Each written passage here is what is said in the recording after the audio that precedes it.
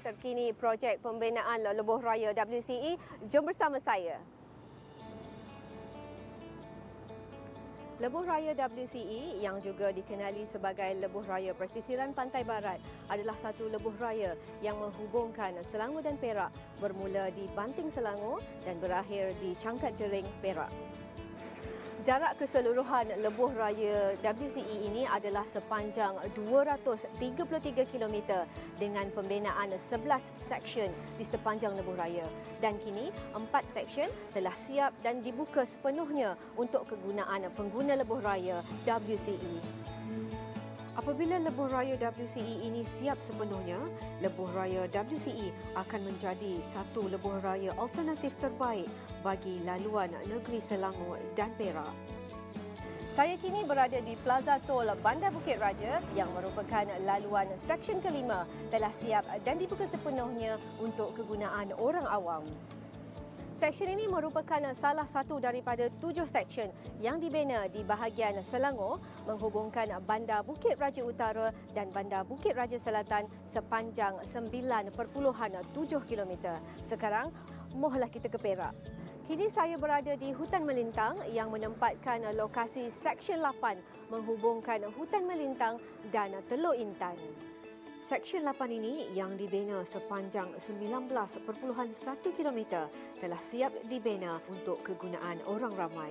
Jadi, mari gunakanlah laluan alternatif ke Teluk Intan, gunakanlah laluan seksyen 8 ini. Kita kini berada di seksyen 9. Seksyen kedua terpanjang di lebuh raya WCE. Seksyen yang merentas 28 km ini menghubungkan Lekir dan Cangkat Cermin. Seksyen ini juga telah bersedia untuk digunakan oleh semua pengguna lebuh raya.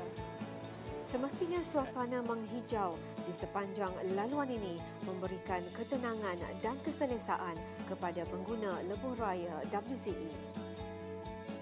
Dan seksyen keempat yang telah siap dan dibuka sepenuhnya adalah seksyen 10. Seksyen ini menghubungkan laluan Cangkat Cermin dan Beruas dengan jarak sepanjang 16.6 km. WCE sentiasa memastikan kelancaran, keselamatan dan keselesaan para pengguna lebuh raya WCE. WCE komited dalam memberi bantuan 24 jam sehari, 7 hari seminggu tanpa henti bagi melancarkan perjalanan para pengguna lebuh raya. Jika anda ingin mendapatkan maklumat terkini WCE, ikuti kami di Facebook dan Twitter rasmi kami. Anda juga boleh muat turun aplikasi WCE di Google Play Store dan Apple App Store. Ingat, WCE kan ada?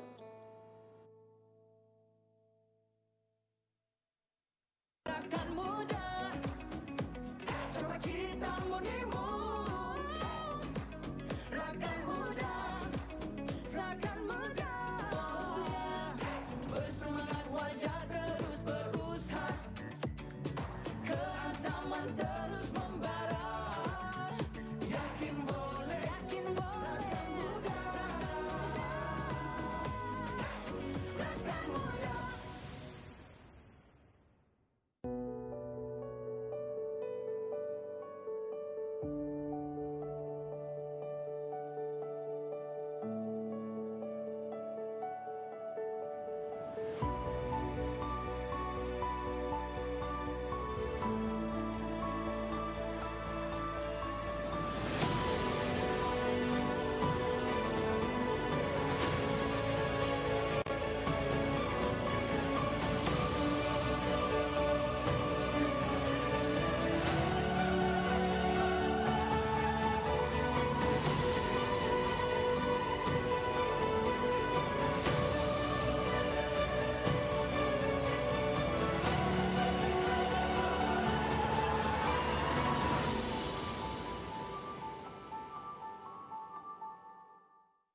Malaysian hospitality. It's how we welcome everyone we meet. And to care for what our guests need. It's kindness we pass on to others. And to those who come after. This is who we are. This is Malaysian hospitality. To our visitors, Selamat datang to beautiful Malaysia, and to Malaysians, welcome home.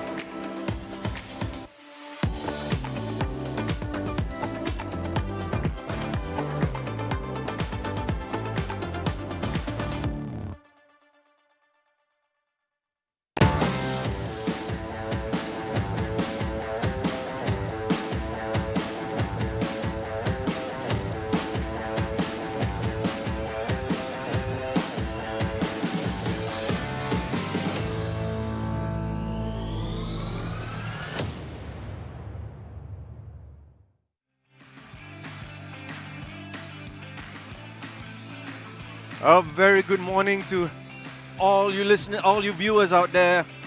Cobra is the 50th edition of the Cobra Dance International here at Padang Astaka, Petaling Jaya, Selangor. It's a lovely day today. The skies are clear. The weather is cool. We're all set up here to entertain you with excellent rugby 10-a-side format created here in Malaysia at Cobra Rugby Club. The setup here, we have food, merchandise, all available here to give you the comforts as you watch some exciting rugby coming soon later for the whole day today. Our first kickoff 8:30.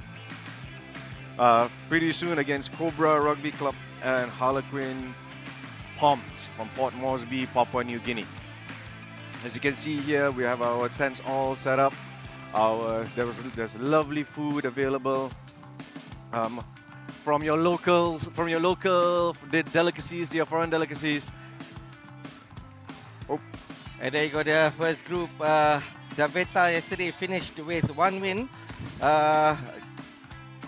This is probably the old one. If I'm not mistaken, Daveta had 2 wins yesterday.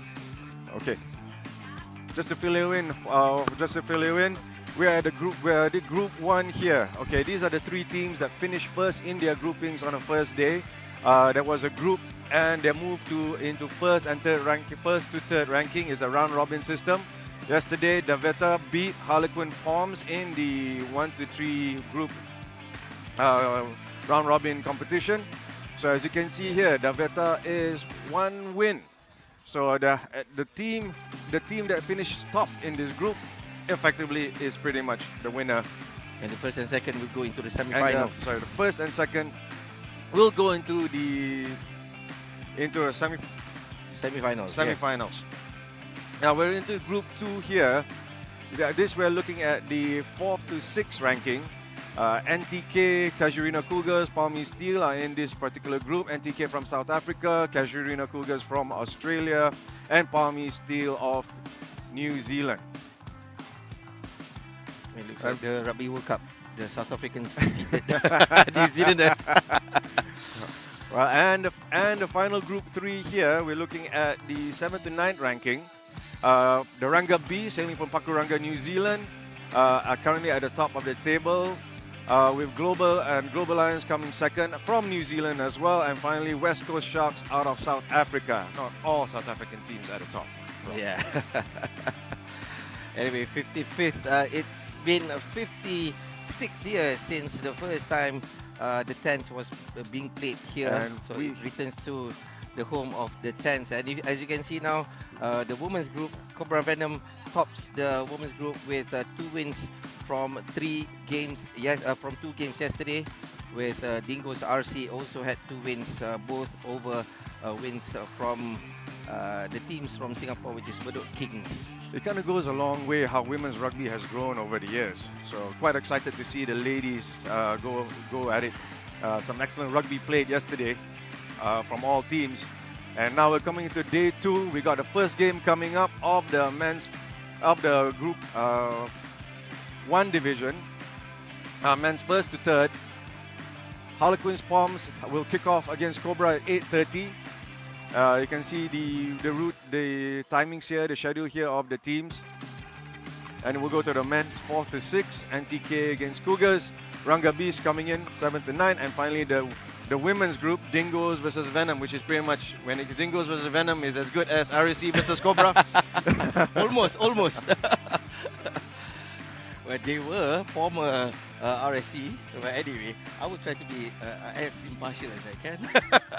Anyway, here you go, the boys running onto the field with the Cobra boys against the Harlequins Palms from Port Moresby, Papua New Guinea. It will be an interesting game as both teams played really well yesterday. It's an exciting matchup here today. Debutants Harlequins Palm surprising everybody to finish first in their group. This is the first time they're playing playing at the Cobra Tens, and there's a lot of class, a lot of style in their game. Not much, and it's interesting to see against the play. Now they're going up against Cobra, who's shown quite a dominant performance so far. So the first take here is clean.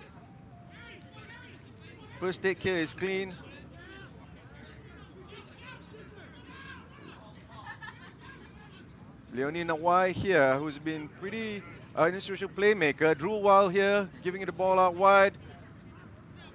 Trying to exploit the wings. A lot of yardage there made.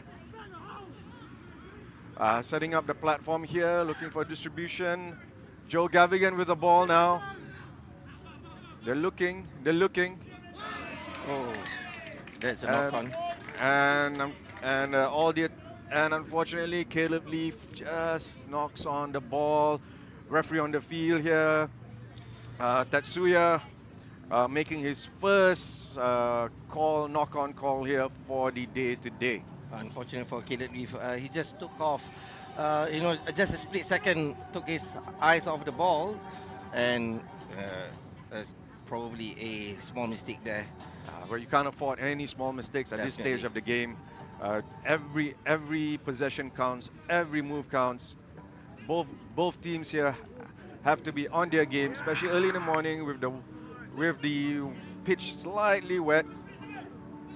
Big push just now by the Cobra boys in the scrums. Oh, there you go. The ball is not traveling as as far because probably the field is a bit wet. Yeah, Caleb Leaf trying to make good. He's got the ball in hand now, getting excellent yardage. Counter there by Ron Butler, not good. Now why dishing the ball out? Here's Slade McDowell with the ball, just able to hang on to it. Sam Fishley carrying through. No. Oh, that no. There was an infringement earlier on. Yeah, penalty given to to Cobra.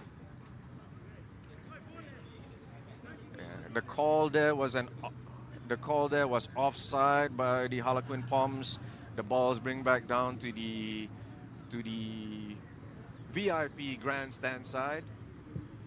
Drew Wild here kicking out for the lineup. That's a great kick actually with very limited angle, and now they are having the line out at the 5-meter line. The set piece play is going to be crucial here. So far, Cobra's been pretty good at the set piece play, but Harlequins Palm has always been able to withstand pressure given. Let's see where it's the leg drive here. Yep. Too easy by the Cobra boys. I think it looks like a team there probably needs a little bit more coffee in the morning. I'm sure the coach, I'm sure the Palms are not happy with that, with the defense there, but give credit to Cobra for this excellent execution at the set piece. Yeah, if you can see just now, the Palms, they didn't engage early, they didn't push early, knowing that the Cobra team will form a maul. So I'm not sure what happened there. If you can see there, yes. yeah, they were holding back. Slade McDowell with the catch, the drive through, too easy. And there was one Palm player to push there, but the thing is, the other players, they were late in engaging in the maul and probably pushing. So which is why giving it an easy try for the Cobra team. You'd be surprised for the whole tournament. That would be probably the third maul from a line-out from the 5 meters. Only the third maul. So I don't think any teams here kind of expect a forward play. Yeah, it is a tense anyway. but there I guess they read something in the game. Now Harlequins with the ball here. Number 22, Ron Butler, has been in the thick of the action. Philip Singonia, who's been pretty instrumental in the game as a playmaker, creating even tries for himself. And there, a little good morning to each other there. Philip with the ball, out. Harlequins on the attack.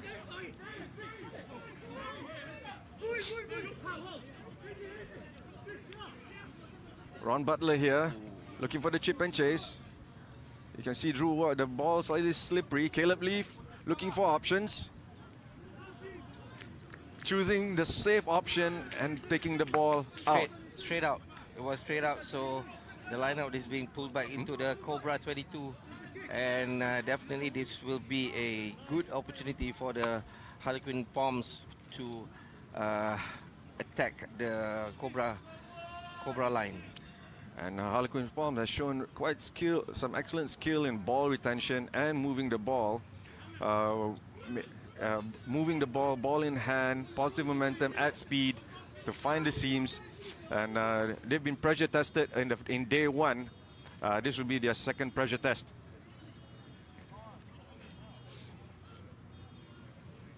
It'll be interesting what the reply here by the Harlequins. Good take there. Counter coming through, but ball still with Harlequins. There's a hospital pass. If you notice the passage of play by the Palms, they've been trying to offload 2 or 3 times, but now an intercept by the Palms again, getting back the possession, but now another penalty to the Cobra side. Again, at a game at this speed and pace, you have to really dial in. You're really focused, especially at your first game. There's the errors you have to limit. You have to limit all errors possible. So many teams yesterday, if they were split second slow in their decision making, they pay for it. Yeah. And the thing is, with a field like this, very a wet field and wet ball, the teams are doing quite well, I reckon. Ball not straight. Pretty obvious call there by referee Tetsuya. And on the sidelines there, the assistant referee, coach referee Aiman Adib. Obviously pointing in the way where Harlequins is who gets the ball. Good take there, Philip now, Singunia. Urging the ball out on the wings. That's out, yep.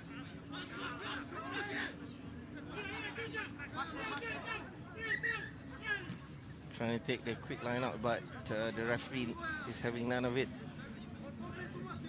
And line up to the Cobra side.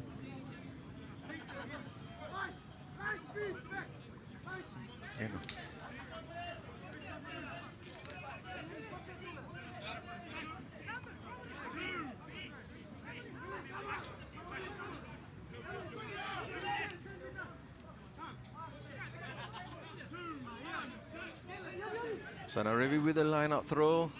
Slade McDowell, scrum half position onto Nawai.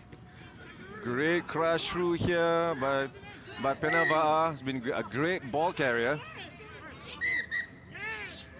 A slightly cynical play here. And that's the so first 2 minutes. Our first sin bin of the day goes to a Harlequins player. Welcome to the bin, Mr. Willie Kalai. So he'll get his 2 minutes rest. And most likely, like yesterday, anybody in the bin, he comes back on, he score a try for the team.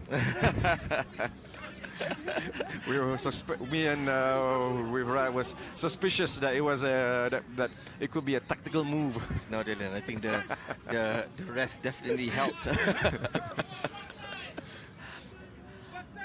The rest will help. As you can see, tens is a very fast game. Almost like sevens, but with big boys running around as well. Oh, shit! Here we go, good leg drive there.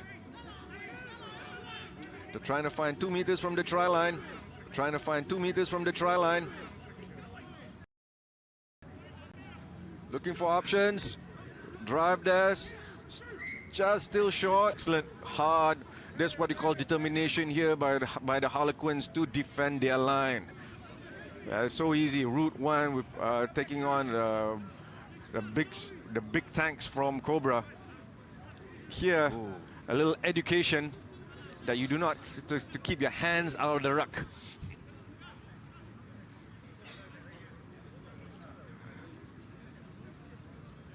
It's getting very physical now, as you can see. I don't. It's the second. It's day 2. Every possession counts. They got to go physical all out. There's no room for second guessing yourself here. Good drive here. The scrum showing good work. Nawai, has he got through? Yes, sir. Second try for Cobra. Good read by Nawai. As you can see, a pick and go from the scrum. Looking at the space as well as the defender, which is smaller, relatively smaller than him, took the advantage, took the opportunity, and second try by Cobra. And probably, I think this conversion looks probably a little bit easier than the first one. Oh no, I think probably because the ground is a bit wetter and softer. Now that's one for the kangaroo court. Here we go. Great hold there by Slade McDowell, just to hold the ball in just enough for Leonie Nawai to pick up and just place the ball. And also, I think credits have to be given to the forwards of the Cobra. The scrum was really stable. They were pushing the palms really well, and because of that, they gave a solid platform for Nawai to get the ball, and also to pick up the ball from the edge of the scrum for the second try.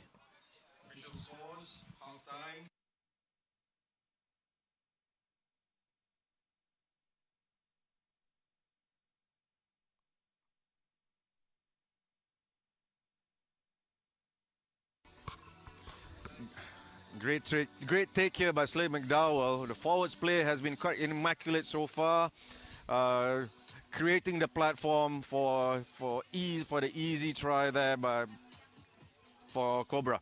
Here again, great set piece movement by the forwards, just enough easy work for Nawai to cross the line for Cobra's second try. Not much Ron Butler can do from that distance. And here we go, it's halftime. Halftime now, Cobra is leading 10 points to 0. It'll be interesting what the Port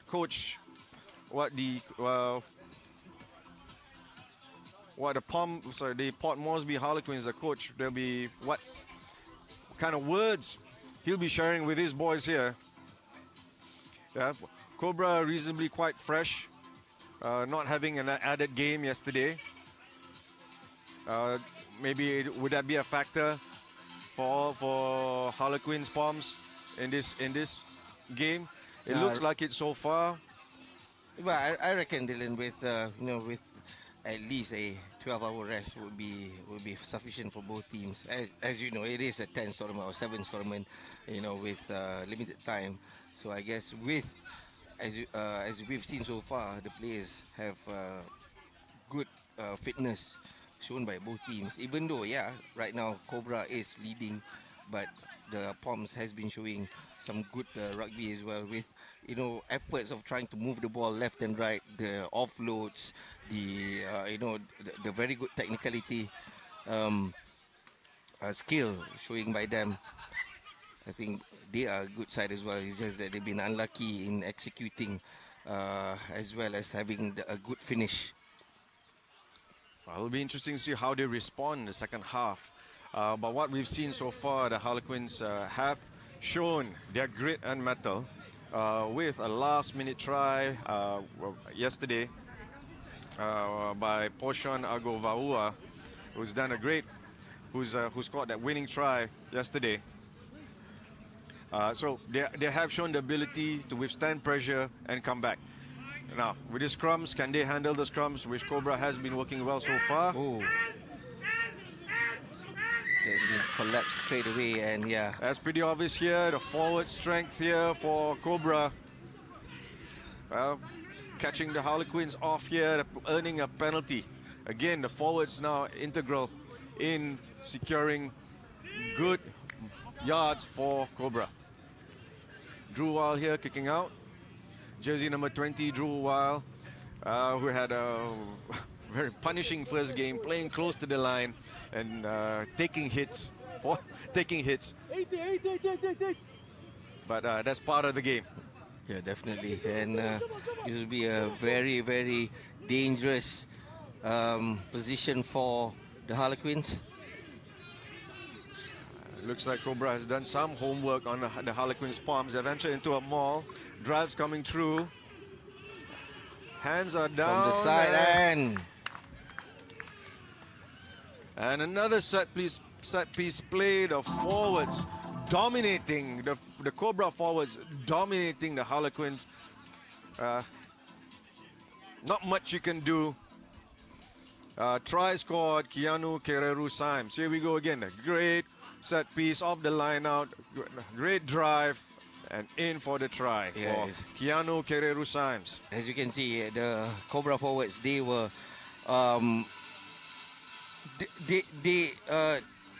they did a very good job in terms of trying to set a good platform for the Cobra teams. And in terms of the forwards, they've been dominating the forward side compared to the Harlequins. They've been struggling. They've been trying to push back, but they've been unsuccessful in mauling, in scrummaging, as well as the line out. So the Cobra forwards are doing really, really well right now.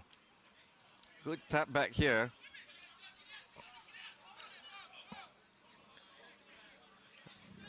They're looking for options now. And with a wet field like this, Dylan, definitely the forwards platform will be a very crucial thing to ensure that. Excellent double hit. knocking any momentum out of it, but still a threat here. But it's interesting that you mentioned about the field being slightly wet. The Harlequins have been pretty good at ball in hand, moving the ball all across the field and running. And as you can see here, with a wet field, you do not have the same kind of step that you might get. That that kind of step to push you past the defender, to find the gaps. And then the offloads, when it's ball slightly wet, then you create doubt in the mind of in the play. As you can see here, there's a knock-on. Yeah, scrum down, Cobra. And I think that is why Cobra has been dominating up in the forwards. What they're doing is they are creating a solid platform. They are not doing as much offload as the Harlequins, and that is why they are making less mistakes. I think they're adapting. They're adapting to the field conditions, but I would say there's a question I'd be interested or curious to ask the coach, because the forwards have not shown this in their first day. Mm-hmm. This is the first day where they're using the forwards' technical ability here. Great read here by Drew Weil. Has he managed to get away? No advantage here. I think the referees called it back. offside. And this goes way back.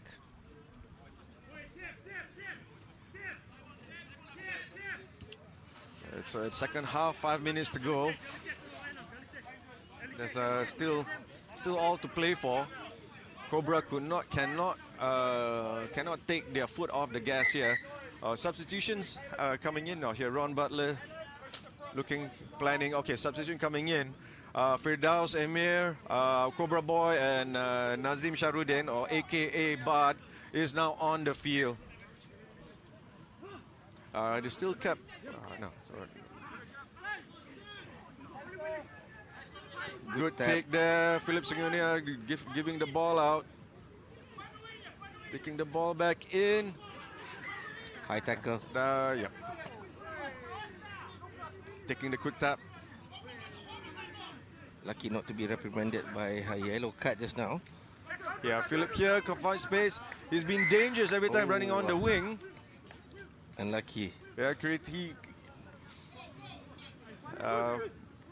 he's had some success running on the wing, drawing the man out wide. Here we go. You can see here then the handoff, looking for the offload, but the Drew Well did just enough to push Philip Singonia for 1 foot to touch the line, so it's a line out Cobra ball. Yeah, I think that was a good defense by Wild, trying to push Singonia out. I think that was the best you could do. Short line out. Great take here. We'll see how they're looking to exit. Ball finds in the hands of Nazim, but the ball moving slightly forward.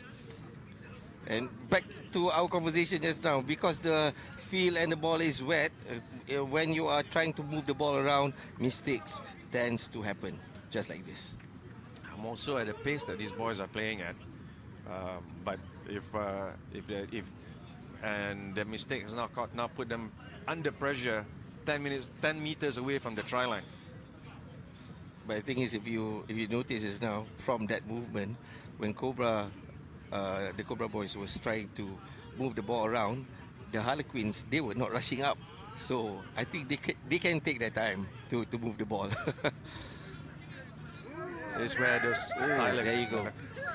Like I said, Great shot here solid again. platform. Caleb Lee with the ball. They found some space here. Penava'a, who's been a great ball carrier. Filimoni in support.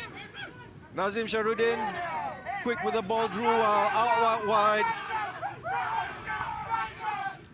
Will this be an excellent forward strike? No, not fast enough. From the side. Yeah, there is from the side. Good spot there by Rod. Unfortunate. Desperate tackle there and desperate calls and stop what could have been a sure try. Always great to see a forward running in full flight. And double tackle was needed. There you go. A fast tap and go. And he's not happy he was stopped. He took the tap forward. True. You can see a replay what happened just now, but I guess great play by the Cobra side. No mistakes was being done, and there you go.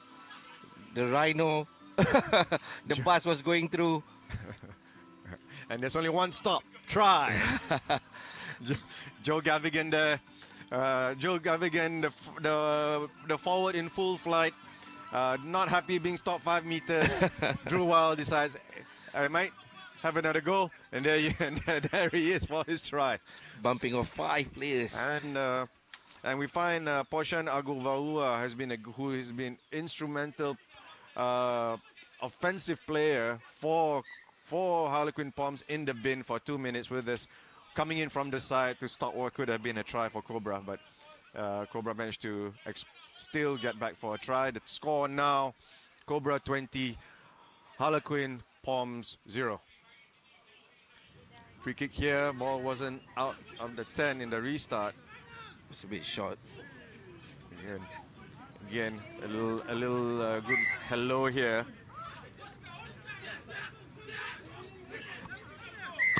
Slightly aggressive there by Fan Shifley to lift And a cynical play. I think again one of the players got tired and decided I would like my 2 minutes. Mandatory rest. Slade McDowell goes to the bin for tapping out. Nazim finds some space here.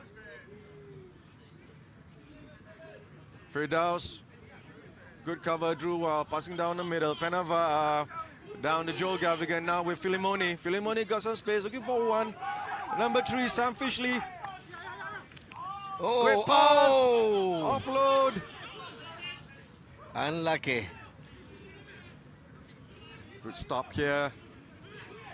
Harlequins now finding some space here. Options here. Henny Billy. Caught by Filimoni. That's it. And that concludes the match. And that is it for the first and game. Harlequins won with the score 20-0. Cobra is full-time. Game 1. Cobra has dominated the game through their forwards, beating the Harlequin Palms 20 points to 0. Solid start by the Cobra side. 4 tries to start the day.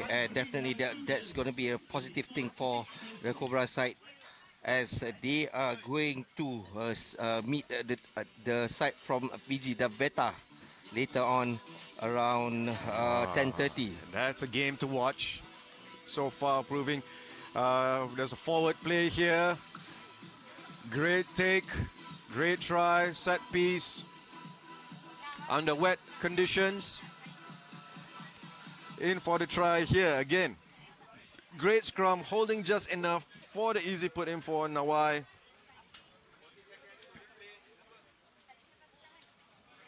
Ron Butler doing what he can here.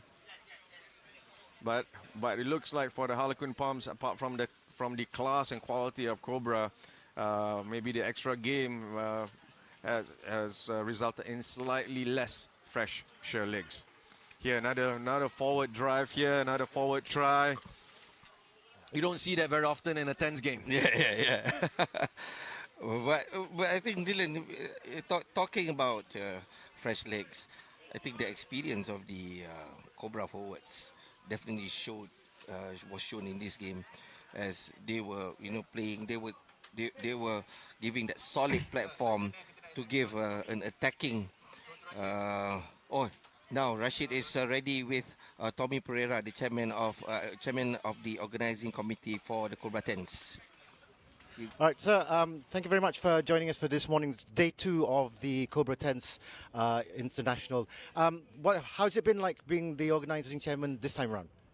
Well, it's been a very exciting year with getting the teams to confirm their participation, and finally when they arrive, that's the highlight of the tournament. Actually seeing all the teams here, and then looking at the action on the first day is going to be a fantastic second day. Now, it's obviously the 50th celebrations. What does it mean to you personally, and also to the club? Well, personally, it's a significant milestone because I've been involved in this Cobra Tens from 1992, so it's exactly 30 years. But this is the 50th Cobra Tens, and that's another significant milestone for the club. And I'm very proud that the Cobra team members have got together and put together a good show, and I'm sure it's going to be an exciting day thanks to the effort of each and every individual in the organizing committee, plus all the members of Cobra. Like yesterday, we saw many past presidents coming to lend their support. I think that's the spirit that we want to continue building up for Cobra. Thank you very much, and please enjoy your celebrations today. Thank you very much. Thank you again. Thank you, Colonel Tommy Pereira. Thank you to tournament director. Thank you for the words. They've put in the tournament the tournament committee here, the organizing committee for the Cobra Tens have done a wonderful job here to bring an excellent international tournament, and the past presidents before him. He's former president, and there's a lot of former presidents still in the game. The current president, we'll get a chance to interview him later. Look forward to seeing him later. But right now, we're back for our second match of the day between NTK from South Africa and Casuarina Cougars from Darwin, Australia. I just want to reiterate what you said just now about all these old timers of the game. I think it's fantastic to see that they are still involving themselves with the game as well as the club as well. And having someone like Tommy Pereira, who's very experienced in organizing a tournament like this, definitely helps not only the club as well as I think it affects the game as a whole in Malaysia. Rod, last I checked, we are in the category of old timers now. I'm still in denial. Well, one thing we can't deny here. One thing we can't deny here. There's a bunch of big boys on the field about to show us some fine rugby. No, probably we are veterans lah. Okay. All right. I'll accept right veterans. Anyway, Alvin Prinsloo with the first catch, passing out to the middle, to the wings.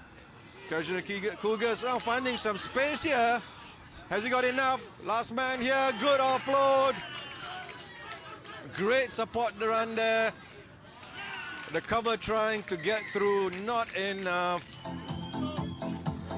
No one at home to defend, and he was left really to go into the try line for, I think they just need a few seconds, not even a minute for the try.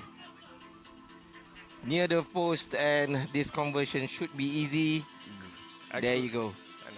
Excellent, happy start for Kajuna Cougars. Ollie Spicer there, the try scorer, with his wearing the purple for the Kajuna Cougars. Here, running hard in support. Barry Trudeau, last man in defense for NTK, could not do anything. The last chase there by Van Wyk for NTK was not enough. Here, another restart here, winning the ball back. Straight through, spotting the mismatch. There you go, the Malaysian Tongan. Dennis Haikal. This Mohammed, next Ken. Mohammed Shami Hafiq, yeah. We know him as Ken, who plays his rugby with police and has suited up for Cobra as well at one time. He's also a police officer. He's no stranger for the Cobra 10s, playing in numerous Cobra 10s internationals before. Great work there, spotting the mismatch, 2 meters from the try line. Too obvious. Great try, well done. Malaysian Samoan, Malaysian Tongan. and they look comfortable where they are, so that's great, yeah. And that was a great kick. Very rare to see a great kick being made. Peniasi Damu Ragata with the kick here. And here, Amin Jamaluddin Bonza not giving up on the chase. Another local boy there, dishing out to Ken. Shami Afiq with this try. Again, great chase there. NTK under pressure again. Looking to exit out at 22. You can see Have you done enough in the counter ruck there? Wealth of experience, Bonza. Played in Germany. As you can see, that he has matured as a player. Oh, ball is out. Just out. Referee Hibiki from Japan on there, calling for the lineup for the lineup. Rosley. So referee Rosley there, organizing the line out, organizing the line right now, and it's NTK. It's Kajuna ball. Sikeli Zhao. Alvin Prinsloo dishing the ball out. Ollie Spicer looking for the return pass, but could not connect. The pass could not get on connect. Quick tap here. Ollie Spicer with the ball. Try scorer looking for another one. That's a slightly high there. Two hands high on the shoulder. Great dummy run, but unfortunately the interference? Obstruction. Interference. Yeah. But the thing is, no advantage given. So because of the high tackle just now, yellow card being dished out. An advantage was being played, but because of the obstruction being that was done just before this. The high tackle was being made, and because of these two obstructions, as you can see, 9 against 10. Tap and go. Isolation there. Trudeau there in trying his best to defend. But great move, great spot there by Kajuna Cougars. Great spot there by Kajuna Cougars to see the one-on-one. Here you can see here, he looked one-on-one. Tuck your shoulders in, through for the try. Yeah, he saw the gap, he took the opportunity for the third try, and this conversion would be slightly harder, but no! Too easy for him. Excellent kick there. Now the excellent kick there by Kajuna Cougars, extending their lead, 19 points to 0. Here we go, see again, the tap, the vision, and through. Naseneli Turagavulo. Naseneli has been quite instrumental in the game so far. We'll see how NTK can respond. NTK losing Thakib Bey for 2 minutes is going to be interesting. He's been a hard worker. Thakib Bey for NTK has been a hard worker. But with one man down, one thing for sure that we've seen, NTK has always relished any pressure and any physical activity, any physicality in the game. And they're looking to strike back. But right now, the ball is with the Kajuna Cougars. Alwyn Prinsloo with the ball right now. Scheming. Oh, no wonder Peniasi Damurangata, former Fijian international. No wonder he's been kicking and playing really well. Not to mention only kicks, but yeah, he's been playing really well. Former Fijian international. Kashurina Cougars, they've been attracting some Fijian internationals in the past, just like Lepani, former Fijian legend. He's played for them in the past, and now Rangata, and as you can see, he's one of the catalysts for the Kashurina Cougars. Here we go again. Naseneli with the step through, as you mentioned, the international, the class of a former international showing through there. Great positive action, positive movement from Kajuna Cougars.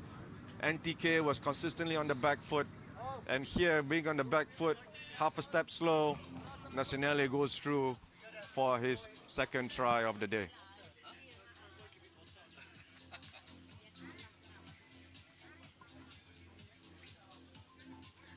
It's great to see some extra accurate kicking. It's, because kicking overall to the tournament has not been great, I have to say. First time missing. So a rare miss, but from a hard angle. The ground itself, it can be tricky. Not showing making the bounce unpredictable. As you can see, the try just now, just stepping, using his skill, and this is, a relatively hard skill to do with a very limited space, and he managed to go through. Oh, great look, great tap back there.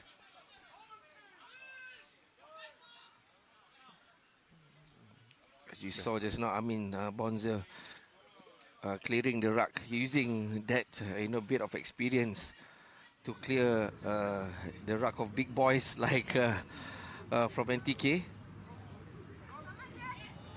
Van Wyk looking for the space. Now he's managed to keep, NTK still managed to keep ball in hand, trying to find space here. Falling down in the ruck. Penalty to NTK. NTK now able to get some ball in hand, to find some momentum with a penalty there. Darren Ritters will look to kick and get a line up for his team. At this getting moment, closer to the Casuarina's try line. yeah, at this moment, I think for NTK, what they want to do is they want to get at least one try just before halftime, and after that one try, I'm sure they would want this game to end for the first half so that they can regroup and talk about what they're going to do for the second half. Because at the moment, the Casuarina Cougars are doing really, really well, attacking the line of NTK. We'll see what move here. There's pretty much five men in the line out here. And a forwards movement it is. Trudeau holding the back there. Egan Matrus now with the ball. Dan Reuters guiding, shouting. Come on, let's see a 10-man maul. See the option there. Takibe now back on the field. Van Wyk. Oh, that looks high. That looks super high. Van Wyk with the ball. In fast. The line rushing out by Casuarina going in fast. Yeah. If he was a bit low, that would be a really, really good tackle, but unfortunate. And I think probably the... Let's have a look here. That's a high. That's high by the looks of it. But we'll see what sort of details the referee is going to consult each other. Is there shoulder to hit contact? Or is it just arms? Is there any hit to hit? But there's mitigation as well as the players was dipping down. Is there mitigation? Yeah, all this sure. will come into play for the referees right now. The thing is, there's no TMO system, so it could go either way. I think he's quite lucky to get yellow. Just a yellow here. It was borderline, could have been red. So we can consider he could have been the first man determined to get a red card. But no, so Sireli Saketa Masi down in the bin for 2 minutes. And we are in the injury time as the clock is done for the first half. And probably going to see another maul from here. 10 against 9. NTK here with 5 men in line now. Egan Matrus trying to find out which man who was pretty accurate in his earlier line out. Oh, but ball still in NTK hand. Good run there. Casuarina Cougars, great tackle there. Bonza with the tackle. Yeah, NTK. Brendan Smith trying to set the platform here. Casuarina Cougars heading off, preferring to rush the line instead. Van Wyk again with the ball.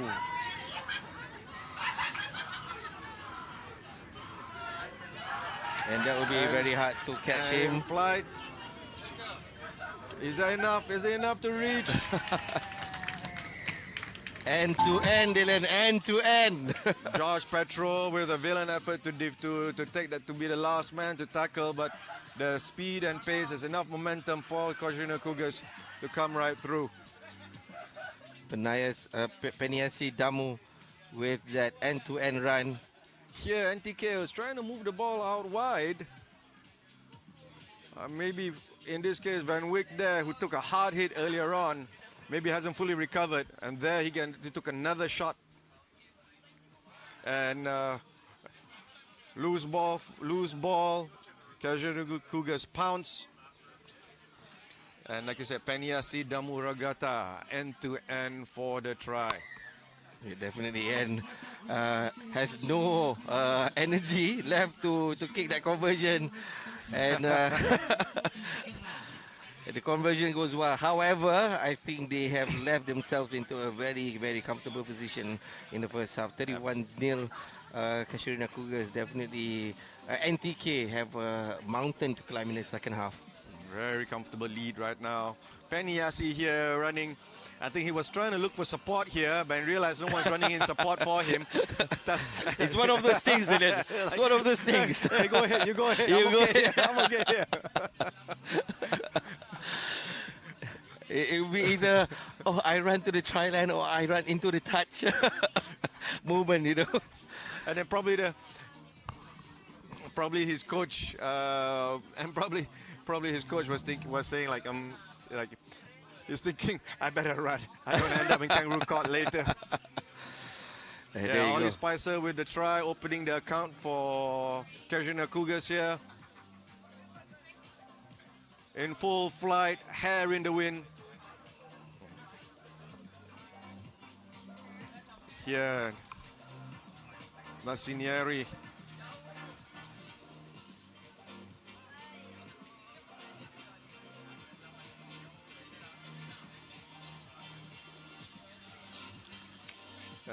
The Casuarina Cougars showing a little bit of class here. With excellent ball in hand. Nathaniele Turanga with that step. Look, he made it look so easy, but you know, a step like that is never easy. What happened there was the NTK was consistently on the back foot, so they're always moving back and then moving forward, moving back, moving forward, always taking one tackle after the other. So the momentum was all with Casuarina Cougars, and it helps with the field out spread out wide and giving the space. And there's space and then there's pace. Not much. Not much for Josh Petro there to keep up with Peniasi. So we're into the second half right now. Let's start on the second half right now.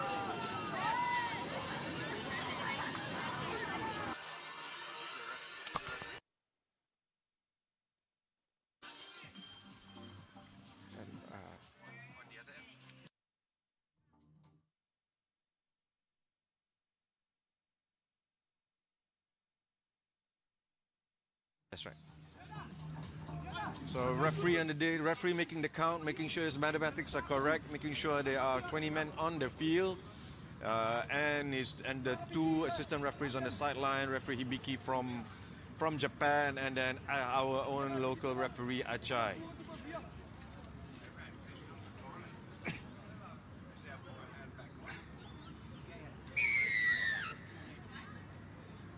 Second half underway. Great catch there. Now they're looking for options here, asking questions. Now finding some space here finally, looking for the offload. By Alvin Prinsloo in defense. Good cover there. And now NTK on the offense. He's finding some space here now. I'm sure they're not happy with themselves in the first half. And here, Takir Bey, as I said, he's managed to find some space. Has he done enough to get through? Yes, sir, indeed. Takir Bey with a try. And what an offload as well. At the last minute, running into the space to get the first try for the NTK. Much needed first try for the NTK. As you can see here, two players committing to one. And great angled run there. Yep. So like I said, they're 2 minutes in the bin and now he scores a try. Yeah. So Takir Bey there with his try, putting some points on the board for NTK. And conversion is good. 7 points. Here we can see here again. Bradley Rutas hard running through the gap, forcing the defender to check him. And now back onto the game right now. No momentum shift, it seems, to the NTK. I'm sure NTK has found some energy in scoring that try. When you're scoring like that, it gives you confidence. So like I said in the first half, probably the act of regrouping and talking of what they want to do in the second half, and that probably helped a little bit in sense of how they're going to move the ball. As in the first half, they were almost unstructured, right? Compared to Casuarina Cougars, who's been a lot of the individual skills was shown, and definitely a error like that has to be avoided, as you know, Casuarina Cougars, they are quite punishing given space and opportunity. Yeah, Egan Matrus with the Oh, Egan Matrus was he made the pass was accurate, but unfortunately DeWall who jumped for the ball, just took his eye a split second off it and knock on. But still, the NTK surprised us with a maul earlier on. Can they apply some forward pressure onto the Casuarina Cougars? yeah, it's quite a dangerous position for the Cougars. Even though they are at the attacking position scrum, but still in the 22, quite a dangerous position for the Cougars. But the thing with the Cougars, if they're able to exit from the 22, if it's a foot race, you're in trouble. NTK might have some issues. So they'll look whether NTK the scrum half or someone might just fall back as a sweeper position from here if the ball goes to, if Casuarina Cougars are able to retain the ball. And I hate to be on the receiving end of that, for sure. Oh, there you go, kicking out. As you see, the scrum half there. Darren Reuters, knowing the ball was going to come through, playing safety, but still one-on-one. It's a knock-on. I think it's no one at home for NTK, and that gave a lot of position, a lot of leeway for the Cougars to kick the ball back. I think when it comes to a speed advantage, you can see Casuarina Cougars have a slight speed advantage here. So it makes sense for them to do a kick and chase, and if NTK aren't quick to turn around. But there, Taki Bay was able to, Darren Reuters was able to track back for the ball, but he was finding himself isolated and under pressure, knocked the ball on. So now Casuarina Cougars on the attack.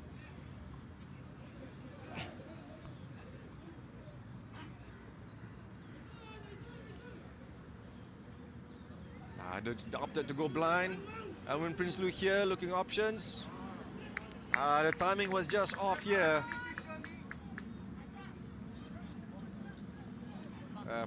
He tapped there. They had a good idea in play there, but he just simply could not connect. Stop. Here you can see Alvin Prinsloo trying to bring the ball in, but Darren Reuters does enough to pressure. Good effort there by NTK.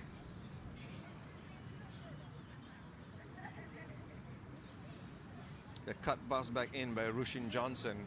Alvin Prinsloo was trying to connect with Rushin Johnson but could not connect. Under pressure from NTK's Darren Reuters. Now it's a scrum down for NTK. We can see now some substitutions. Number 16. Yeah, we call him Serum, a local boy, playing second row here for Casuarina Cougars. Is like you said, where you mentioned before, where Casuarina Cougars have been by getting international players, but they're also inclusive. They bring in all other players. Yeah, very happy to take in other players, and the experience these boys are going to have here is going to be invaluable in their rugby careers ahead. Yeah, definitely. I think as a whole, to add on, tournaments like this, like Cobra 10s, international tournaments, definitely will give an added value to Malaysian rugby and also Malaysia rugby boys. Invaluable experience like this. Because in terms of opportunity, the boys don't have much opportunity to play with other international players. So this is definitely a good exposure for them. NTK trying to find some space through here. The sun is up, and I think he took his eyes off the ball just for a split second, and because of that, a scrum is going to be given to the Cougars. So Rushin Johnson there.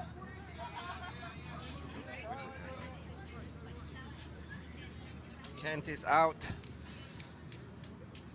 Shami Edan. Big boy now. Where substitutes are coming through right now. So referee is calling over. When you have certain positions, key positions, you need the man in.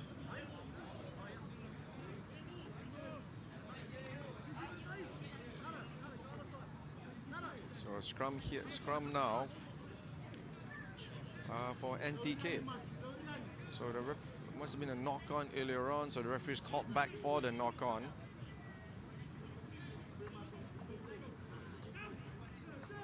Grave is under pressure but could not convert the pressure. NTK looking to exit. High ball. Get a tap forward there. NTK rushing, scrambling defense. Oh, forward pass. And the pressure there. Good pressure there, converting to an NTK ball. Ethan van der Walt here with the chase. Big man chasing. Really Masi is now, I think. Really Masi getting caught. Big man forcing the turnover. Yeah. Again, when you see a big man running, yeah, you can even a class player like Sireli Saketa might have to think twice what's going to happen.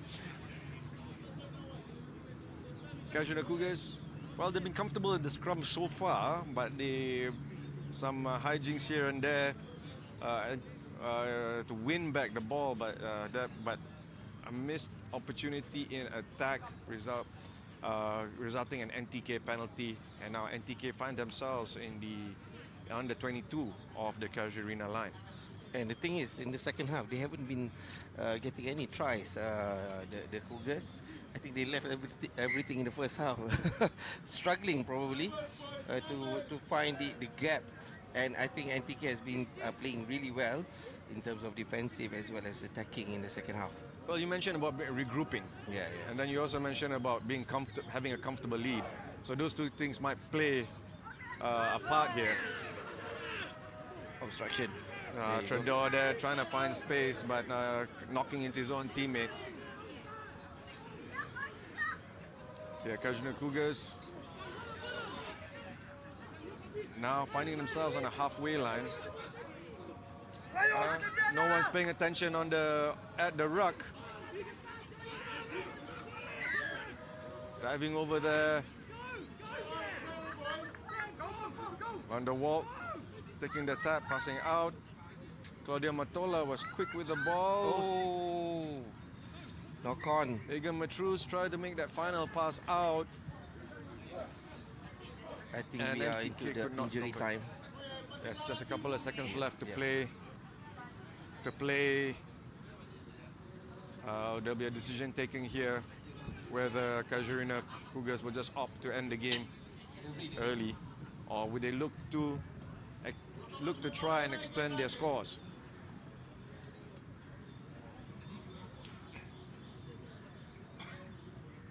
This is a tactical decision they have to make. Because at times when first try matters, points matters, try difference matters, score difference matters. But perhaps here at 31-7, they may think that's good enough. Yeah. But keeping the spirit in the game, it's not good enough. What a pass! And what a run! Woo! Sireli Saketa Masi at speed on the run through the gaps, making up for that errant pass under pressure earlier on. And there you go, a really good angle run by Masi. As you can see, he saw the gap and he took the opportunity. And that swan dive definitely was a 10. Full flight. There's a song I'd like to sing in honor of that, but I'm not allowed to. Coming up next, Yeah, Casuarina Cougars. Rugby against Global Lions. Full time here, Casuarina Cougars 36, NTK 7. We now move on to our next match. The match of the day, the 7th, 9th Placing.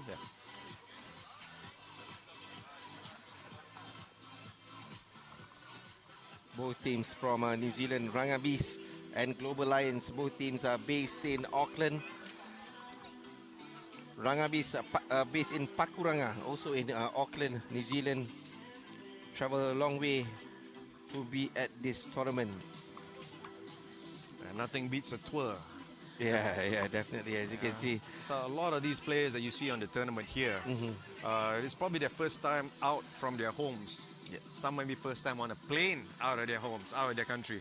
Probably the first time having a passport. We all know the tour experience is very invaluable. It's not just about developing your rugby skills, but also the experience of bonding, the brotherhood, and then exposing yourself to different cultures all around the world. And then coming to an international tournament like here, you're exposed to all kinds of rugby styles. All kinds of rugby styles here. You can see here, you have the Fijian in flight.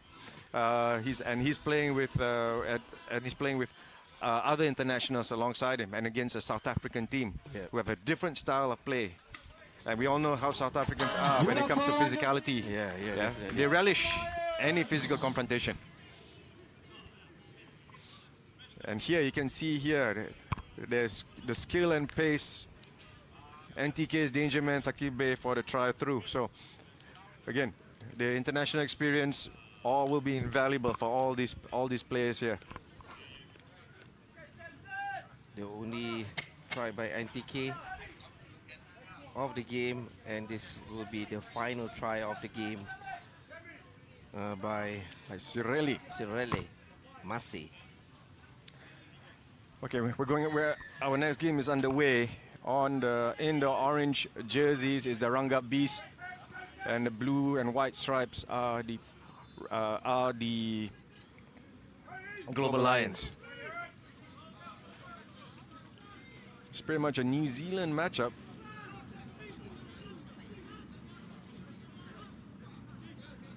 And they are competing for the 7th, 9th placing.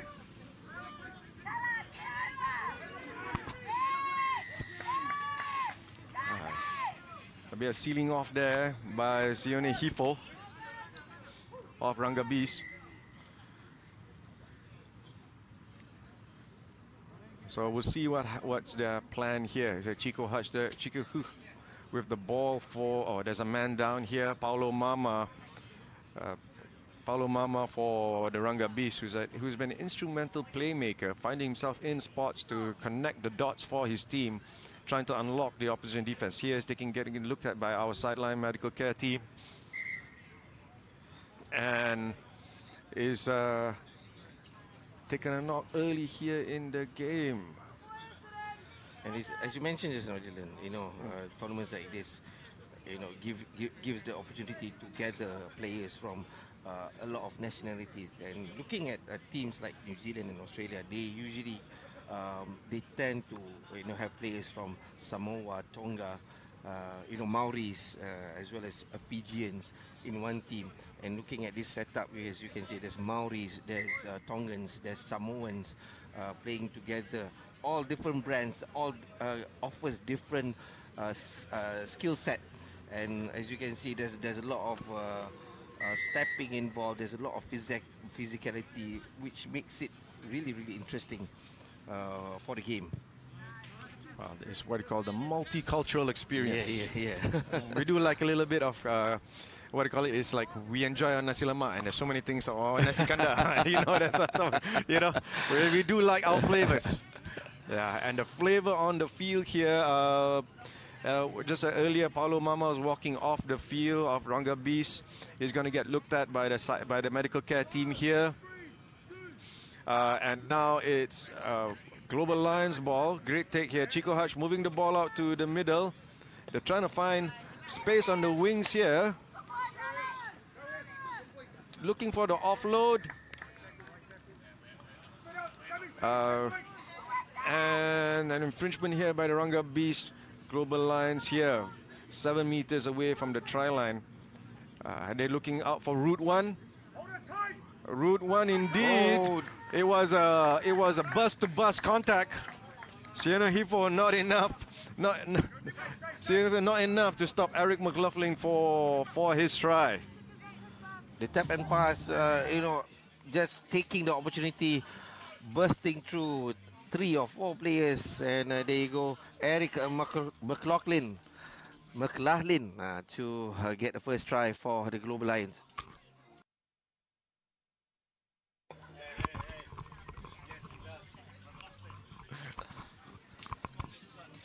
I hope we are getting all the names right, Dylan. Well, like you said, it's a multicultural. Okay, they all come from different backgrounds, so it's as interesting. It's going to be an interesting day.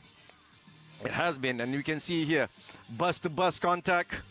1, 2, yeah. And bus number 2 won its route against bus number 1. You see, Chico Hook with the kick. Great take kick there. Rangga Beast. Oh, Papa Ili. Sorry.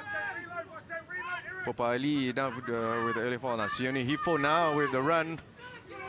Ball carrying. Managed to offload, but there's a high tackle call there, so it's a penalty for Rangga Beast. Sione Takai with the run.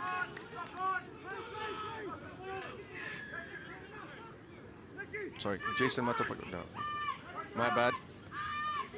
Here, Rangga Beast here. On the run, Popo Ali now. Finding some space. Has he got enough to keep the ball in clutch? Not going back fast enough. Riley Hassan, number 13. Here, Sione Takai. Ball carrying, taking up the middle. Straight route up. Riley Hassan distributing the ball. Global Lions defense resolute. Quick take here by Riley Harrison. I think smart by Riley Harrison, not wasting any time to give space for the Lions to regroup and also create a defensive line. Pick and go from the ruck to give the Pakuranga side their first try of the game. Some of these teams, he's shown to be quite the tricky playmaker. With where you say the quick move, the quick reaction, and also having a flyer like Antonio Popo Ali'i on the side, on the wings there, forcing the defender to second guess himself, and he can't. And with a quickness, with his speed and quickness there, he's just saw the gap and just went for it. Yeah, and I think he's done that quite a few times in day one. And that shows experience, definitely. I think it's typical craftiness of a scrum half. Mickey Van Wyk just missed kicking there, straight out. Free kick off to Global Lions. So Pakuranga leading 7 points to Global Lions 5 with a conversion well taken there. And I just saw something just now, Dylan. You know what happened? Rashid showing his passing skills. Is still there. Yeah, that's the limit of what a veteran can do these days.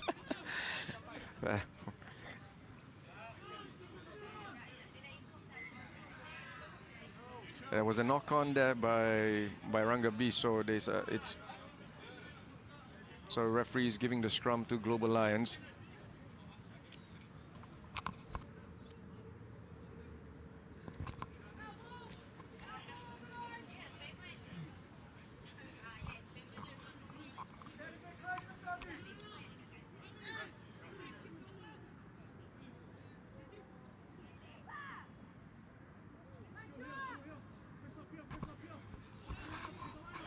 Now in play here, Global Lions pushing out wide, trying to find some space. Rangga Beast's first defensive line speed is good.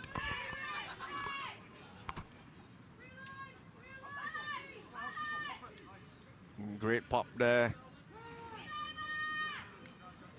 But held up. Is it good enough to bring it down to start to form a ruck? Yes, they've done enough. Rangga Beast not challenging the ruck. Chico moving the ball left. Oh, that's a tap. And Sieno Hifo going for the quote-unquote intercept. And instead catches a yellow card, and it's 2 minutes in the bin for Sione Hifo. Yeah, he goes into the naughty bin for 2 minutes. I think he was looking for the rest as well, Sione Hifo, as he was just smiling when he got the yellow card just now. Yeah, he knows what he did. He knows what he did. did. But having said that, he's been putting some hard work for his team, and especially in the forward position as a ball carrier, to get those extra meters to find that positive momentum for to release the backs. The Rugby Bees are going to miss him for the 2 minutes. But then again, it's when one man down, one man's out, another man steps up. But the ball is the Global Lions. They're 2 points down, trying to find their way back in the game. But Rugby Bees managed to get the line out. Here.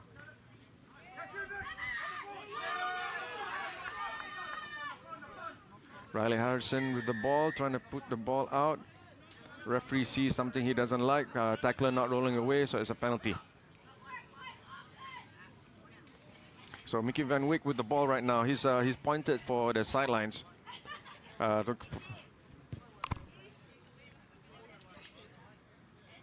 Yeah, tackler not rolling away. Tackler not rolling away. So they're going for the line out here. The Lions, they were calling for knock-on, but I don't think there was a knock-on there.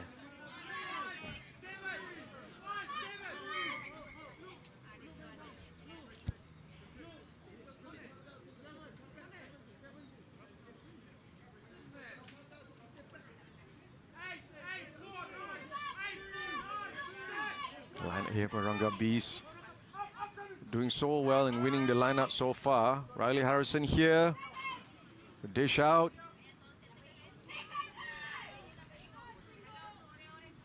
Chiho Hutch playing safety at the back. Rugby Bees defense trying to force the counter ruck.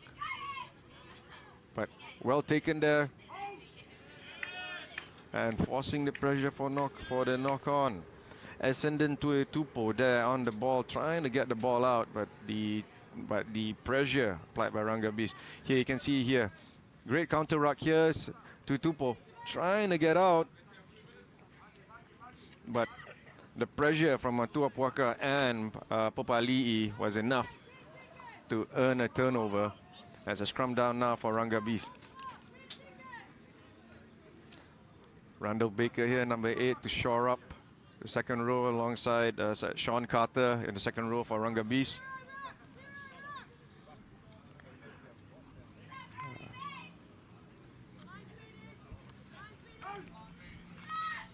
Good ball out. Van Wyk. Matopuaka there. Swamped by 3 Lions. And swamped and lost the ball. Could not do much in getting the Rugby Bees. Could not get the ball out. So Lions now on the attack, on the prowl, on the hunt, searching. But Riley Harrison was there, play safety, opting for the kick out, and it's then half time. Very close game, 2 points difference. Rugby Bees with the slim lead over the Global Lions. Yeah, just 2 points lead, and I think this will be a good opportunity for both teams to regroup and to talk about how they're going to move forward in the second half. As you can see, both teams are playing well. They are defending well. They are attacking the line pretty well as well. So it will be interesting second half.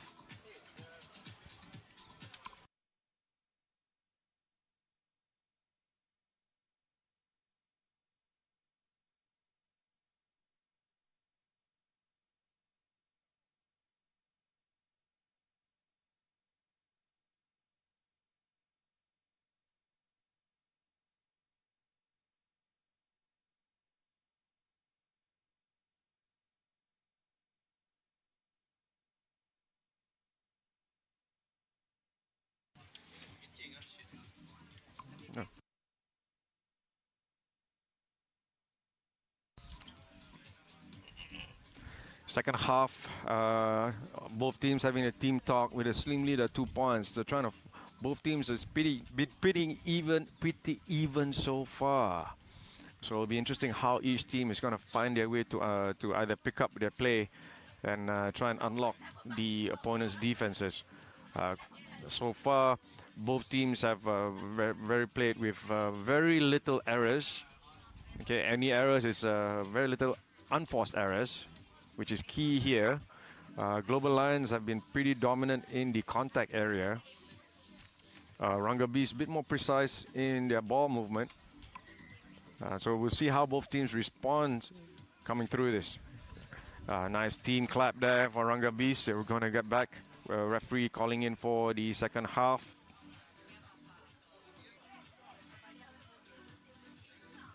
And referee on the field right now, center on the field, all by his lonesome, waiting for the kicker to come through. Referee Abdul Munim, and then his sideline, his assistant referees on the sides, referee Alex Lam and referee Sansudin.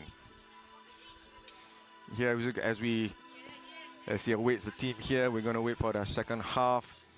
Yeah, I'm very keen to know how both teams are going to adjust in the second half. Definitely it will be interesting as Global Lions, as we know, Sam Tuitu, former All Black, former Blues players in the mix as well. And I'm sure at any moment he'll be coming on to show his experience and also to lead the team against the Rangabis. Yeah. Rangabis in the 22. Riley Harrison here, careful not to get isolated.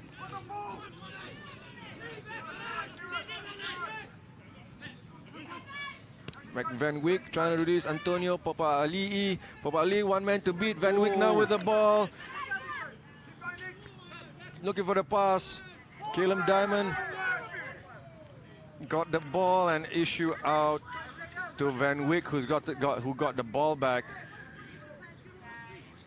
There were some calls, but the pass, there was some upset calls, contrary calls by the players, but the referee deemed the pass is good, and it is try. Here we go, Antonio Pawali, one man to beat. Chico, valiant effort. Van Wyk in support. Caleb Diamond on the getting the ball there. Back to Van Wyk.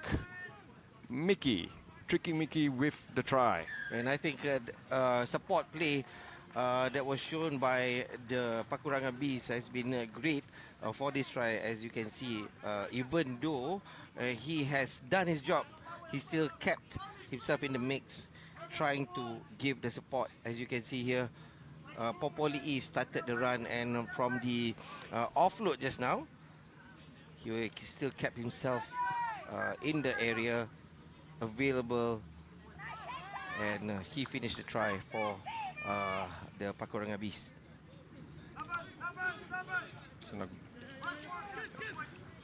Global Lions here. Abdul Karim, Uzbek international. Found a space on the back end there, trying to put some pressure in the middle. He's managed to win the ball back. Excellent work there by Tutupo. But Ranga Beast sharp at the point of contact. Quick tap here. Memphis Ngaruhe who taking the ball in. Sorry, a bit delayed in my words. So here. Great offload and try. The dive there. As you can see, Ranga Beast, the ball movement have been more precise. And it shows there. I think one of the things that we need to highlight is this offload, the well-timed offload, and also the step out. Still having to beat three players. There's still a lot to do, but you know, he saw the options, he took the opportunity, and try at the corner flag. Kick is no good. There's Sean Carter there, the try scorer, having a sip of water, well-earned sip of water after scoring the try for his team. And here, Ollie Hewson, tackle coming in, left hand offload while falling onto his teammate Sean Carter for the try. Riley Harrison with the kick. Going for the low and short. And pounced on it. Nick Lofoli pouncing on the kick. A quick counter there. I'm sure that Riley Harrison's not happy himself with that kick. Nick Lofoli saying thank you very much. Christmas came early for me. Well, thank you, sir. Probably the idea was to get to do a different thing, but I guess it went wrong and went to the Global Lions side. Definitely went wrong. Went completely the other way. Went completely the other way. Global Lions now, back in it, 19 down by 9 points against the Rugby. Is a conversion good? Nope. Conversion is no good. Will they pay the price? If they made the conversion, that would have been just one try away. But they still have about 6 minutes to go. And as we know, in 6 minutes, a lot of things can happen. Yes. I mean, if we watched, just to digress a bit, when Malaysia played Korea, they won the game in the last 1.5 minutes. Right, yeah. In the sevens that earned them the bronze. Word up. Shout out to Bunga Raya. And here, Van Wyk probing.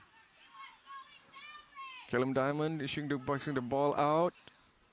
They're trying to look for Nakai, but it's Memphis with a slightly sloppy pass, but picked up Popo Ali'i now, who's been quite a speedster. Memphis again.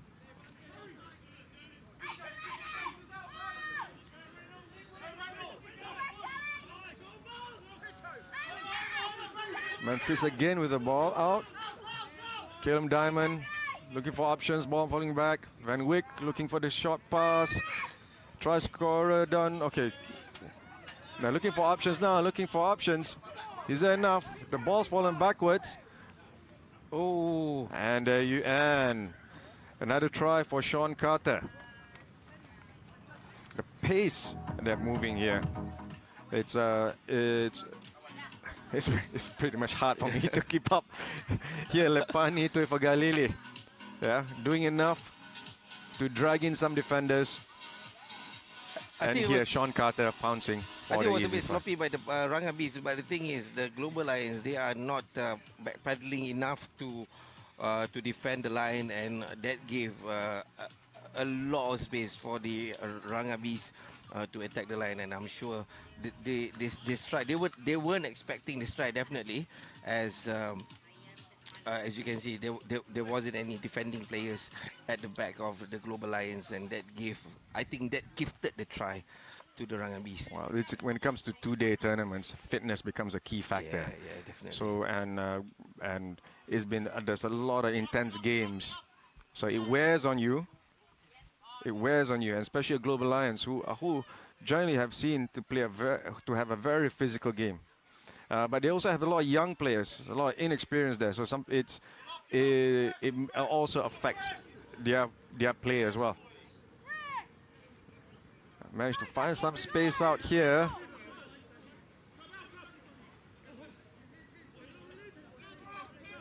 Now Chui Tupo is in the mix. Yeah, there you go, Sam Chui Tupo. More All Blacks and Blues players.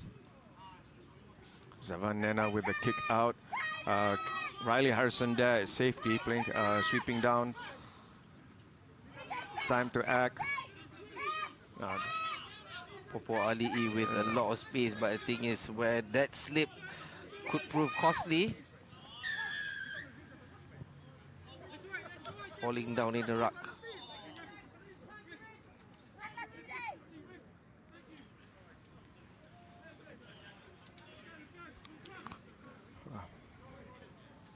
So referee there. With our players towering over the referee. Oh, Nico Buckley actually, not Popo Ali'i. Popo Ali'i has been subbed out.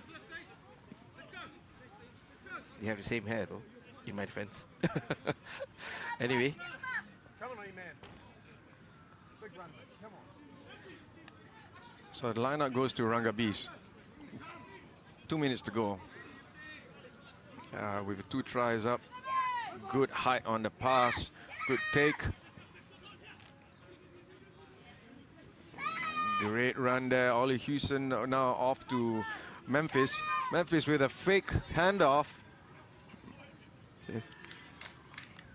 Excellent work there. That sounds like a training pitch try there, that one. Yeah, I think that was a great try by the Rugbys.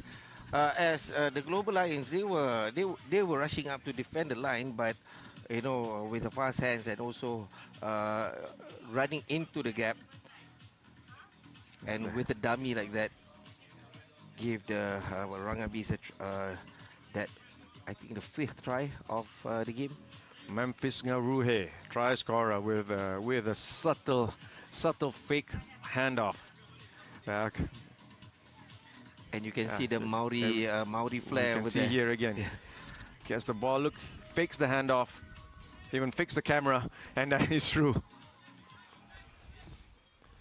Definitely the Maori flair over there during that try. Our Uzbek player there, Abdul, from the side. Running from the side.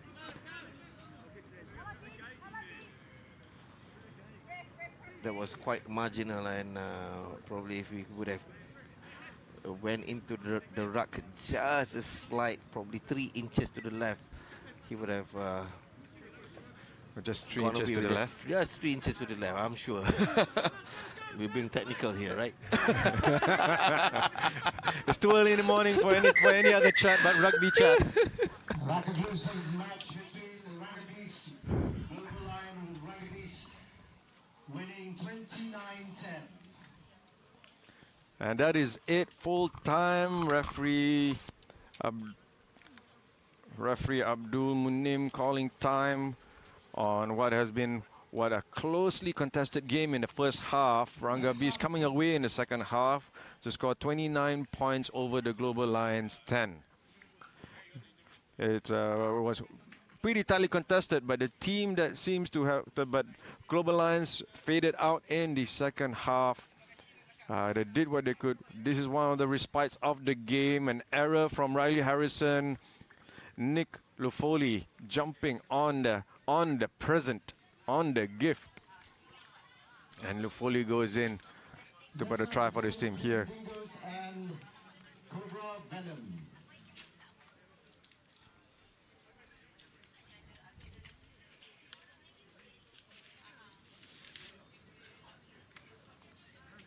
You can see here again fitness coming in. Peter Lelua putting some hard work at number 18 for Global Lions. They are doing his best, but the too many support play by the numbers in support by Rugbys taking its toll. Okay.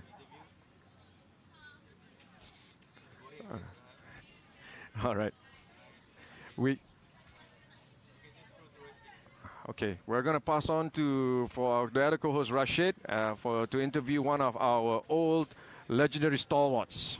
All right, thank you very much, Francis. Francis Chu, of course, you've been with the Cobra Tens for actually 50 years, and this year you're the disciplinary committee chief. But you have been tournament director for a long, long time. Your first year, what was your job in the first year? I was a field marshal, one of 4 field marshal. Those days, field marshal main job was to receive a form from a team manager. If you want to replace a player, you must fill a form, player number what, replacing the player number what, sign and approve, send in before you can send in the player. Now we are doing rolling substitution. Now, obviously, you've been tournament director for many years. This year, you're a bit, less work, but what are the changes that you've seen in the last 50 years at this actual tournament? We have grown from ordinary teams of 16 teams to international in the late mid-90s. And the standard of force, rugby was very high those days, from RF, Changi, and first RN, ZRR, and some overseas team. Then came the international team, the Fijians, the Australian, the Kiwis are the one that brought in. And we had a team from Argentina and USA before. So we have international, and the Penguins made it really a good tournament for all the 50 years we have so far. Finally, it's the 50th for you. What is it like for you personally?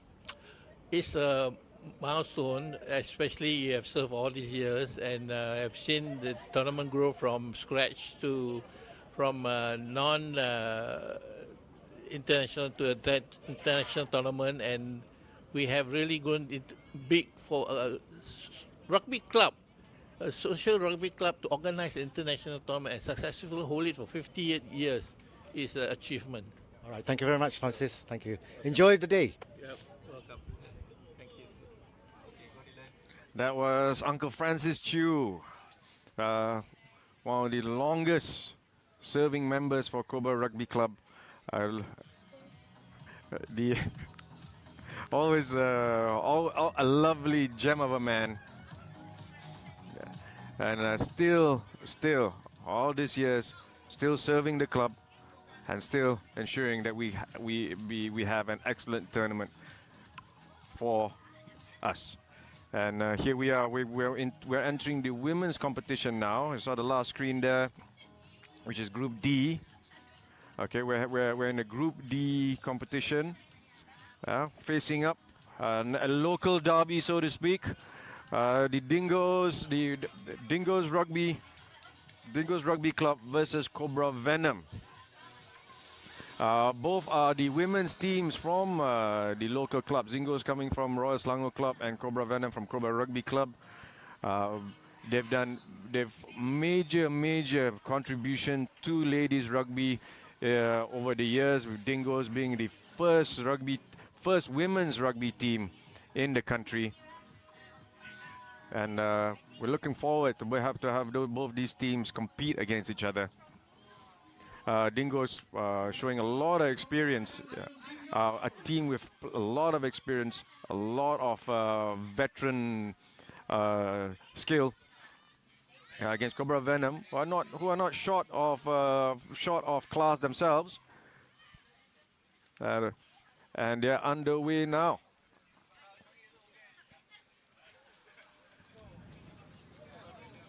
Here, Cobra with the Venom with the first take. It'll be interesting to see how both teams respond to each other. Sometimes when both teams are known to each other, sometimes there's a mental block. Are they able to overcome the mental block? And in this particular case, the Dingoes, are always been a very tough team to beat. They know how to win. Now, coming on to this, our co-host would like to welcome back on the commentators table, Rashid Rat Saleh. All right, thank you very much. Been looking for this game actually, because obviously, as you said just now, they're very familiar with each other. It looks like the head coach Faiz has brought out a younger side to face Dingoes, because you can see a lot of the senior players are on the bench. So I think they're giving them, because it's a pool game, so they're just giving them a lot of game time to play against Dingoes. But it's always very competitive between these two sides. Dingoes obviously were a former Royal Selangor Club side. I'm not sure whether they're still attached to them, but well, she's going to be in Kangaroo Court. No, he's.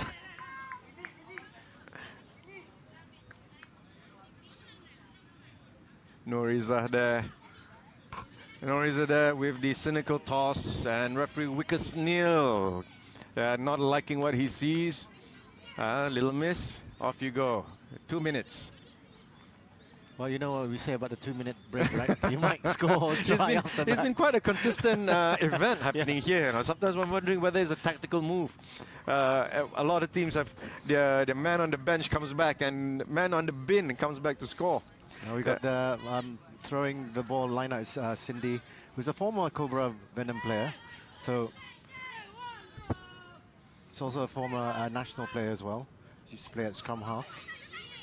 SEA Games medalist. Yes, bronze medalist as well at the 2017 SEA Games in Kuala Lumpur. So it's good to see the game growing amongst the ladies, and seeing a lot more capable, rugby players. We're stealing them from basketball, I hear, or netball. All kinds of sports, actually. The moment they go into contact rugby, they say, like, okay, this is the sport for me. We've heard one of them was in the game. They only learned rugby for 3 months and somehow showed enough to be selected for the national team. You see, when you've got skill, you've got talent. Yeah, but the other sporting club was not happy with their player leaving them. Yeah, so it only benefits us, which is good. So Silat, in that sense, I'm sorry, the Silat community. I'm sure a lot of them would like to play rugby as well. Here it's a battle of the young versus experience.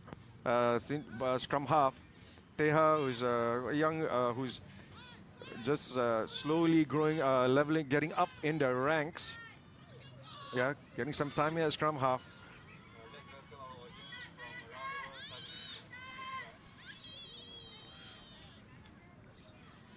And here, Cobra looking to exit out at 22. They have got a lot of younger players in the set here today. As you say, it's a group match. And that's where the youth kind of kicks in. The pressure by Dingo's doing well there. Faraliana with the drop. With the drop. Those are all kangaroo court offences. I mean, we've got evidence here. We can see it on the telly. Whenever you put on a Cobra jersey, doesn't matter which team you play for. There's all counts to kangaroo court offences. I'm sure the manager is like making sure that all these are counted. On and off the field. Yeah, especially when you get the a yellow card. Oh, not sure whether that was a pass or a, but she managed to stop her from passing the ball. I know Shamimi not happy with herself there, Dingo's winger. She's shown in the games that she's got some speed in this, but she's not happy with the drop ball there. Oh, looks like they're bringing in a bit experienced. Marcelina have just come on for Dingoes, so that's going to be interesting. And of course, Nurfateha is coming back on after a 2-minute break. Let's see whether she scores. Let's see. Yeah, she is on the wing. They have, under pressure, getting the ball out. They will talk about the commentator's curse, right?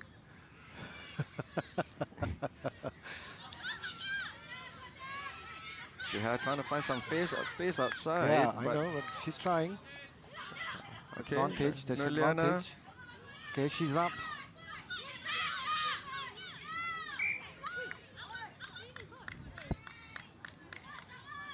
Because now refereeing the game here in support with him is referee Abdul Mujib and Zul Farhan on the assistant referee side.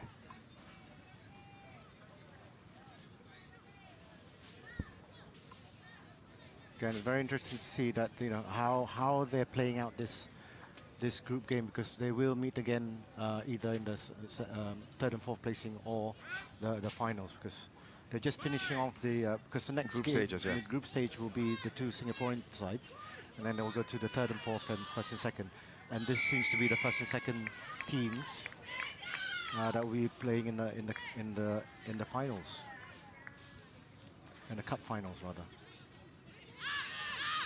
So do you think they'll be saving energy, or they'll go all out during this game? The thing is, both teams know each other very well. Yeah, they're very familiar. They've played each other so many times. So there's also a tactical element to what they want to show each other right now. They might not want to show too much now, or conserving energy is always a factor. But knowing both teams are just that good, they know each other so well. There's only so much you can do. Of course, Coach Faiz likes to keep everything under wrap. I mean, as they score now, Dingoes. I'm sure even Dingoes as well, they're kind of keep things on the sly as well. But Nurul Shahida with the first try of the match. Great drive here, great pickup, excellent leg drive, support by her teammates and on through for that try. Great work here. You can see the girls are happy with that try. A great forwards try there. Kick was unsuccessful. So,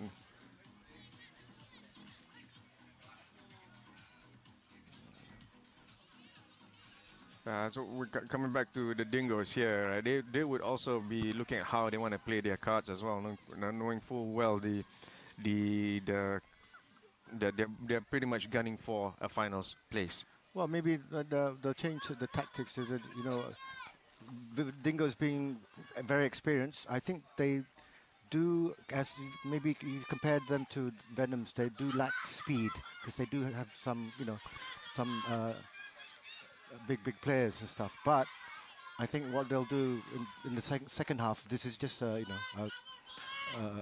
guess, calculated guess. Probably put on the speedsters in the second half. Just tie them out now in the first half and then put on the speedsters in the second half. Great work here in the ruck. Well aware. Keeping the ball, keeping the momentum coming, not held, getting up, making sure the ball still is going forward. They're trying to find the ball out here. And just a forward pass. Just forward pass there. Just a forward pass here. Now the Dingoes coach is also pretty smart himself. We call him Pedot. Yep. Yep. Right now, very active in the touch rugby scene. So that's what we did. I mean, most players who are still active, they're playing. They like to play in touch rugby. I feel touch rugby is so. You need to be really fit. I've tried it, and I decided that I'd be better as a spectator than playing. I agree with you. Just watching it, I decided I'm going to preserve my knees, what's left of it. Well, just watching it made me tired. But anyway, as it is, this playing sevens is already like beyond us. But there's a good tackle there. Oriza. No, the playmaker here, Nora Finney-Rosley. Having some effective plays yesterday. That concludes the first half with Dingoes leading with a slight lead over Cobra Venoms, 5-0. So we conclude the first half. The referee has blown the first half. And half-time score, Dingoes RC 5, Cobra Venom 0. A very tight, a very close match here.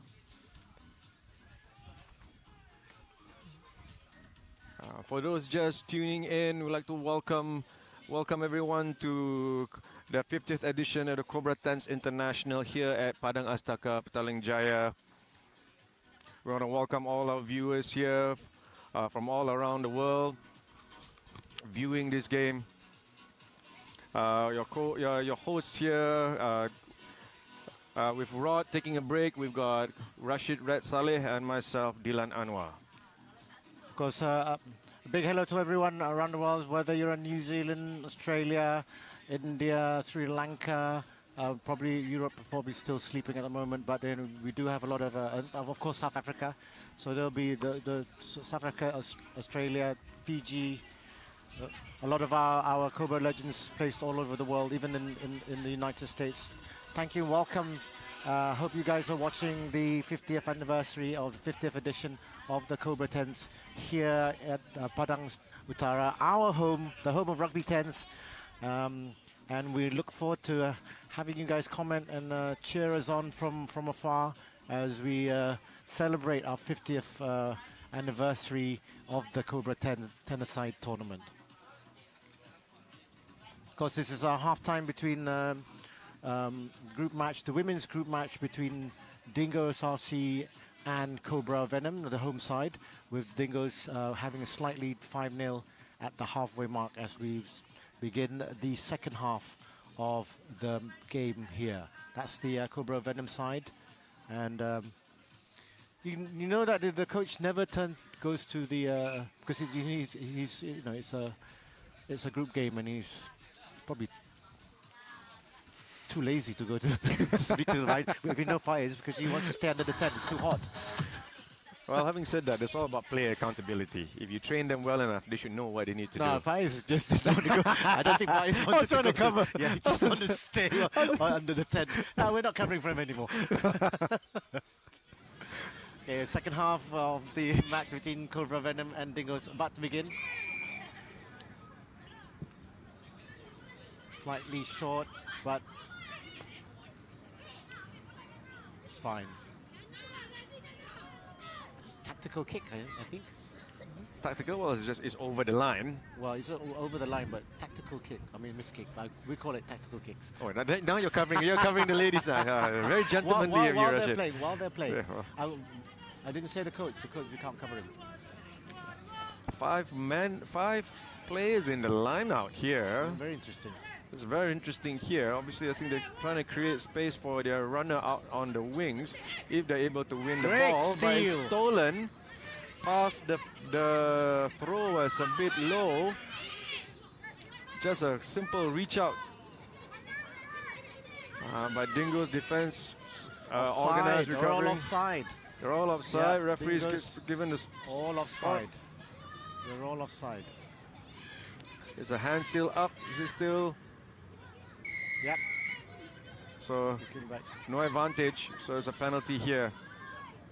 They have with the ball looking. Now, will they go for the kick?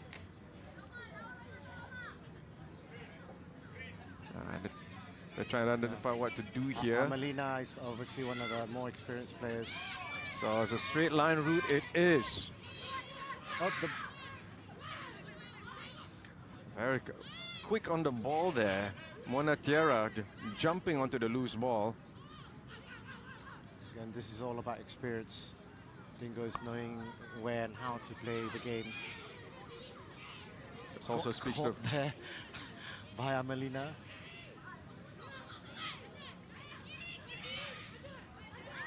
Oh, could not just hang on to the ball. She's been a great ball carrier for her team. There, Venom just doing enough pressure. You see that there. This is all about experience here at the moment. All about experience.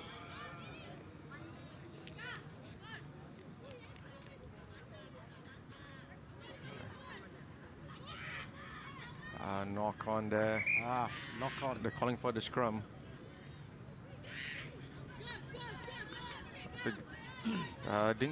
Dingo showing the much more accurate reaction at the breakdown.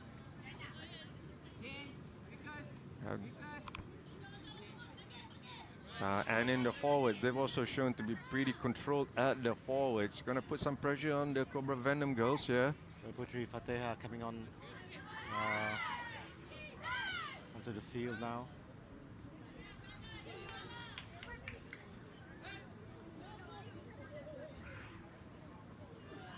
Just replacing Faraliana. Good pressure there by the Dingoes. Dingoes forwards. Yeah. Just a slight mistakes. There's enough pressure here to force the scrum for the scrum half to force an error from the scrum half. This is where experience comes in. You need to cut out the handling errors on the pitch. And a game like this, in the shortened time that we have, every error is you cannot afford any error. Oh, great! She's trying to make up for it. Akilo now, look, one of the veterans of the game.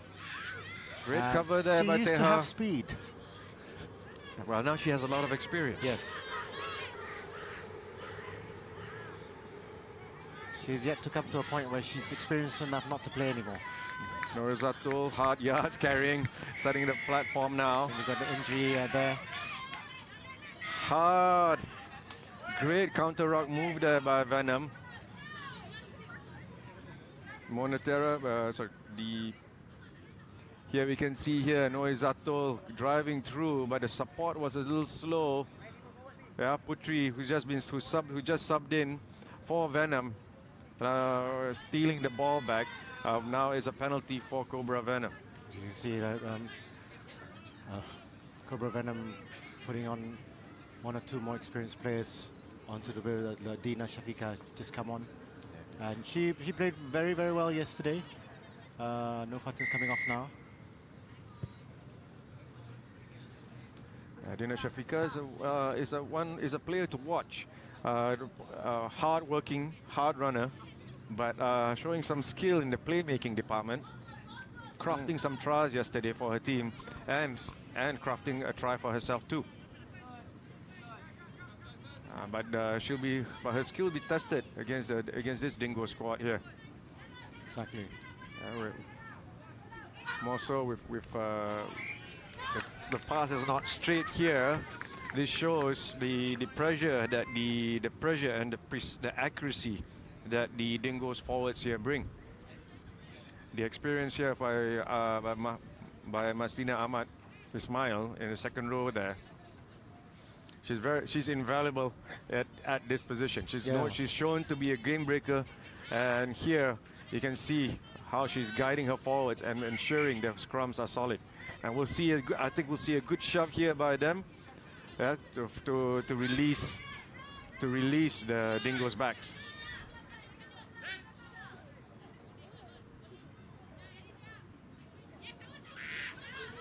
Loose ball there.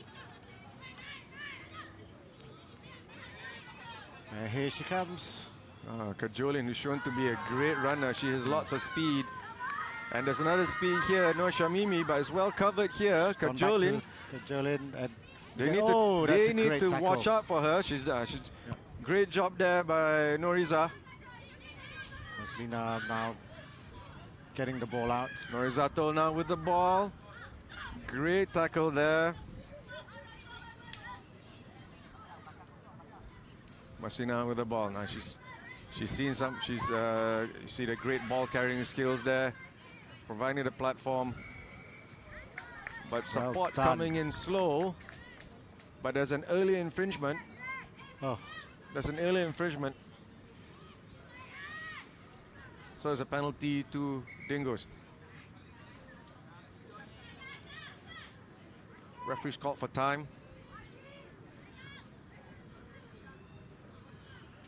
So we have an injury to our players, both sets of players. Maslina as well, I think, feeling the heat, probably more of heat than anything else. So Dayanganak Maggie here, she's been putting some hard work here, very physical at the contact, but we'll see whether she's taken any other knock somewhere. No. But here, Maslina Ahmad Ismail. Sorry, I'm lost. the ladies here are just playing at such a pace. You can see the second half. Both teams have decided to up their intensity. Of course. And the heat, the sun has come up. The sky is clear, so I'm sure the heat is coming into play right now. Well, it is 10:22. We're getting towards midday now. So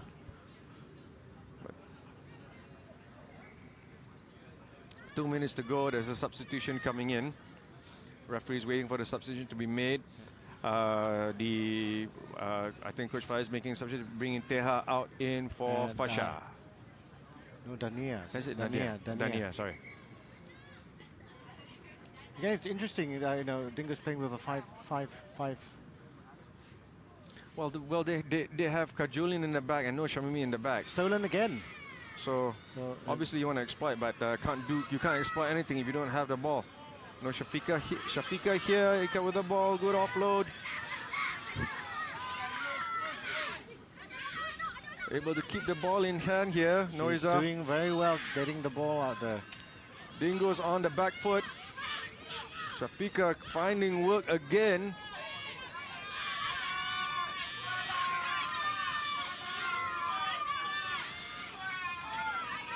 Pass the ball out.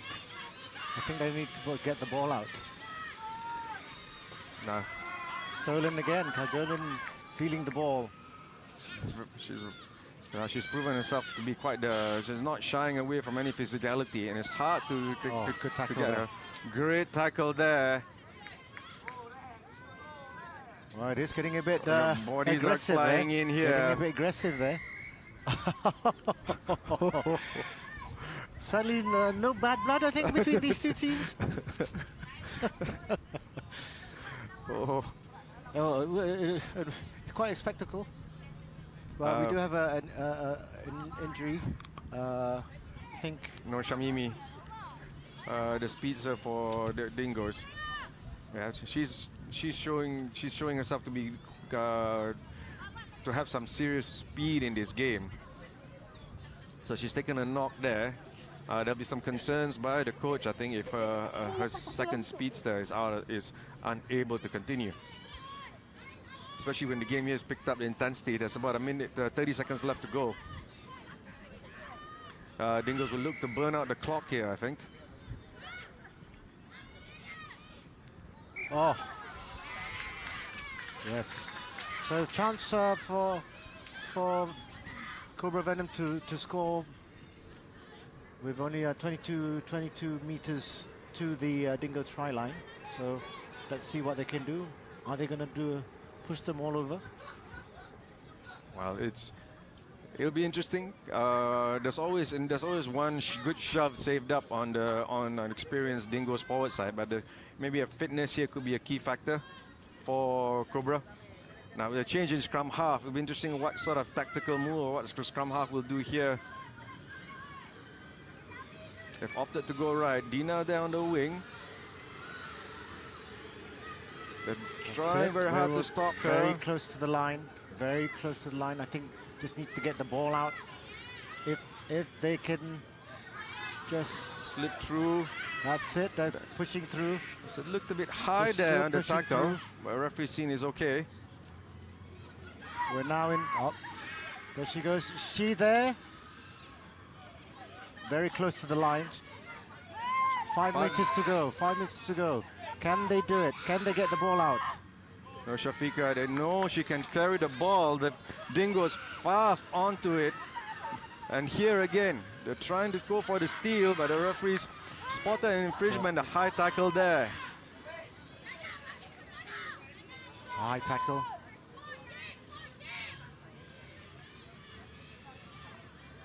Looks like Amalina wants the ball. Quite sure she wants the ball, yep. Quite sure she wants. Tackle going in hard. Great hit there by. Almost there. Almost there. Will they get it? It's another penalty to Cobra. Is Dan looking to ball offside out. Again. I think there's an offside.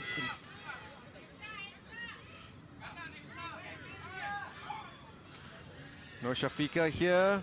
Taking the ball get through. The ball out to the right. I think yes. That's a try. There we go. Celebrated as if they'd won the whole. Oh, and it's in front of the post. In front of the post is going to be a crucial 2 points. Very crucial 2 points for Cobra. At the death. At the death. At the death. The score is 5-5. This is quite an exciting game we've got here. Dina there with the ball. And look at all the tired players. And in for 2 points, and game is done. 7-5. What a game. Cobra Venom 7, Dingoes 5. If there was a local derby here, this is a wild game to watch. You could tell in the last few minutes, intensity go up, and here, resolute in his effort here to drive through. Great work in the clear out and great work for the try. Dingoes RC and Cobra Venom. So we still have one more game in the group stages, and now we're going for the next match.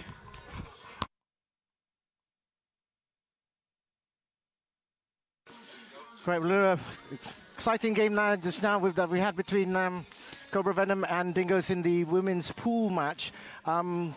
Joining me on the commentary table right now is Rat and Rod. It's Rashid and Rod this time. Yeah, we haven't been doing a commentary together for many years. 12 years. 12 years. There we go. So it's going to be a lot of fun because it's been since 12 years. Has it been 12 or 11? either one. It's more than a decade. 2011. Yeah. Yeah, 12 years. 12 years. Wow. Exactly. So, and how ironic that it's going to be between Cobra and Daveta. Both, obviously, Daveta, the defending champions. Cobra, the defending champions, 2019 champions, against the 2018 champions. Daveta, of course, and Cobra, who have both teams showing their strength in the first half of the on the first day of the tournament. So just looking at the highlights first, just now, of course, another exciting match that we had, and coming up now, this could be potentially a cup final match. Yeah, it could be potential. So what do you think both sides will be doing for this particular match? I think, Rashid, one of the things that we need to highlight is going to be another drama. just now, with the Venoms winning against the Dingo 7-5, and Cobra against Daveta Rugby. As we know, Daveta just came out from the SEC with a win. They were the champions of the SEC. They played really, really well in the sevens, but this is tens. It's a little bit different. And as you know, Cobra has been the home of rugby tens. 1967 was the first time tens was being played at the same venue, and of course, with that in mind, the Cobra boys definitely want to prove a point to everyone that they are the what do you call that? The masters of tens, definitely. And of course, the weather will play a big part here. We're coming up towards midday, and the sun is literally beating down on the pitch. The pitch is in excellent condition. Despite it being played yesterday, it's held on very, very well, because you know how when it comes to the game of rugby, there are not many pitches around Malaysia that can hold up. Even the national stadium, Bukit Jalil, gets cut up. And the groundsman, Aizan, and all his team has done a tremendous job trying to get this pitch to what it is today. And obviously, yes, they've taken more than it started probably 6 years ago, but the last 6 months they've kept it really, really well. Now we've got the start of the game between Cobra and Daveta. Who will win? We'll find out in about 20 minutes. But right now, Daveta on the club end, going towards the Crystal Crown end, which is where Cobra is starting off. And we've got one run here right now. Will he be able to get past? It's a great kick, great pickup. And there we go. The man himself, Petero Ratu Maitavuki, the scorer of the first ever try yesterday of the tournament, scoring against Cobra with intention. I think they're going to take this game very, very seriously. Definitely. There's no such thing as, I'm testing you out for this match. Yeah, for sure. As you can see, the intention was there. Blistering pace. He knows what he has, the skill that he has. He knows he has the pace. Just that chip back, anticipating there was no fullback, there was no sweeper at the back. And, he trusted his pace. Went for the ball and try under the post to add another 2 points for Daveta, and that shows that they are here. They are giving the signal that they want to win. They want to win this match, and they want to go into the finals. Petera Ratu Maitavuki is a man to watch in this tournament. He's scored quite a number of tries now. But I think what Cobra will be intending to do, we do have a very heavy set pack. So what they'll probably try and play is and the Fijians don't like to get into physical contact, they will probably try and get that done. Of course, the referees play a very important part in this match, and make sure they get a hold of the game. Especially we've got a young referee there who has, is probably needed for this match, because he has actually the speed to catch up with both teams. Yes. Interestingly enough, when you highlighted the weather today, and this is the weather that the Veta loves, sunny, dry, and this is what they are used to back in Fiji. Exactly. And one thing, the Cobra boys, the boys from New Zealand and all over probably Australia as well, they will not to say struggle, but they are not used to this weather, and probably this game will give them a run for their money. But this is definitely a good thing. A good intercept. Steal. Bad decision though to float the ball. Again, Daveta just probing, looking for spaces to go through, and they know that they do have that speed to just get past the Cobra players. But you know, at the end of the day, this is a 10-a-side game. It's not sevens. I mean, there, a little bit of aggression coming out now.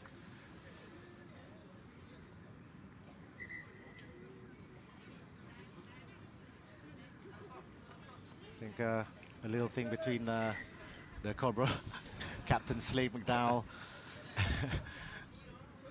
and that looks like just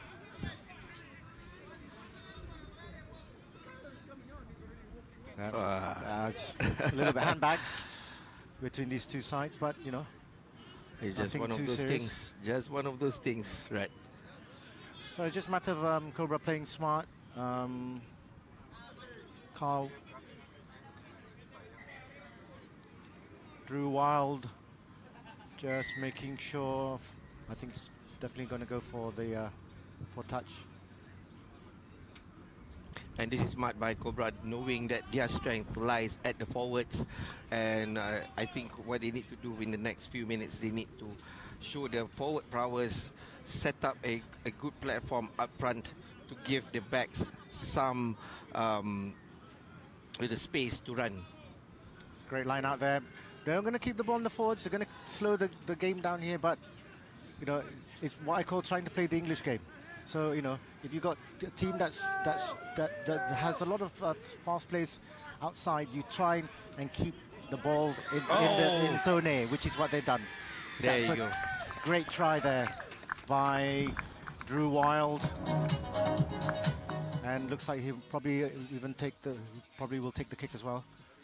And there you go. You just spoke about, you know, setting the platform, and Wild saw the gap, took the step, and it was very hard for them to stop Wild from going through the try line for the first try for Cobra. And interesting, this will be very, very interesting, right? As you know, both teams just, you know, registered one try each. And there you go, try to level the score 7-all for Cobra and Daveta.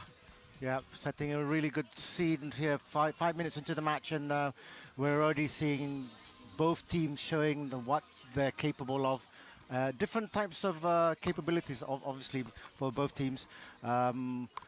With Cobra having a more forward packed players compared to Daveta, obviously. Trying to keep it in the middle there. A great run. Oh, not supporting body weight, definitely. Yeah, penalty for Cobra. So Kiana Karu Symes to there giving the penalty for Cobra, and of course Drew Wild steps up again. Naboleka just now. You get definitely the ref can see that he was not supporting his own body weight. Yep. So again, we're around the 15-18 meter mark, near the Daveta try line, and you know, Cobra needs to be very, very smart in terms of playing this against Daveta. It's a 6-man line out. Oh, what happened? Interestingly. Oh, free kick. Or probably they were taking too long. Yeah.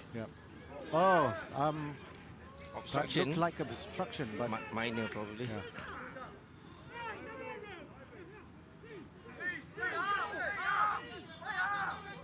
Oh, knock on. I think but looked like there was a hand in there that was just obstructing it, but you know, again, depends on what the referees see. So it's and it's probably marginal. Yeah. Scrum to Daveta. And this tackle as well, I think is quite marginal. There we go. He was lucky not to be penalized, but then again, Wild was on his feet when he was doing it. So yeah, it was good call by the ref to let the game flow. Okay, now we're going to see what the scrum's going to be like here between these two teams. right near the middle of the park, or rather near the 22, between 22 and the 10-meter line. Yeah. Early push, but then again, Daveta was already showing that they were putting in the ball, but he stopped halfway through. Yeah. So and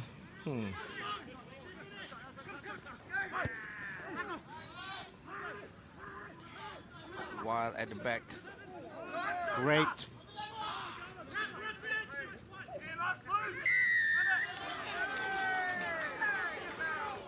Okay, right now there's a.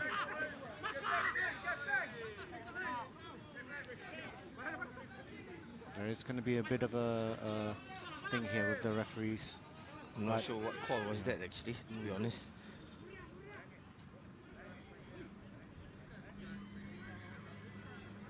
Is that a forward pass? I think that was a forward pass.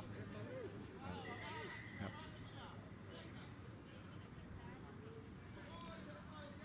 Yeah, so everything points at 7-7. We've got a minute 20 to go. And as you said, right, it's been an interesting game so far. Very tense. You can feel the tense. tension around the pitch as well, because we've got the defending champions, 2018 champions. We've got the home side. We don't want to lose in front of your own home crowd, and it's been very physical. Yeah. Both teams, even though it's just 1 to 3rd placing, but they probably will meet each other again, either on the other halves of the. In the cup final. This is just a guess. No, I think this is the cup final for sure. For sure. Not disrespecting any of the other teams, but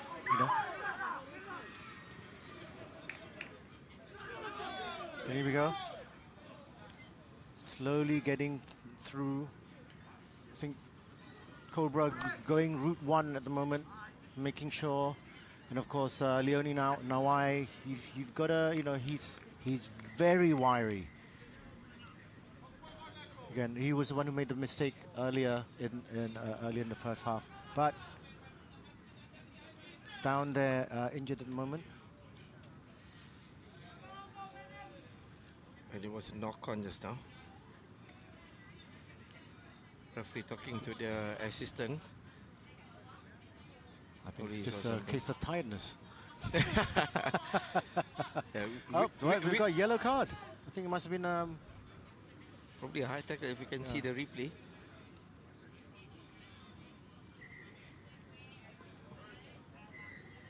Interesting. Oh, tackle without the ball. Ah. No wonder we didn't see that. Yes.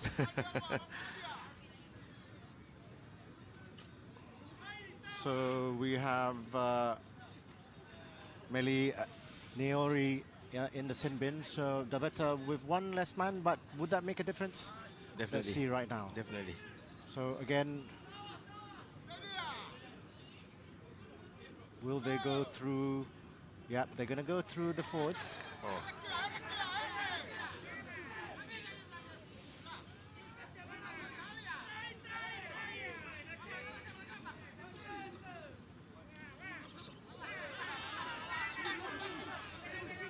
Daveta now with... Oh, what an offload!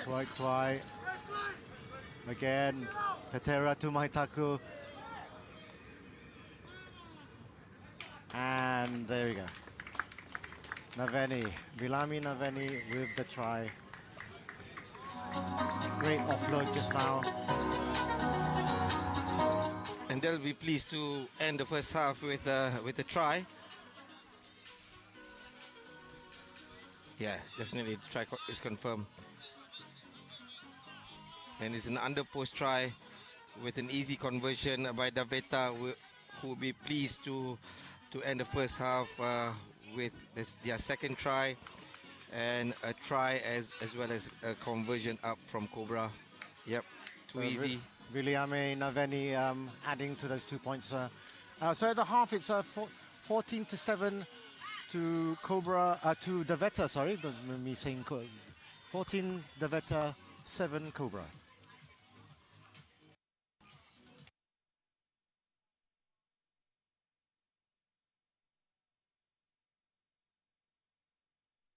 Leading 14-7. As you can see, even with a man down, Daveta, they were showing the intent to attack. And from there, second try of the game. It's not easy to play with a man down, but I think they did really well to defend the line against the Cobra side. Exactly. I mean, it just means that the second half is going to be more explosive because we've got these two teams who are loath to lose, and we're looking to do a one-up before meeting each other again at probably the final, and it's going to be a really exciting match.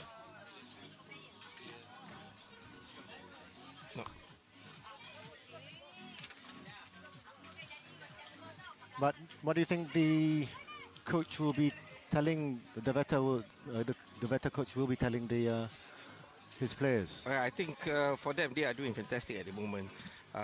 But for the Cobra side, on the contrary, what they need to do is they need to lessen the mistakes. They need to take the chances when they have it, not taking too much time into executing, because as you can see just now, they just gave a free kick at the line out in the Daveta's 22, which not supposed to happen. And like I said, they should take the chances whenever they get it. And the execution, in terms of finishing, comparing to Daveta, see, like what we saw just now, with that offload, they are taking their chances really well and also finishing really well. So both teams, is a good time to regroup, especially for Cobra, talking things out, ironing things out on what they need to do in the second half. And I'm sure one of the talking points would be lesser mistakes, take their chances, and trust the process. That's right. I mean, this combination just now between Petero, Ratumaitavaku and Viliame Navene for that crucial try at the end of the first half with that slender lead. And it is a slender lead that they have at the moment. So will they turn on the power? Is this only we're seeing the Daveta at half speed? We don't know yet because, they could have something up their sleeves. Well, as you can see, there's a lot of Fijian flair involved there. With Daveta, they were showing the Fijian flair all the way, especially during attack. With the offload, with the risk taking, they are known for risk taking offloads, and it's proved to be fruitful for them. And it's what I think what they should be continue doing. Trusting their process, trusting what they have been training for, and it definitely works for them. Looks like Cobra's made a couple of changes. We've got two of our local base players, homegrown and Cobra players, Muhammad Nazim, Sharudin and Firdaus Semi coming on board. This is going to be a great experience for them because, it's not often you get to play against a Fijian side that has pace, power, and I would say precision. Yeah, definitely. Some of them are even Fijian representative. And will it go all the way to the end? Oh, he should have touched the ball so that they can get a free kick at the halfway. This is very bad from Wal, I think. He should have touched the ball. Well, I guess you're going to have to figure that one out later. Yeah, he should have touched the ball because it was in the try line. Right. Stolen by number 18, Symes, Kerry Symes, pushing through now. Here we go again. Wild at scrum half. Looks like they're going to go through again. Forward plays. It's all about forward play. Oh! Captain himself. Oh no! Slade McDowell losing it. We're going to take the first knock on. Dow must be just hitting himself in the head going. Yeah, but there's another knock-on. I think the first knock-on is by Cobra. Yes. I don't know why there wasn't any continuation there. The ref says no. But the Daveta won't. I guess they won't be happy with that decision. Yeah. I think there was a knock-on by Daveta, which is why he took it back. Yeah, probably. Again, very, very important that you know, as you mentioned just now in the half, they need to cut out those mistakes and take more chances. But taking chances also gives you mistakes. Yeah, for sure. Yeah. There we go. Oh, Individual there you go. play there by Tui Tai. Another Just like I said, Tui Tui Tai magic. Yeah, there you go. He saw the gap. There wasn't anyone at the back except for the left side of the field for Cobra, and yeah, he just took the chance. He trusted his gut instincts, and with that chip, another try for Daveta. Carl Brown and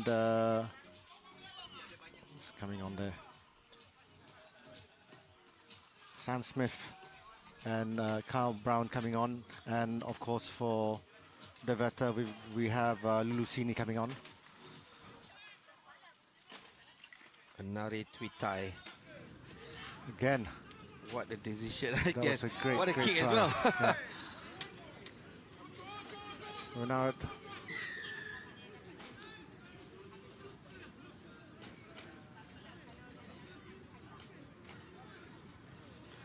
penalty to Cobra. From here, they need to do something. They need to probably find a better position in attack.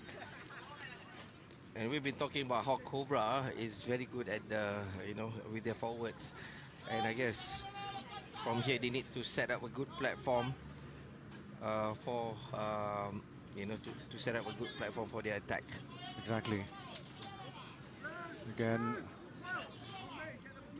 Oh, wasn't even straight.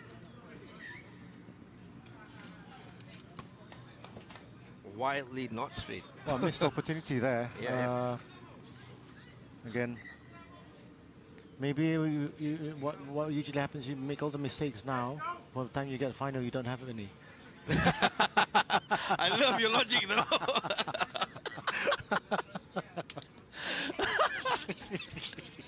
Loving your logic. What we say in in Malaysia is a wang sui. One way to put it. Yeah. One way to put it. Or don't show your cards, but wang sui now. So it literally is a match between one who gets 1 and 2. That.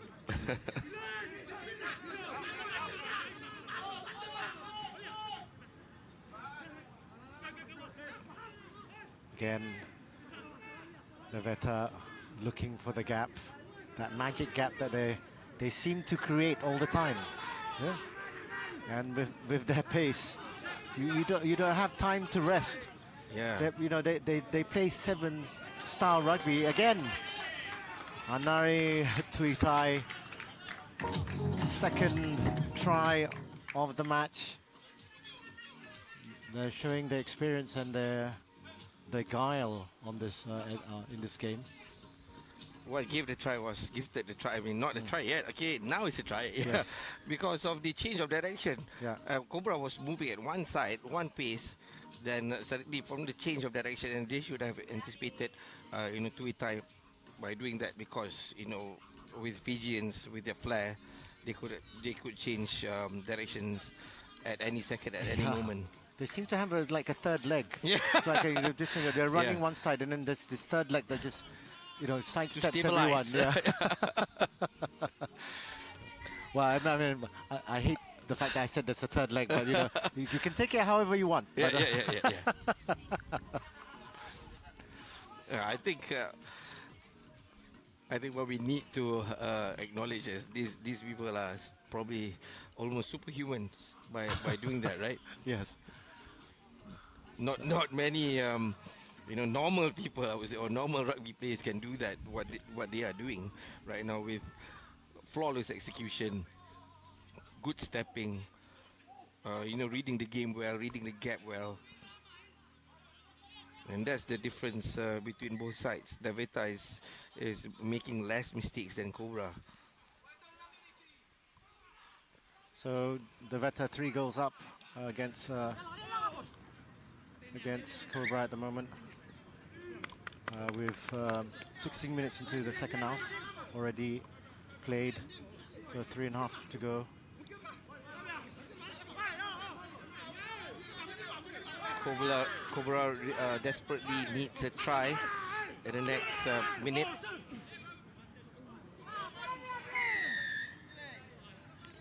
Offside by the Daveta side.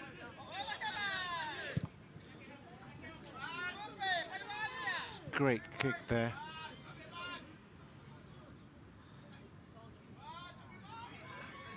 But then again, I question what was the intent to do that, because as we know, the Daveta side has been, they are really fit and they are really fast.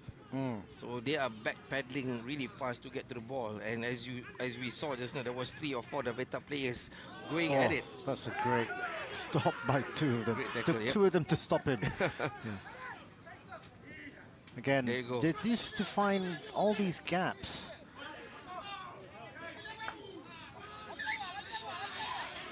Whoop, whoop, whoop.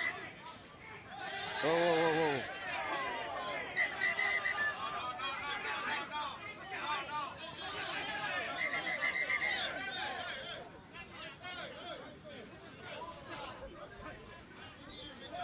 Again, a little bit of handbags between these 2 sides. You can get some discipline going between these 2 sides. Might seem some yellow cards. You think coming out? I'm sure there'll be for both at players. least a yellow card. Yeah. The thing is, it's quite hot now. Right? Yeah. It's very hot now, so obviously it's very heated on the grass. This is what I like about rugby. If it was soccer or football, that referee would be surrounded and by players. There was a knock on, and the 2 push. Yeah, so that was not needed by the. Looks like again. Caleb Leaf actually. That was not needed by Caleb Leaf. Yeah. He shouldn't have And done that. asiarugby on the Veta side helped that along. Yeah. So you do have 2 players perhaps who may find themselves in the sin bin.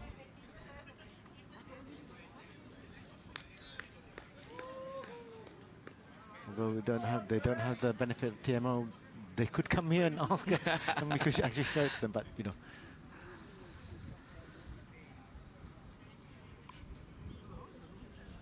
Who's so going to Sam the naughty Fishy. bin?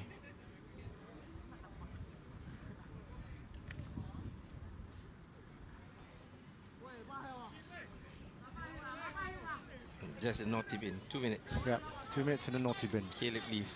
Yeah. Although I would say that Sam Fishy should be guilty as well. He was when we initiate the whole thing. But 2-minute rest for Caleb Leaf. Yeah. Again, in his defense, it is quite hot. Yes. It is quite hot at the moment. Bari trying to take the ball by himself. Lulusini finding a gap, really find the gap again. Trying to dance his ball way out. through. All the way out again. There we go. Oh, great tackle there. 1 forward. So it's a scrum to Cobra. 1 minute left of the game. Again, I think looks like Sam's not looking too good on the field. This was a great tackle by Mr. Wild, Drew Wild.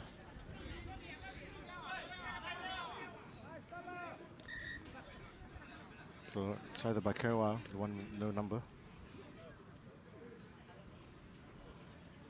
So stopping the time.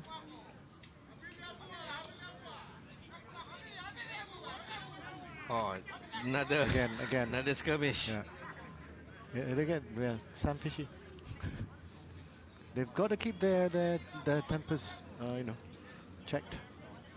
Yeah, with just a minute left on in the game, it's a shame if the ref needs to brandish a red card, let alone a yellow card. Yeah, we've got one of our local players. I think it's either bloodied nose, so taken off for precaution. So we need to make a Slade McDowell coming back on, the captain.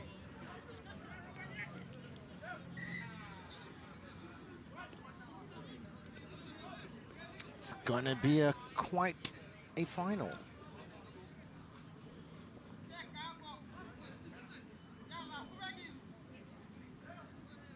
So back to the game, and we've got scrum for Cobra in their own half on the 22-meter line.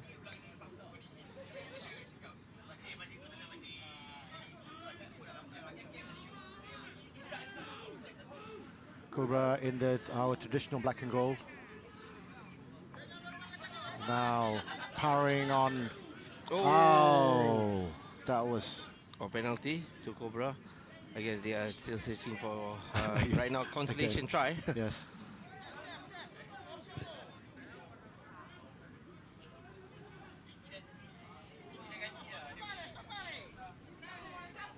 Didn't get the mark, so Oh. I don't think there was anything in that. So there's nothing in that.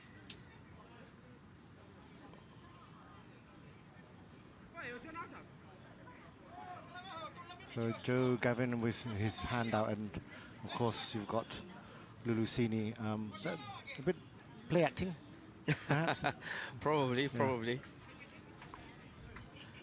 Probably just showing some intent to that. Well, giving a reason for intent. So injury time right now. I think Daveta will be smart enough to just get the ball out, or will they turn the screws and free kick?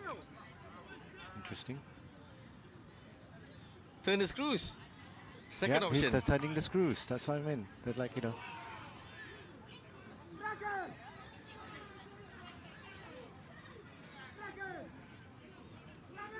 I think. Interesting.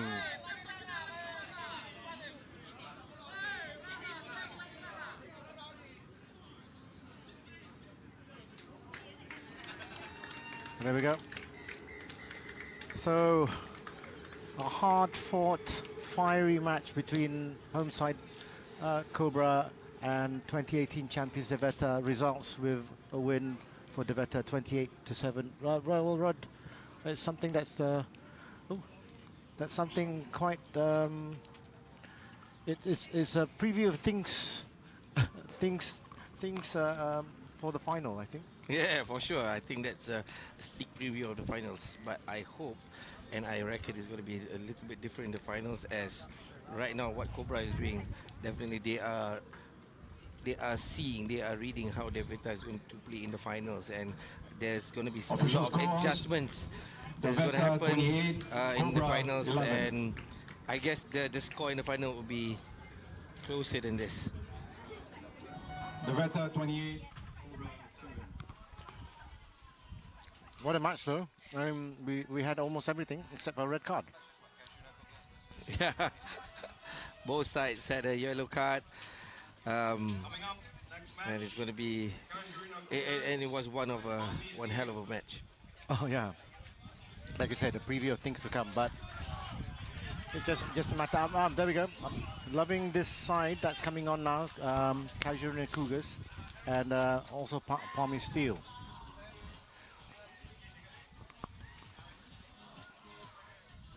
Right, I'm going to take a quick break to the the washroom. So I'm going to the little boy's room.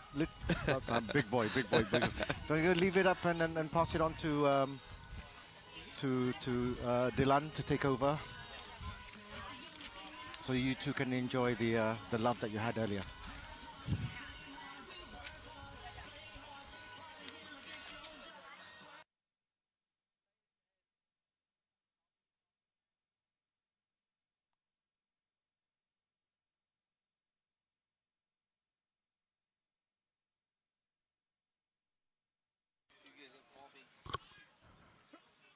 Thank you, Rashid.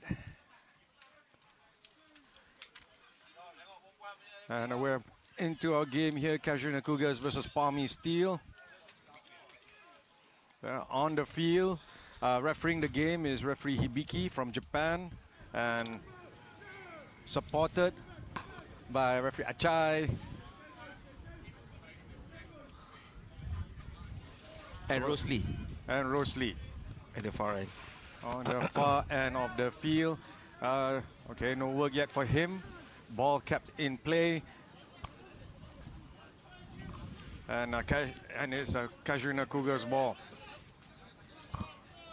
Looking for behind the back. Isolated here.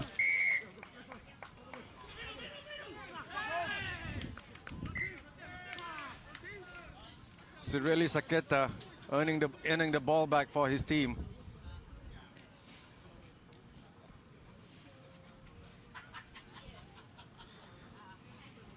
We are 1 minute into it, and we are into our first scrum of the game between Casuarina Cougars and Palmy Steel. For those who have just joined us, you are watching the 50th edition of Cobra 10s 2023. It's been 56 years since the first time the 10s tournament was played here, and it's back at the original home of the 10s.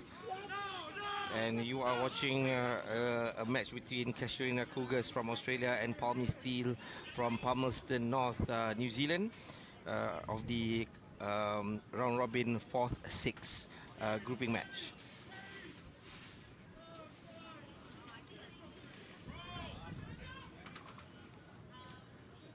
And here, the Palmy Steel is trying to get out of his 22. Cougars defense looking pretty organized so far. So it'll be interesting what angles or which areas. Great ruck, great support there to keep the ball in the hands. Whoa. But a good hit coming in. But still, Palmy Steel ball.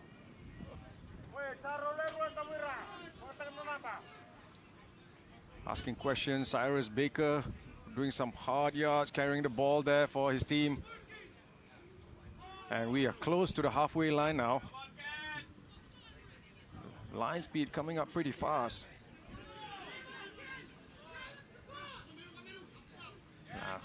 Looking the ball to come out, looking for the outside, looking for the tap.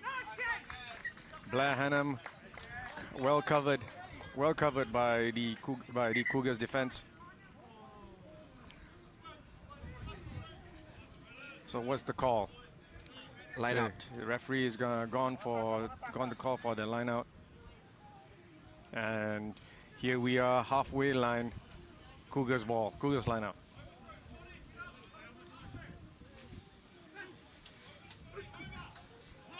Great look there.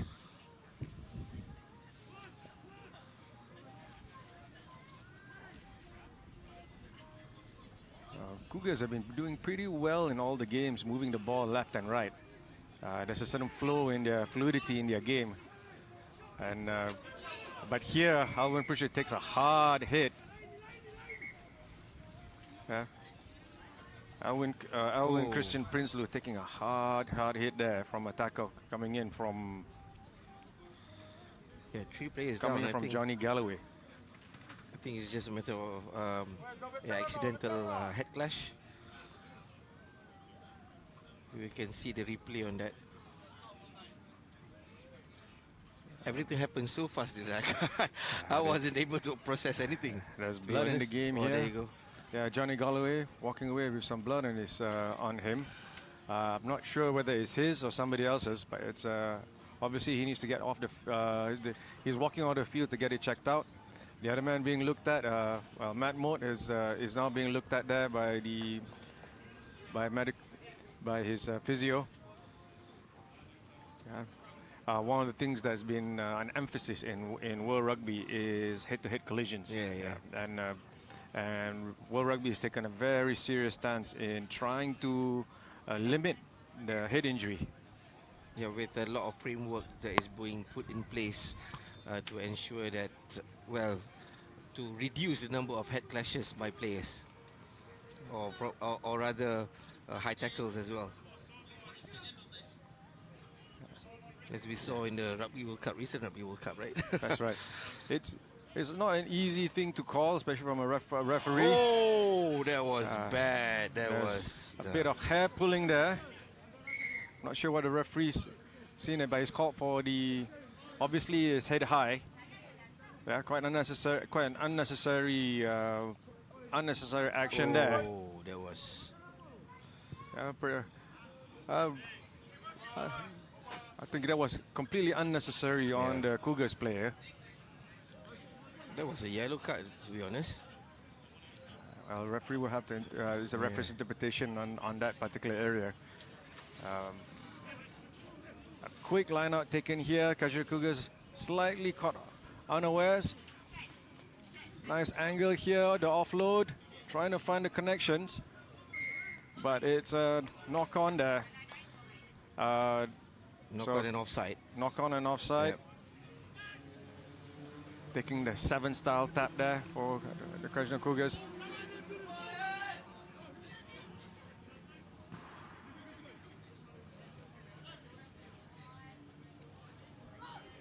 Finding the angles here, looking for the support. Ooh. Yep. So now they're looking for the wing. Is anybody home? The cover was there. There was obstruction, and also it was quite high. An obstruction. There seems to be quite a fair bit of attempts here to do a chip and chase, and then the obstruction coming in. At the same time, there's also what you call some football theatrics. Football theatrics. It's not something which, of course, you want to attract the attention of the referee, but how theatrical do you have to put it? So in this case, as the penalty has to be taken from where the kick went to, and there's still a penalty for Kajira Cougars. So now so Palmy still find themselves defending from their 5-meter line. Tap. Knock on there. Cyrus Baker making some hard runs here. Matt Moat passing the ball out. Line speed.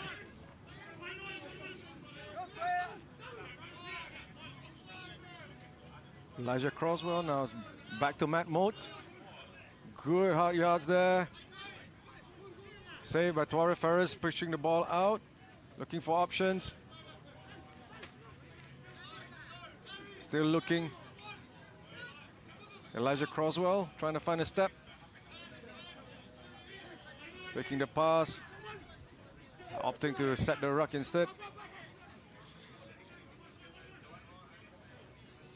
Moving the ball out. Is he going to route one? The bus is taking it straight up.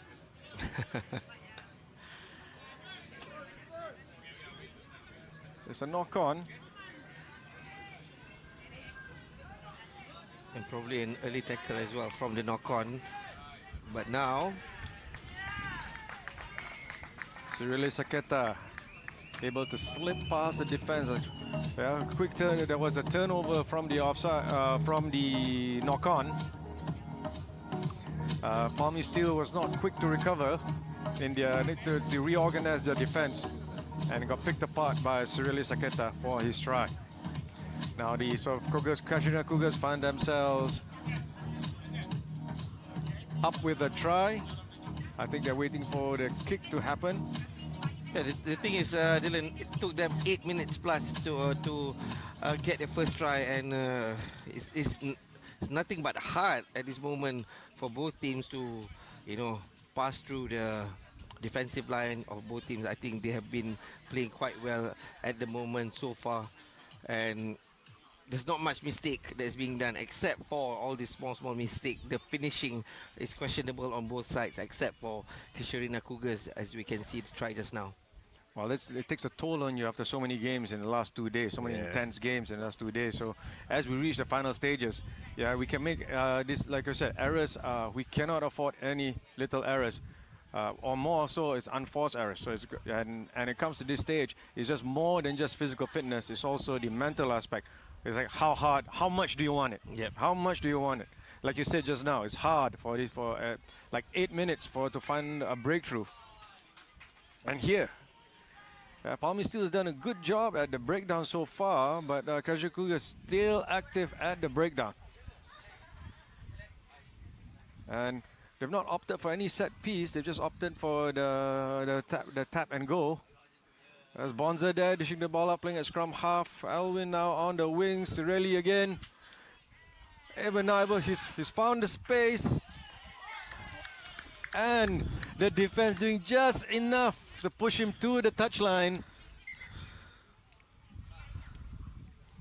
Yeah. Referee Achai, sharp eyes, hands up, flag up. Yeah. And it's really disappointed that he could not make that to bring up the scoreline. And timely too, a timely defense by Palmy Steel with as that kept the scores 5-0 to Casuarina Cougars. Yeah, I think in the second half it's going to be an interesting one, as both teams would definitely want to make a mark, as just one try out with the Cougars. They are not safe at the moment. Palmy Steels definitely they have a lot to prove at the moment, as they would definitely want to finish on a high note. And like I said, both teams have been playing well. Palmy Steel, as we know, not this team particularly, Palmerston North, where they are from, they have been producing quite a number of All Blacks in the past. Aaron Smith, Sam Whitelock, all these notable names, and from there we can see from the skills that they have shown so far that this team is definitely a capable team, but they just need to find their mojo, their mana into attacking the Cougars. It's a good point that you made up here, because the Casual Cougars definitely have the slight speed advantage here, and the handling so far backed up by some of their former Fijian internationals. So they'll be looking to build off that. They've not gone for many set pieces, as they've shown. Like they've been exploited at the set piece. Yep. Yeah, so they want to try to keep the ball in hand as much as possible, keep active, and finding the gaps for their speed to come through. And to echo, coming back to Palmy Steel, yeah, the fundamentals are going to be key here. The support coming in to protect, to ensure that the ball is back in their possession at the breakdown. As you can see, there's a lot of ball winners on the Casual Cougar side.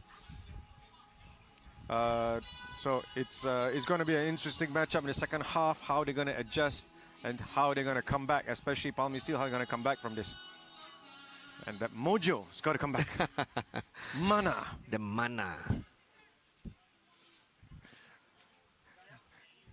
Yeah, to bring back that mana. There was a video out during the World Cup. That was intense. The radio announcers. That's right. Here, Blair Hannam here managed to get the ball back. Uncharacteristic lapse in support play here by Casual Cougars. And now, like I said, the fundamentals. Elijah Croswell handing off, probing. Ball out again. They're trying to find the space, but the line speed so far. Cyrus Baker wrapped up nicely there, but he's able to get some yards forward and get the ball back. Make sure the ball comes back. Blair Hannam again, looking for work. Cyrus Baker out again. Tuara Ferres faking the crash. Passing off to Max Harris to just knock the ball on. Referee Hibiki there, pretty obvious, calling for the knock-on. It's calling for the scrum. At the moment, what the Palmy Steelers are doing, the thing is about them, when they attack, it's been positive, but when they change direction, that gets a bit tight for them, because the Cougars, they are really fast on the line speed. I guess at this moment, what they need to do when they are at the breakdown, probably they need to attack at the breakdown first, somewhere around there, having some pick and go or something like that, or probably using the blind side. But at the moment, they are not mixing that in. So that's a bit different for them. And here, Max Harris now finding himself alone on the wing. There you go. As Nasianeri could not find the speed to catch up to Max Harris. Max Harris goes through for his try. Great work there by the forward. Hopefully we can catch a look at him ripping the ball off. Yeah, it all starts at the contact point, forcing a turnover, and then waiting for opportunities to score. And Max Harris found that opportunity to score. And playing at the blind side, just like I said just now. Exactly. Right. Playing at the blind side, because they have been ineffective in terms of the open side. Why not, try once, one time, probably in 3 attempts, just to mix it up. And I think they should do that, just to mix it up in terms of the attacking. There's a man down there. I think it's Nasianeri, who was the chaser just now. I think the wear and tear is building up on him. Maybe that he's just tired. He just needs to take a breather, burn off some time off the clock.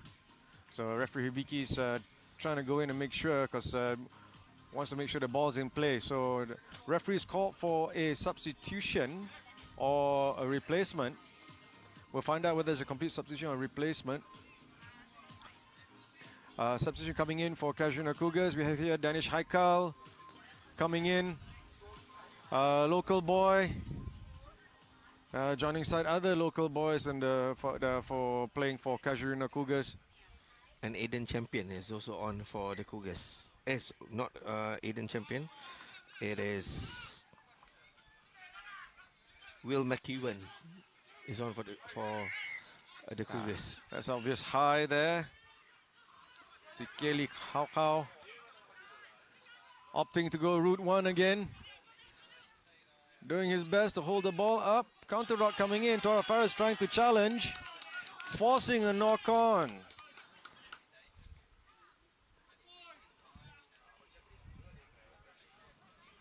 Tora Faris tied up his hair. Yeah, had his hair pulled just now. And it looks a bit better now.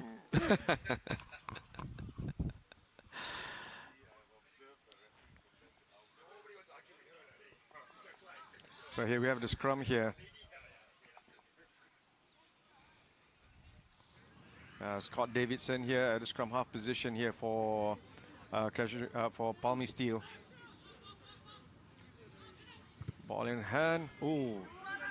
Logan Love tried to kick, was stopped. Trying to keep the ball. He's able to stop a kick and turn around the game. Peniasi with the stop and chase against the run of play. Great anticipation by Rangata actually. When he was, when I see Rangata, he saw what they want to do, and he took the chance, and definitely that was proven fruitful with him, knowing he trusted his speed, went for the ball, and definitely it was very hard to catch him. Well, having said that, the kicker was probably under 6 feet, and he's over 6 feet. There's a slight height advantage to stop the ball.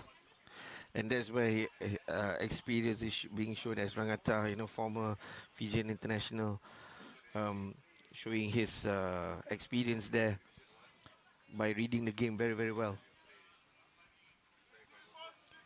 We find ourselves here just around just inside the 40 meters off with Palmy Steel. The scrum is theirs. It's from on the restart. There was a knock on by Casuarina Cougars. So it's a scrum down here. Can see here a local boy there, Danish Haikal playing hook. Probably an unfamiliar position for him. Welcome to international tens, young man.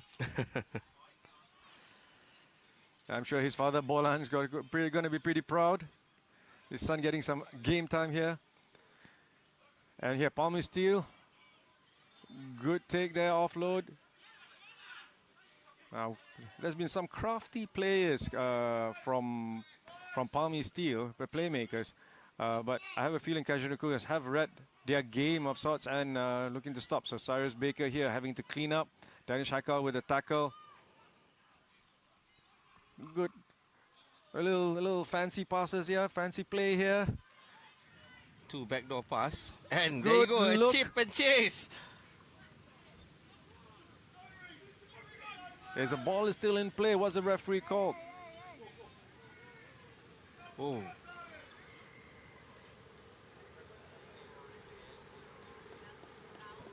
A little bit extras in the game here. Alwyn Prinsloo getting in it a bit with Elijah Crosswell. Referee's consultation again. It looks like this, we hardly saw any of this in the first day. The intensity is really picked up in the second day here. This is not a first set of handbags being thrown today. You know, Yeah, there's been a couple, right? There's been a couple going through, Yeah. coming out here. I guess the heat is definitely taking a toll on the players. That also speaks about the competitive nature among these boys. Yeah. Okay, it's a tough game so far. It's close, it's physical, and I'm sure during it they're talking to each other as well. A little bit of banter.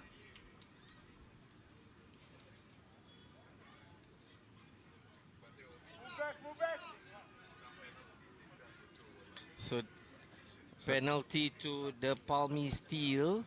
No cards been brandished yet, even though there was a skirmish as what we saw just now. We've got 3 minutes left to go in the game here. Palmy Steel is going to figure out how they're going to unlock this Casuarina defense. Has been pretty consistent so far, but I think it's the case what you said before. Don't make any errors. Logan Love here with a chase, the kick. Has he got enough? Casuarina just recovered. Alvin hoofs it back down. Blair Hannum is here ready to take. Trying to find the space. Little tipsy, little twinkle toes here. Cyrus Baker trying to clean up for the team. Quick hands going out. Ball still. Palmy Steel has some space here. There's some extra man. There's a man on the left. Under pressure, dropped. And now Casuarina managed to get the ball back. Looking to get the ball out. Trying to let go some of the speedsters in play here. Danish Haikal getting some ball here. He's some space there. Looking for space, looking for options. There are no options here. Safe option is to just ruck and recycle. Palmy Steel. Saw the mismatch.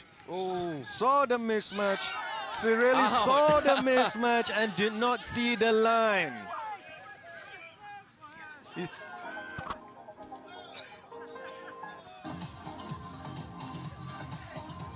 Unlucky.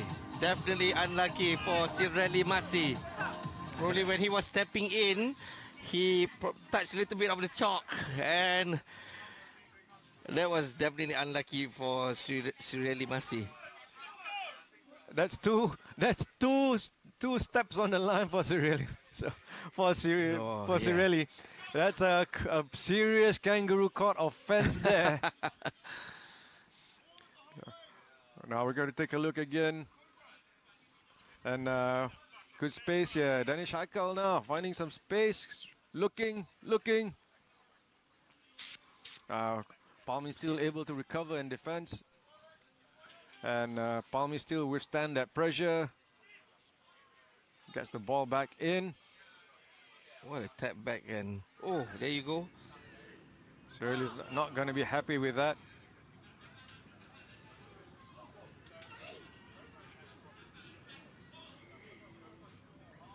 There's a double knock on here.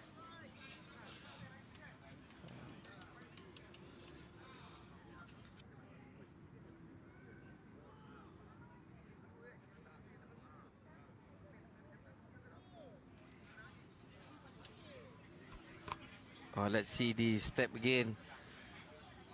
Oh, there yeah. we go. The ref got it right. Snake eyes noted, Cirelli. The referee spotted it. And you don't need to be from Specsavers. There's a scrum down here. Palm is still trying to have the shove. That was a knock-on, yep. And enough pressure. And it's time. And it's time. And we apologize for the error on the scoreboard here and the time. There was the time froze, but it is full time now. The score 12 to Casuarina Cougars and 5 to Palmy Steel. And the halftime To be honest, unlucky to the Palmy Steel. They played really well, but the Casuarina Cougars, they took their chances. They finished really well to take the game 12-5. I think we tend to have overlooked the fact that Cirelli had 2 chances to score but stepped on the line. Yep.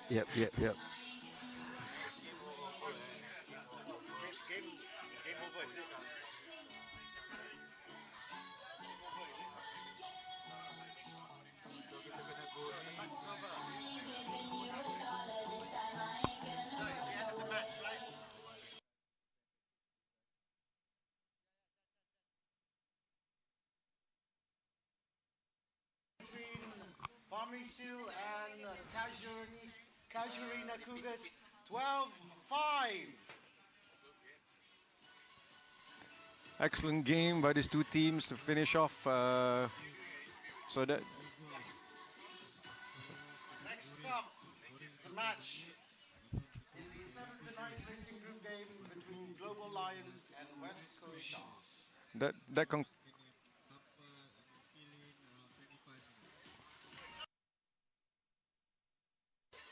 That concludes the game between Palmy Steel and Casuarina Cougars. Casuarina Cougars scoring 12 points to Palmy Steel's 5. Pretty intense match, and that is it for that game. As we stand by for, we're going to be. There's a few things coming up, but before that, we'd like to welcome all our viewers to the 50th edition of the Cobra Tens International here at Padang Astaka, Petaling Jaya. It's a lovely day so far. The pitch is holding up well to allow some great rugby being played on the field. The food stands are up, so do come and watch, do come enjoy.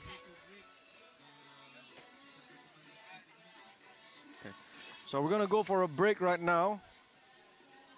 We're going to go on a break. As the Global Lions and West Coast Sharks game is being cancelled, as the Global Lions, if I'm not mistaken, the Global Lions have a walkover. And so that's why we're going to take a break. And the next game after that will be the women's game between Wolves RSC against the side from Singapore, Bedok Kings. So yeah, don't go anywhere, stay with us. Yeah? Both ladies are from Singapore. It's a derby match. Oh, yeah. So see you again in 20 minutes.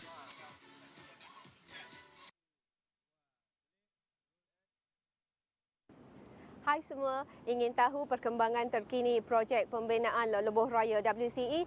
Jom bersama saya. Lebuh Raya WCE yang juga dikenali sebagai Lebuh Raya Persisiran Pantai Barat adalah satu lebuh raya yang menghubungkan Selangor dan Perak, bermula di Banting Selangor dan berakhir di Cangkat Jering, Perak. Jarak keseluruhan lebuh raya WCE ini adalah sepanjang 233 km dengan pembinaan 11 seksyen di sepanjang lebuh raya. Dan kini 4 seksyen telah siap dan dibuka sepenuhnya untuk kegunaan pengguna lebuh raya WCE. Apabila lebuh raya WCE ini siap sepenuhnya, lebuh raya WCE akan menjadi satu lebuh raya alternatif terbaik bagi laluan negeri Selangor dan Perak. Saya kini berada di Plaza Tol Bandar Bukit Raja yang merupakan laluan seksyen kelima telah siap dan dibuka sepenuhnya untuk kegunaan orang awam. Seksyen ini merupakan salah satu daripada 7 seksyen yang dibina di bahagian Selangor menghubungkan Bandar Bukit Raja Utara dan Bandar Bukit Raja Selatan sepanjang 9.7 km. Sekarang, mohlah kita ke Perak. Kini saya berada di Hutan Melintang yang menempatkan lokasi Seksyen 8 menghubungkan Hutan Melintang dan Teluk Intan. Seksyen 8 ini yang dibina sepanjang 19.1 km telah siap dibina untuk kegunaan orang ramai. Jadi, mari gunakanlah laluan alternatif ke Teluk Intan, gunakanlah laluan Seksyen 8 ini. Kita kini berada di Seksyen 9, seksyen kedua terpanjang di Lebuh Raya WCE. Seksyen yang merentas 28 km ini menghubungkan Lekir dan Cangkat Cermin. Seksyen ini juga telah bersedia untuk digunakan oleh semua pengguna Lebuh Raya. Semestinya suasana menghijau di sepanjang laluan ini memberikan ketenangan dan keselesaan kepada pengguna Lebuh Raya WCE. Dan seksyen keempat yang telah siap dan dibuka sepenuhnya adalah Seksyen 10. Seksyen ini menghubungkan laluan Cangkat Cermin dan Beruas dengan jarak sepanjang 16.6 km. WCE sentiasa memastikan kelancaran, keselamatan dan keselesaan para pengguna lebuh raya WCE. WCE komited dalam memberi bantuan 24 jam sehari, 7 hari seminggu tanpa henti bagi melancarkan perjalanan para pengguna lebuh raya. Jika anda ingin mendapatkan maklumat terkini WCE, ikuti kami di Facebook dan Twitter rasmi kami. Anda juga boleh muat turun aplikasi WCE di Google Play Store dan Apple App Store. Ingat, WCE kan ada? Takkan mudah, coba kita menimu. Rakan muda, rakan muda.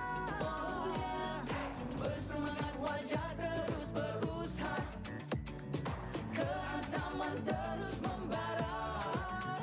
Yakin boleh, rakan muda. Rakan muda.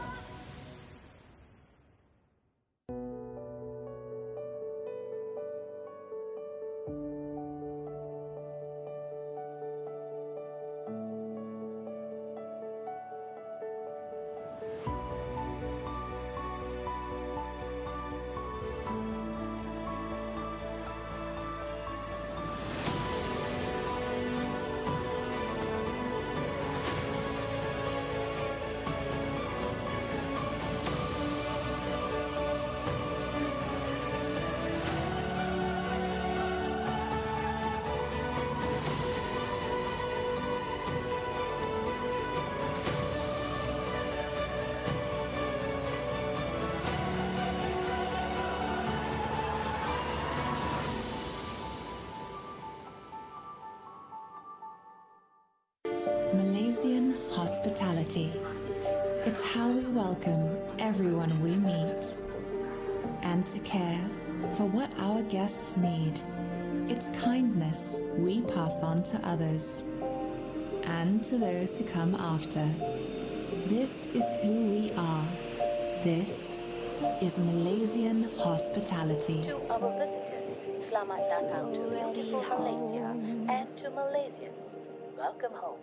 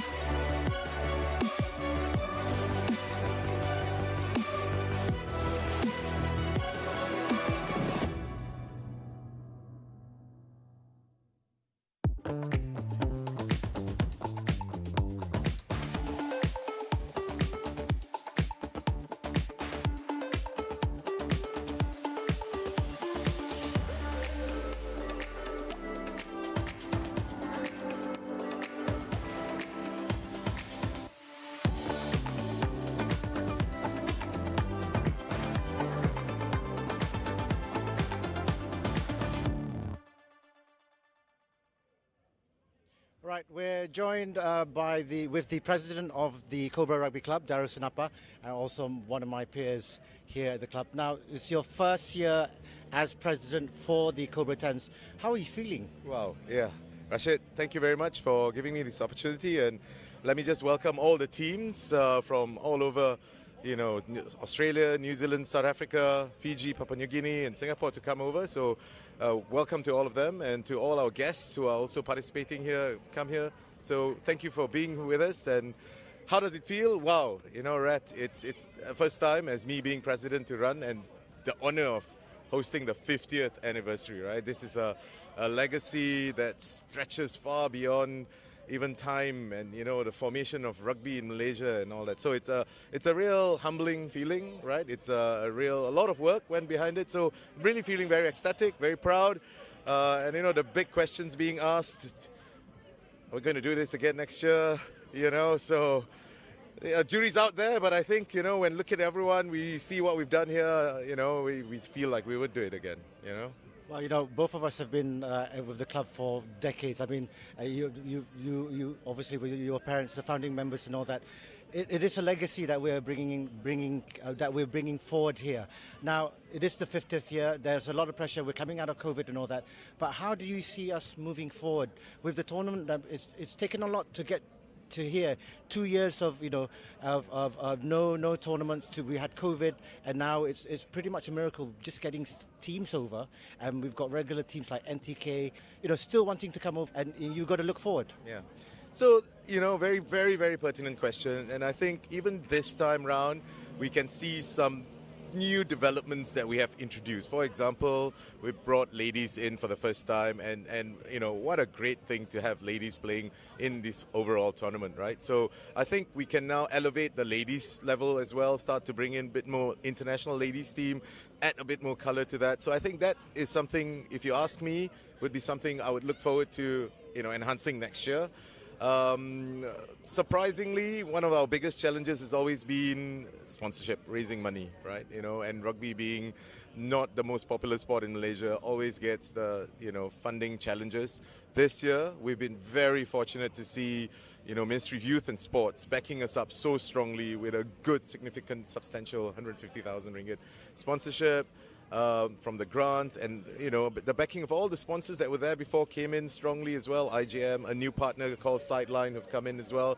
So seeing all that, we also see that what was a struggle pre-COVID, COVID times, is now somewhat overcome. So the challenges of funding, we're seeing that can be extended further. The demand for these games, we're getting a lot of teams coming and saying, we want to participate next year. Papua New Guinea is asking for a few more teams. So I think with the introduction of prize money again next year, perhaps, we would be able to raise the bar again, get back to the number of teams, include women into the whole games program, and see how we can make it a little bit more enhanced. Yeah. So these are some of the things that I feel we can do, and of course we also need to see more volunteers coming in.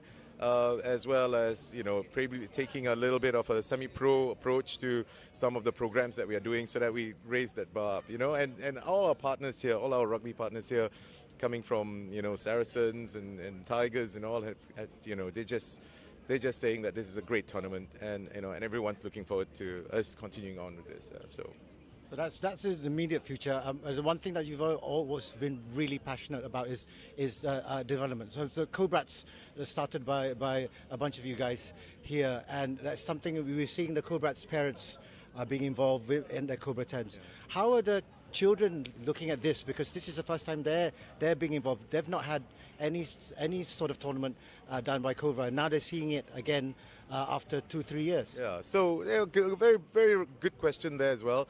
We have our junior tournament in 3 weeks' time, and that's very much a close national level championship. And I think the participation of all our parents here, and kids, I think the kids are just enjoying to see different level rugby players who are, of this standing, of this professional levels. So that's exposure that they are really looking, I think that they are enjoying. This translates to also us now needing to elevate our junior rugby program. Proud to note, Rat, from the last time you spoke to me to now, we've got now 450 kids, right? So our program is probably one of the largest junior programs in Malaysia. And we're proud of it. And that's sort of sustaining itself, growing bigger. And exposure like this is only going to make it more interesting for more participation. Yeah? So I think kids like to always see great athletes, and this is the biggest platform of athletes, rugby athletes in Malaysia. Yeah, so it just nurtures on further development. All right, well, thank you very much for joining us. I hope you're not going to stay sober today, because there's tradition at Cobra that the president must be, have a few beverages. I'm not going to ask you what kind of beverage, games, but yeah. Once we start, all the sun goes down. We will be watching him with like snake eyes. Yeah. All right. Thank you, guys. Back to you guys at the studio. Actually, there's no studio. It's just me.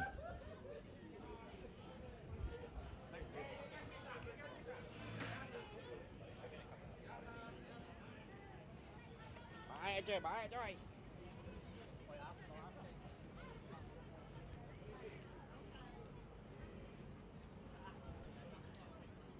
Hai semua, ingin tahu perkembangan terkini projek pembinaan Lebuh Raya WCE? Jom bersama saya. Lebuh Raya WCE yang juga dikenali sebagai Lebuh Raya Persisiran Pantai Barat adalah satu lebuh raya yang menghubungkan Selangor dan Perak, bermula di Banting Selangor dan berakhir di Cangkat Jering, Perak. Jarak keseluruhan Lebuh Raya WCE ini adalah sepanjang 233 km dengan pembinaan 11 seksyen di sepanjang Lebuh Raya. Dan kini 4 seksyen telah siap dan dibuka sepenuhnya untuk kegunaan pengguna Lebuh Raya WCE. Apabila Lebuh Raya WCE ini siap sepenuhnya, Lebuh Raya WCE akan menjadi satu lebuh raya alternatif terbaik bagi laluan negeri Selangor dan Perak.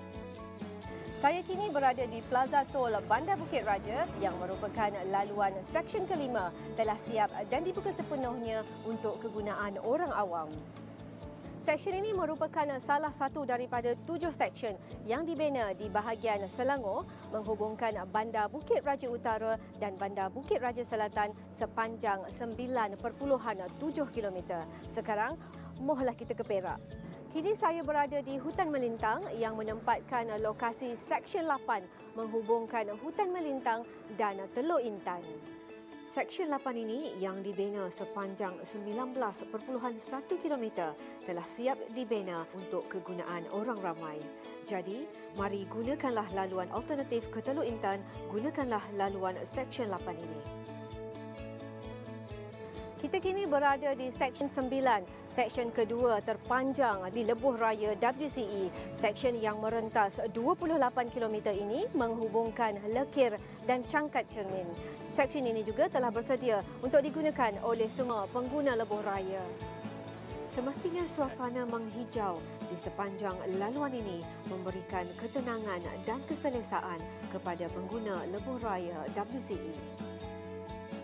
Dan seksyen keempat yang telah siap dan dibuka sepenuhnya adalah Seksyen 10. Seksyen ini menghubungkan laluan Cangkat Cermin dan Beruas dengan jarak sepanjang 16.6 km. WCE sentiasa memastikan kelancaran, keselamatan dan keselesaan para pengguna Lebuh Raya WCE. WCE komited dalam memberi bantuan 24 jam sehari, 7 hari seminggu tanpa henti bagi melancarkan perjalanan para pengguna Lebuh Raya. Jika anda ingin mendapatkan maklumat terkini WCE, ikuti kami di Facebook dan Twitter rasmi kami. Anda juga boleh muat turun aplikasi WCE di Google Play Store dan Apple App Store. Ingat, WCE kan ada? Rakan muda, coba kita munimu. Rakan muda, rakan muda. Oh yeah, bersemangat wajah terus berusaha. Keazaman terus membara. Yakin boleh, rakan muda. Rakan muda.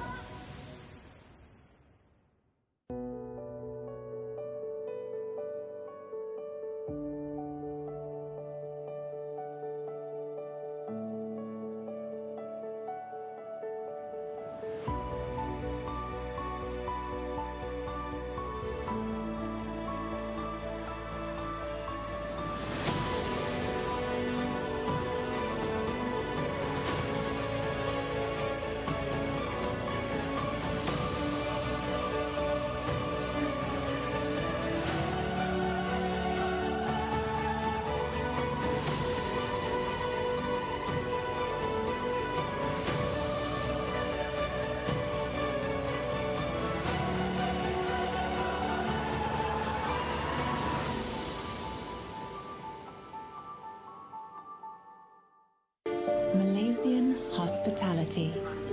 It's how we welcome everyone we meet. And to care for what our guests need. It's kindness we pass on to others. And to those who come after. This is who we are.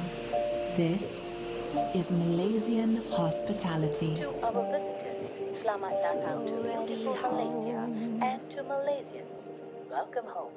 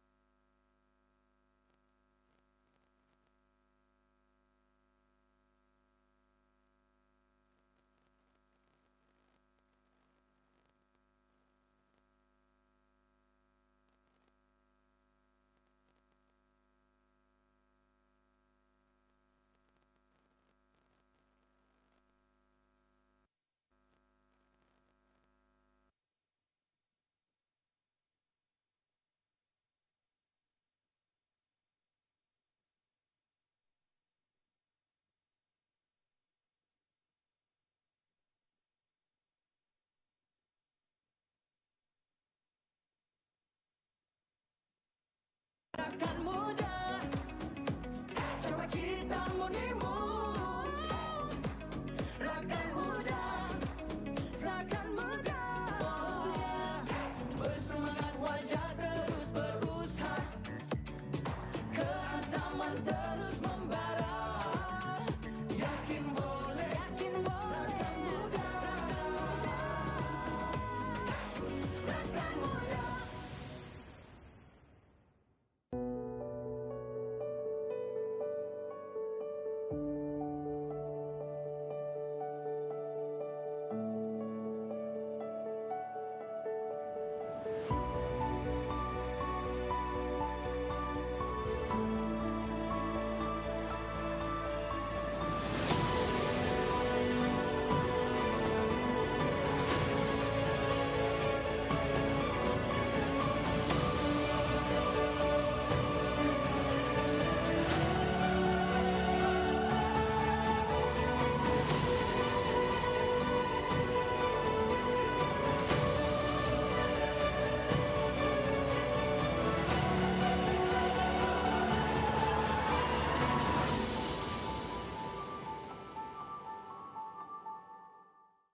Malaysian hospitality. It's how we welcome everyone we meet. And to care for what our guests need. It's kindness we pass on to others. And to those who come after. This is who we are. This is Malaysian hospitality. To our visitors, selamat datang to beautiful Malaysia, and to Malaysians, welcome home.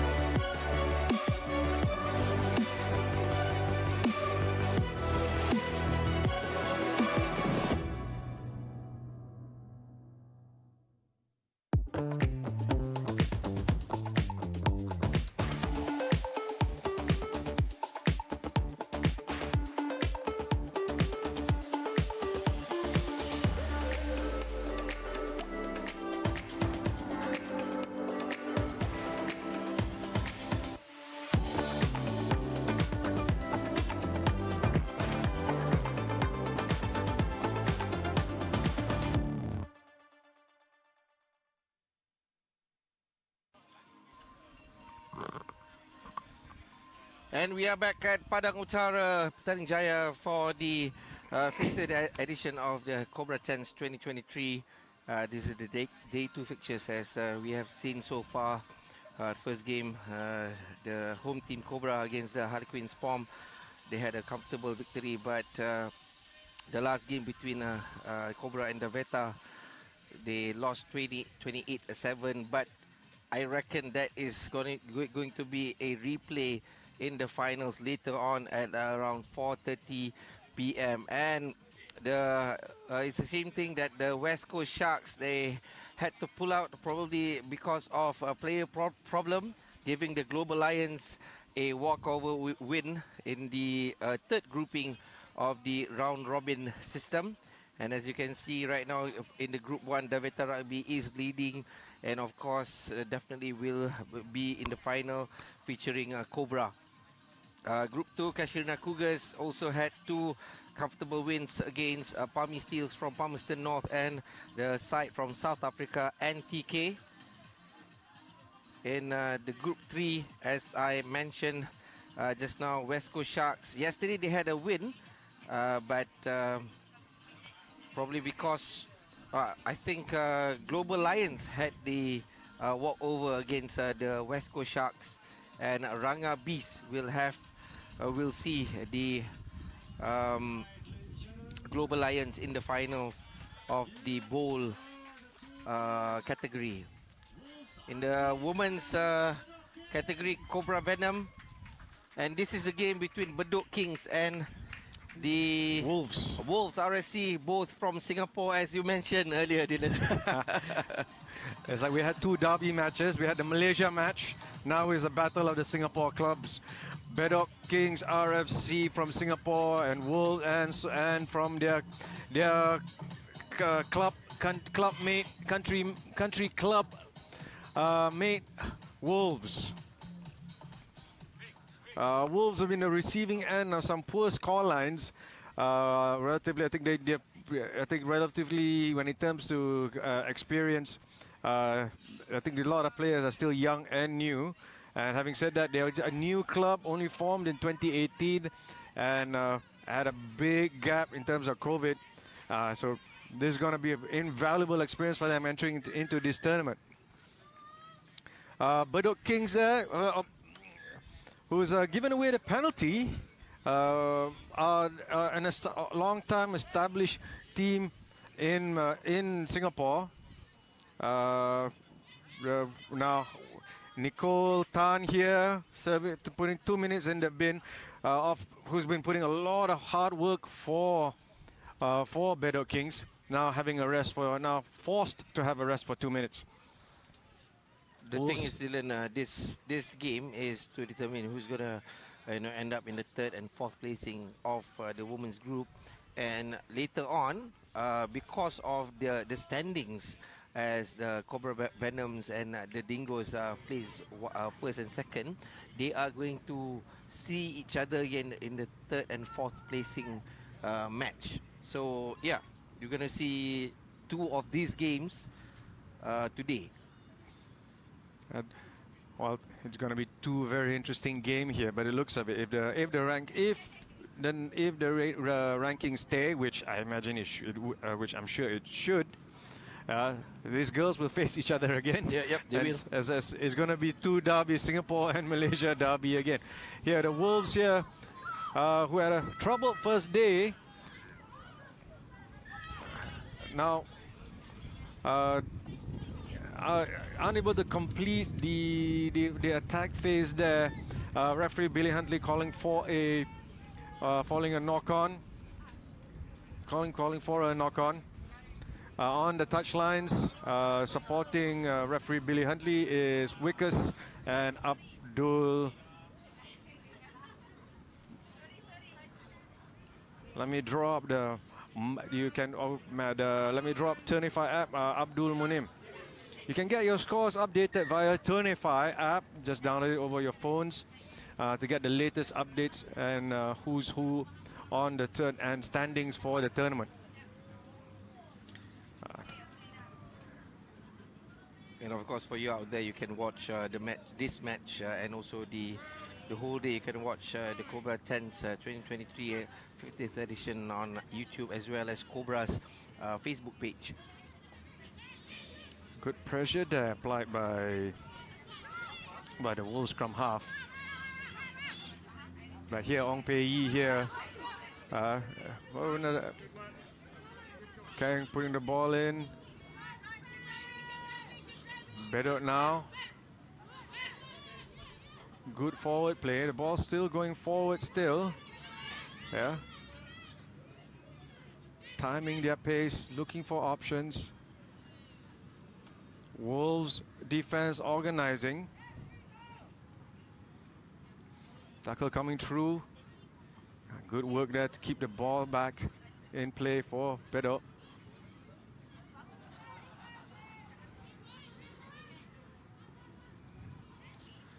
So still in play there. There's a counter rocks coming through, but is the scrum strong enough? Referee spotted a knock on. I think one thing interesting we can note that probably 10 years or more before this, the Singapore women's rugby has been a front runner for women's rugby in Southeast Asia. Of course, losing to Thailand every time, but you know, comparing to Malaysia 10 years ago, we were at the back foot. But right now, we can see the Malaysian sides, especially in the international arena, being the front runner. They have put themselves as the front runner of in any competition against the Singaporean side, and this is, I would say, it is quite troubling, as the neighbours down, as Singapore has been an integral part in developing women's rugby in Malaysia as well. So I'm really hoping that women's rugby in Singapore could, get the momentum that they have been showing us in the past. But yeah, like I said, it's quite troubling for me to see that the quality of women's rugby in Singapore hasn't grown as the same pace as the Malaysian side. Well, you've raised some good points and some concerns there. But with anything, it's all about perseverance. You're going to go through hard times before, there's got to be a low period before you get better.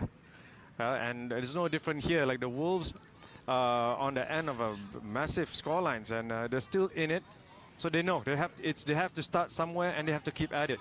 And that's dedicated. And these girls, so far, probably the generation to build on. There's the generation to build on. And look, Malaysia, like you said, have been on the end of some terrible scorelines. And you look at Thailand as well. Yep. They've put in some really, really good work. And now they're one of the top teams. Yeah, especially, I have to say this, of locally homegrown players. Yeah, for sure. Yeah, it's not a case of naturalization. Yeah, I think it's something to commend, though. And that's really good part of them. Having a coach like the New Zealander. I can't put a name to it right now. But Rakambula, Lotte Rakambula, having Lotte Rakambula as their coach in Thailand definitely helped. And probably, I think, moving forward, it is something that Malaysia and also Singapore need to look at to develop the women's game further. And speaking of this game, the Wolves has earned on the right end of several penalties here, doing some good work at the breakdown. Quite surprising on the Bedok Kings end for a team which I reckon has a bit more experience than the Wolves to make such mistakes. But a tackle here coming in hard, good line speed. Referees put a hands up there, an infringement by Bedok. Ball still in play. Sabrina passes out to Clarissa. Clarissa taking the ball in hard. The clear-out's time to come through. But the referee has declared infringement, which is probably an offside. And it's a penalty to Wolves. Then that's pretty much the third penalty now given away in a row by Bedok.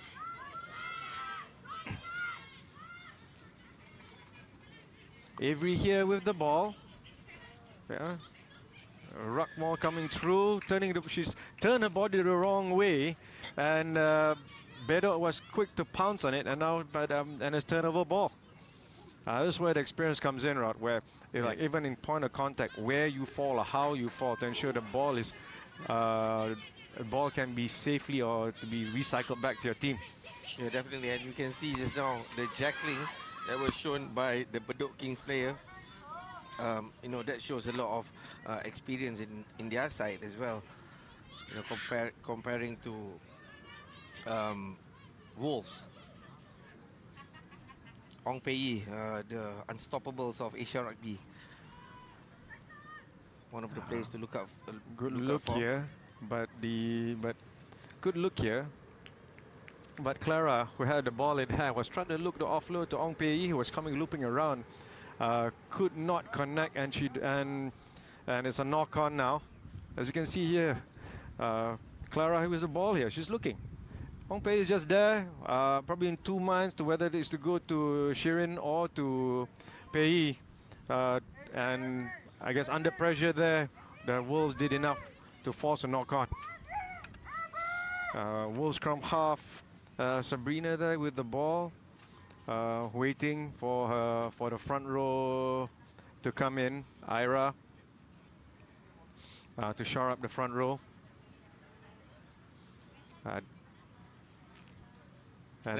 Sorry. I think for the past 2 minutes, what we saw when why Bedok Kings is is on the halfway line right now with the scrum, we saw that they were attacking. They were really attacking the line compared to what was happening before that, because as we saw, when they were attacking the line, at some part they will stop and they will get tackled. So I guess right now what both teams need to do is they really need to find the gap, find the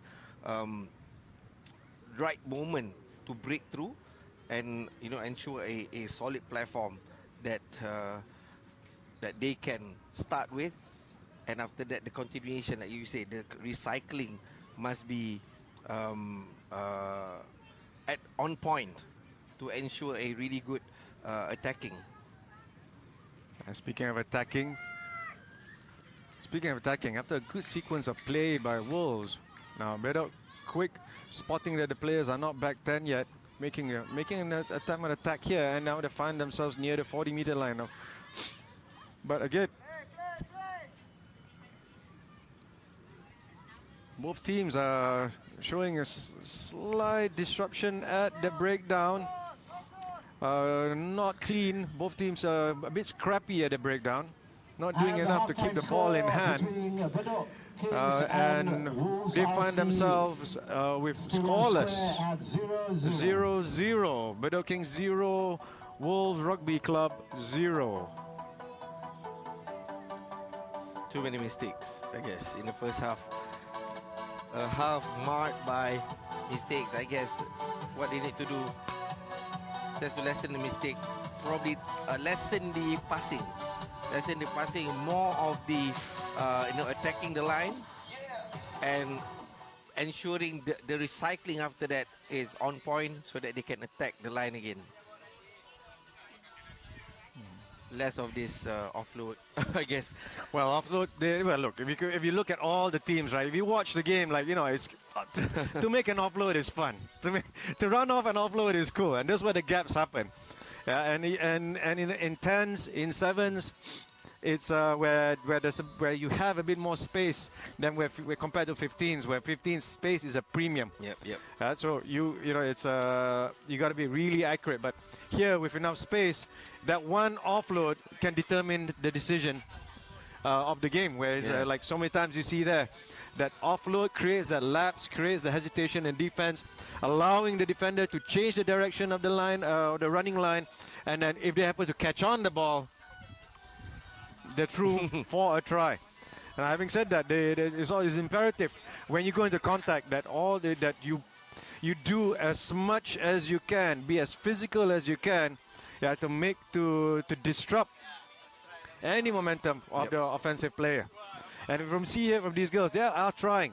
And I can imagine I can imagine they're both not happy with their performance in the first half. And coming to the second half, I'm sure they're going to tighten it up. The coach is going to have some words.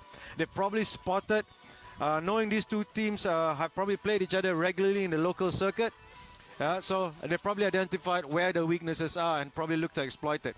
And I would put in favor here of Bedok over by simply having the extra experience. In finding the chinks in the chink in the Wolves' armor. Yep. So here the second half coming through. Shirin Hashim with the kick. Great catch there. Great ball carrying there. See the nice clean ball coming out. You can see here. You can see the rucks are a bit more cleaner now. They probably identified where the errors are. But they found the gap there. Ball still in hand. But diving down.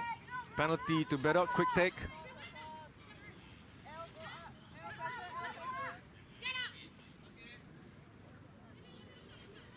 They're trying to set the ball here. Nicole is ever on hand to make sure the game is in play for them. Big run there.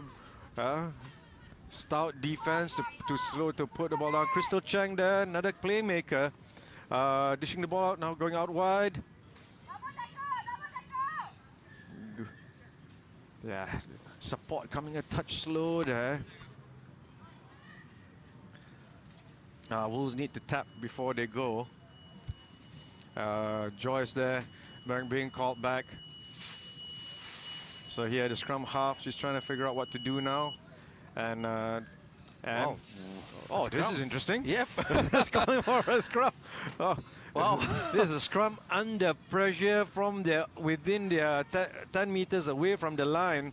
That's a very interesting call. Quite unexpected. Super interesting. In fact, yeah, you would rarely see this in sevens or tens, especially when they were calling for a scrum in their own 22, near to the 5-meter line. Better sensing something here, bringing in there for Nadia Ling. I think Lopez Pair has seen her time and she's off. Nadia Ling to come in for Bedok. Nicole Tan will probably look to try and harass Sabrina, and she tries, but the ball managed to go out. Nice kick towards the back. Ivy Chan here, tracking back.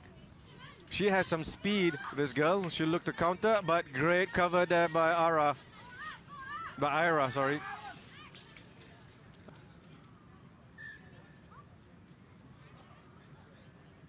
There's a call here by the referee. They've seen something.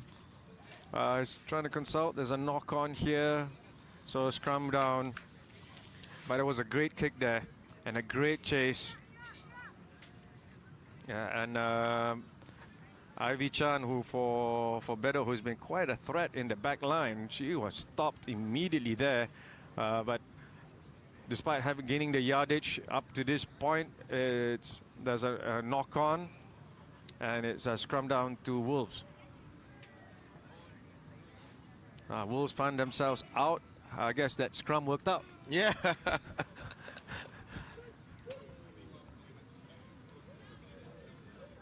Despite many probably would have been asking that decision, including us, Dylan, including us.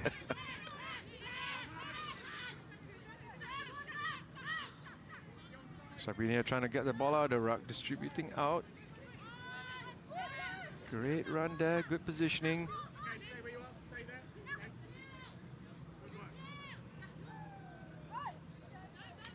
Swamped, Bedok kicks fast out of their line. Winning the turnover ball here. Nicole Tan again, active, live wire. Always active, always there. But found herself alone, and turnover ball. Wolves look like they've cleaned up a bit more. They're winning some battles at the contact here. Yeah, definitely. I think they are both teams are, especially the Wolves, are doing really well. It's just that they've been unlucky in terms of trying to finish, trying to attack the line. As both teams, like you said just now, they know how they are they play each other play. So the tendency of having a jackler at on each end is definitely high.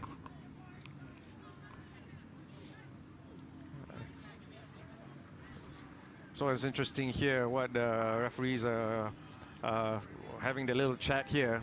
It's so different from back in our day, way back when, when the only job of the referee on the sideline is just to lift the flag up. No, it was known as touch judge. Touch judge. It was called a touch judge. No, it's assistant referee.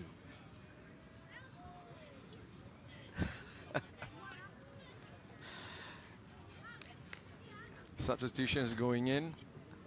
The coach has seen enough of their live wire, Nicole Tan, so she's out now. In that position now is Agnes Lowe, number 10, scrum half. Swamped by Sabrina. Doing their best to bring the ball down to set the ruck, and they're able to do that. Great run there, taking down two defenders, gaining some yardage. Wow. Counter ruck comes through, forcing the knock on. The Wolves are showing some great metal here in the rucks. They're showing their fangs at this stage of the game. I'm kind of looking forward. What more can they show? Yeah. And there was some great counter-racking there. You know, a good technique shown, and They had Probably the Bedok side. wolves bearing their fangs at the contact. Again, I'm sure for a lot of these girls, this is a group stage game. Doesn't determine their placing just yet. So they may look at doing substitutions to find out how they can conserve some energy or save some of their tactical elements from being revealed to the other team. Great shove here. Great shove here. The scrum turn by Bedok, and now they're back to hunt some wolves.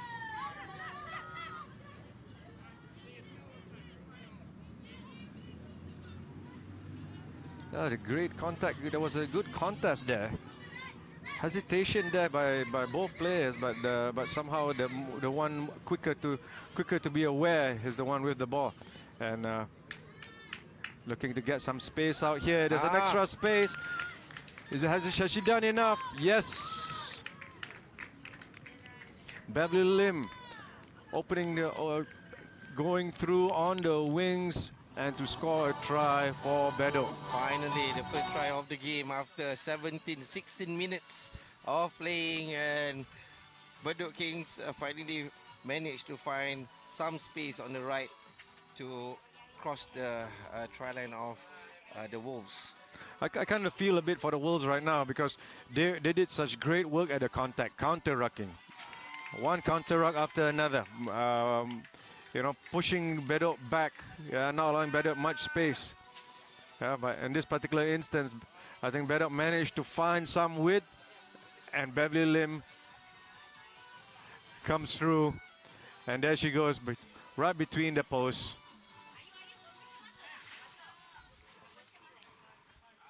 And probably, I think one interesting thing to note that, it's not all lost though for Wolves, as they are going to see each other again later on. So it's not all lost for Wolves RSC. But it's also important. It's not all lost, but it's important for them to at least there's a good chance for them to learn and recover. Yep. Yeah, and for Bedok, I think it's fine to get some space. Now Ivy just not locking onto the ball there. So we're having a scrum again.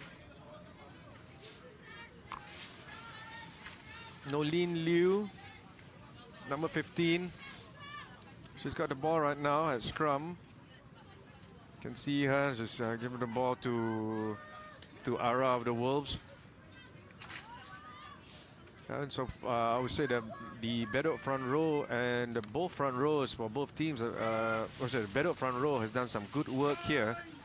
I'm sure at this particular point, the scrum is strong. They're looking to shove. Went into the tunnel just to come back out at the same place. So pre-scrum.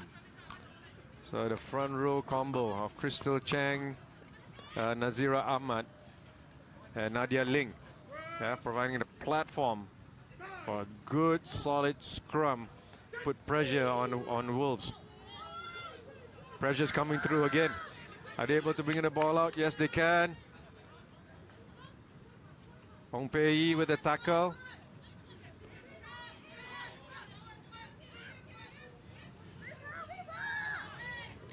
Line speed was good at putting pressure on. And now it's better ball. Yeah. Playing the ball on the ground. That was the call.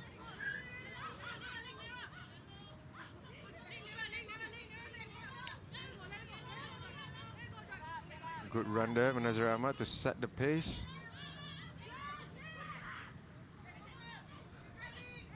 Now they've got an extra man on the wings.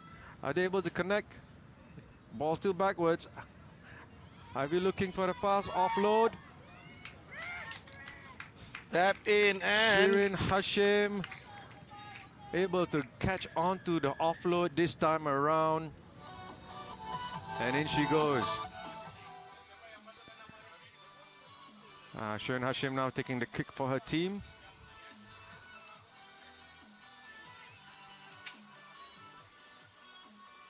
Conversion is good. Bedok 14, Wolves 0, and that concludes the game full time. You can see here, look, Ivy Chan found the space as she turned, popped the ball to an ever alert Shirin Hashim. Once she got the ball, she saw the space. I saw the gap. I am getting mine. So Bedok finally showing some experience in the later minutes of the game. Wolves bared their fangs, put some good effort here, but could not take down the Kings. It definitely took them 16 minutes to cross the chalk for Bedok. I think Wolves RSC did pretty well, to defend in that first 60 minutes, but ultimately I think experience was the winner that made Bedok Kings the winner for this game, at least. Here we go again. We see here Beverly coming through.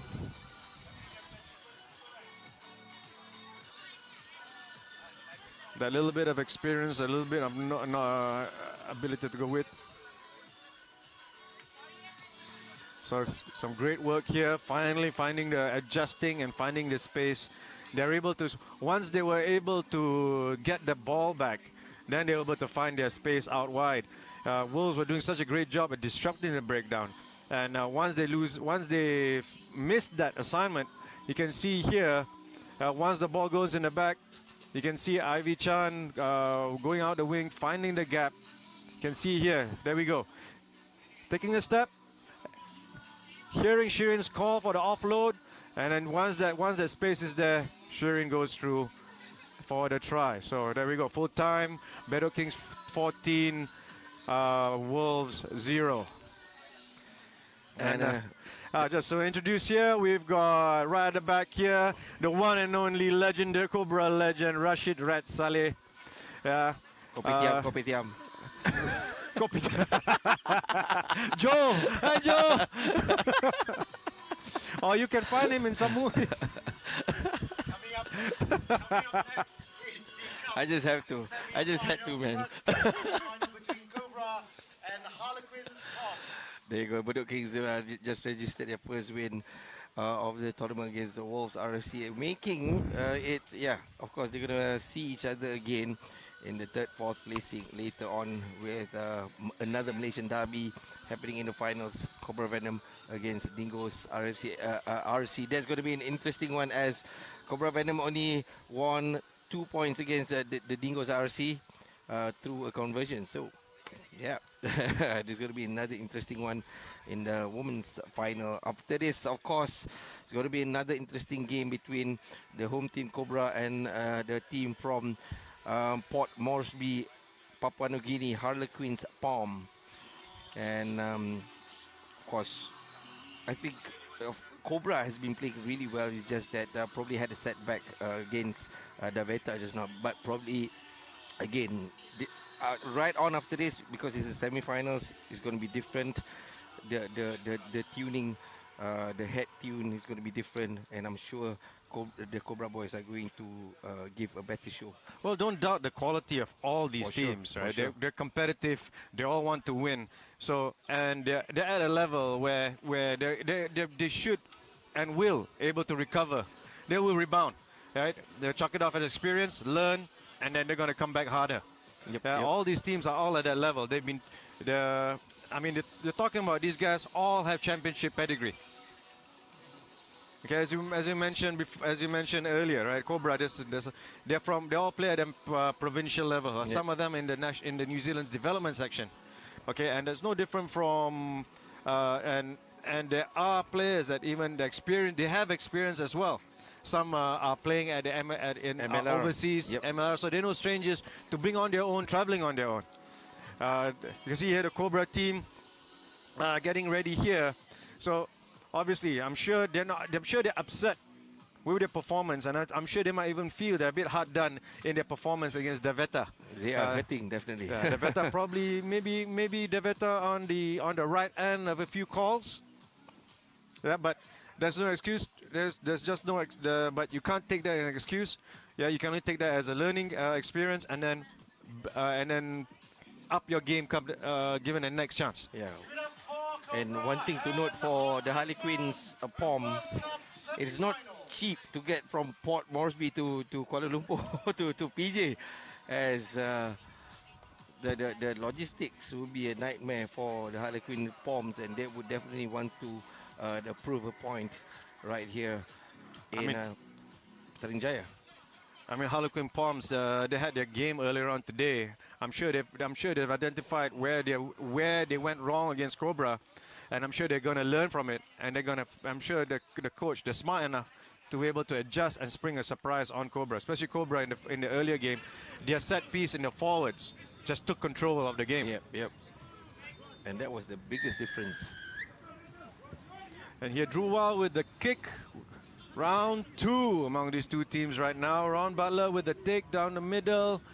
They're looking how to move the ball here. Look, they're finding their space. They're out wide. Yep. Caleb Nepal with a carry there, forcing the first turnover ball.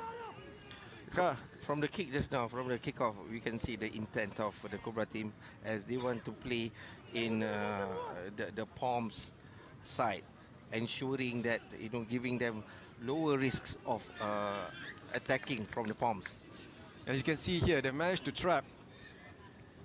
They managed to get the ball back here, and then look, the counter rocks coming in, and of course you can't miss referee Alex Lam, the sharp eyes from Specsavers. You should read his bio. He actually works at Specsavers. Yeah.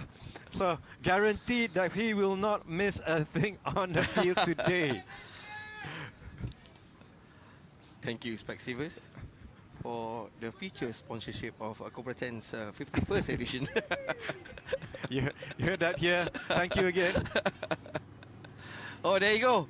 Is it a try? Yep. So again from the set piece, excellent line out take. And for Sanarivi, who's been excellent on the line out to go in for the try here. Yeah, the thing is about Cobra, they know that their strength is at the forwards. Use that pretty well from the lineup, from the set piece. Took the opportunity well, and now with the conversion, they are up by 7 points. The great start by the Cobra side. As like I said just now, from the intent, from the kickoff intention, that we know that they want to play in the Harlequin side, and that's what they did, taking all the opportunities that was presented to them perfectly. That's how I put it, perfectly. Well, for forward, it's as much as you think it's all about size, a very technical position. Filimone could not latch on to the ball. He's been great in 2019. He was a great ball winner off the restart, of some excellent high kicks. Over there, he was just there to catch the ball, but just could not latch on to it.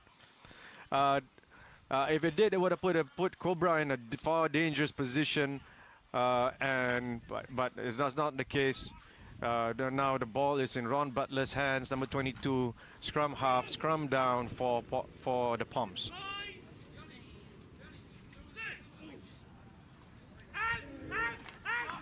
Oh, what a push by the Cobra side. Leonina Y here, trying to look options. Okay, dishing the ball out. Penava, moving the ball out. Still in there.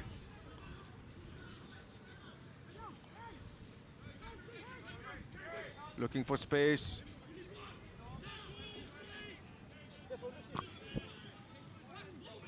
Still looking, still the ball, still on Drew Weil here, just getting isolated. But they're doing enough to get the ball. Right over. Slade McDowell being called back. So offside. Pom forced into giving up a penalty there.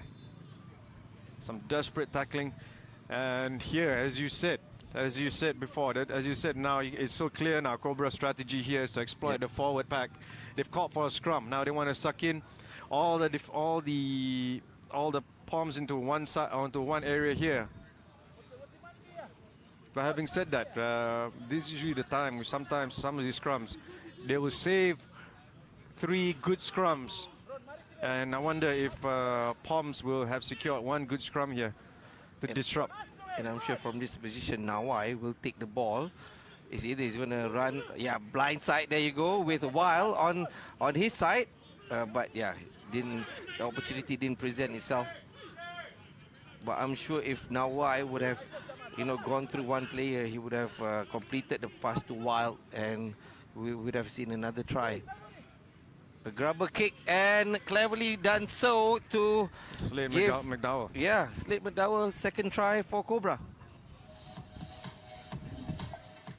But the referee's called a time. I think he wants to check the legality of that try.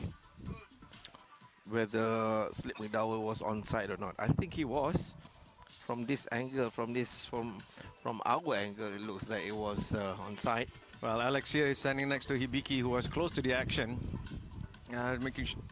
just to make sure the sequence of play, everything is legal, whether it's try or no try. Sometimes better to be sure. And it's good. Try is good.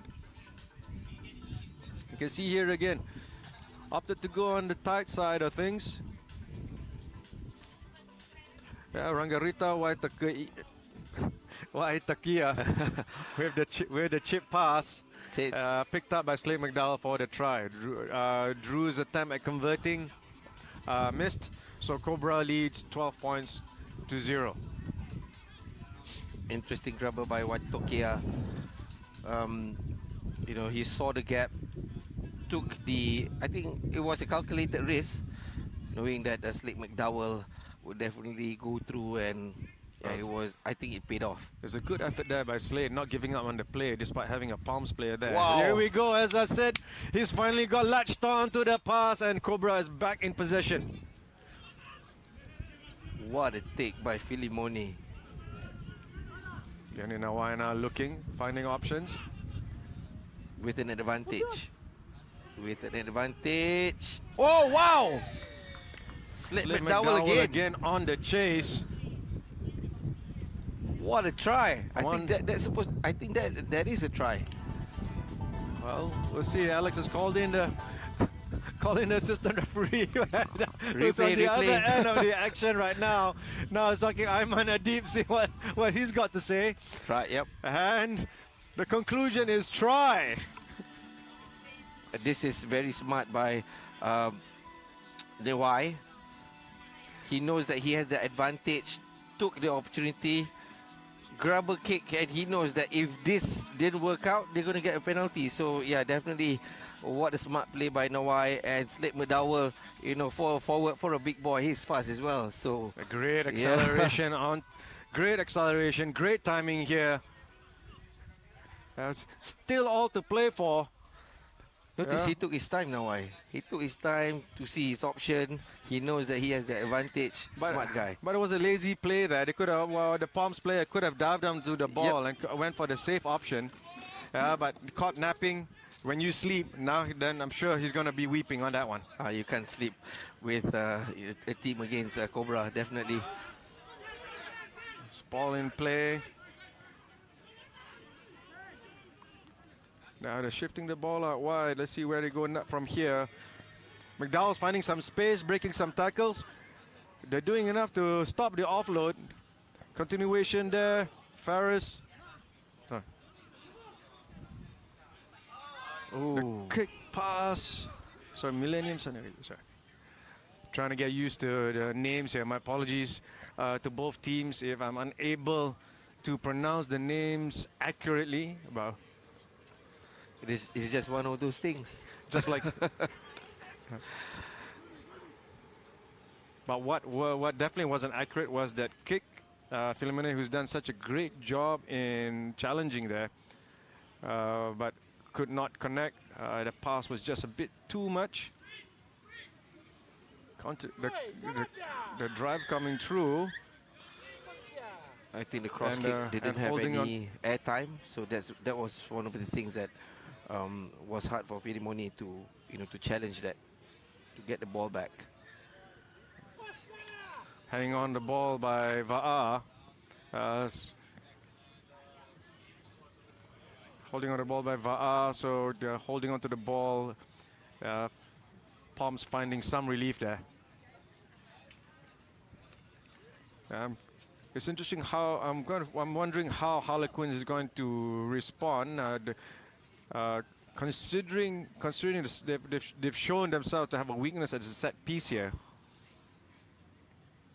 Yeah, I think they did some mistakes, but probably if they talk enough between each other to lessen the mistake, especially during this set piece. And it's one of the things that is heavily trained. Just look on the field, hands on hips. I wonder, they're probably too tired to talk at this stage. We're talking this day 2. It's been many intense games. They've done surprisingly well as debutants. Yeah, and here I think we can see some of the experienced Cobra Tens, experienced players, international players here, especially at the later stages of the tournament. Line are not straight, and this will definitely will give Cobra the opportunity to attack, as we know, as we've been talking, time and time again, that the forwards of Cobra, they are really solid. They always create a good platform to attack the defensive line. And there you go, a free kick to Cobra. Nawai again, trying to bust through. Drew quickly to Slade. Slade trying to find an angle, heading straight up here. Drew trying to hold. Counter-ruck coming through. Is it good enough? It's strong. They're able to hold.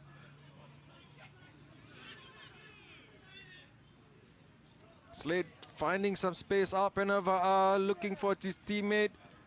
They're switching it around. Slade again in the thick of the action. Now why now?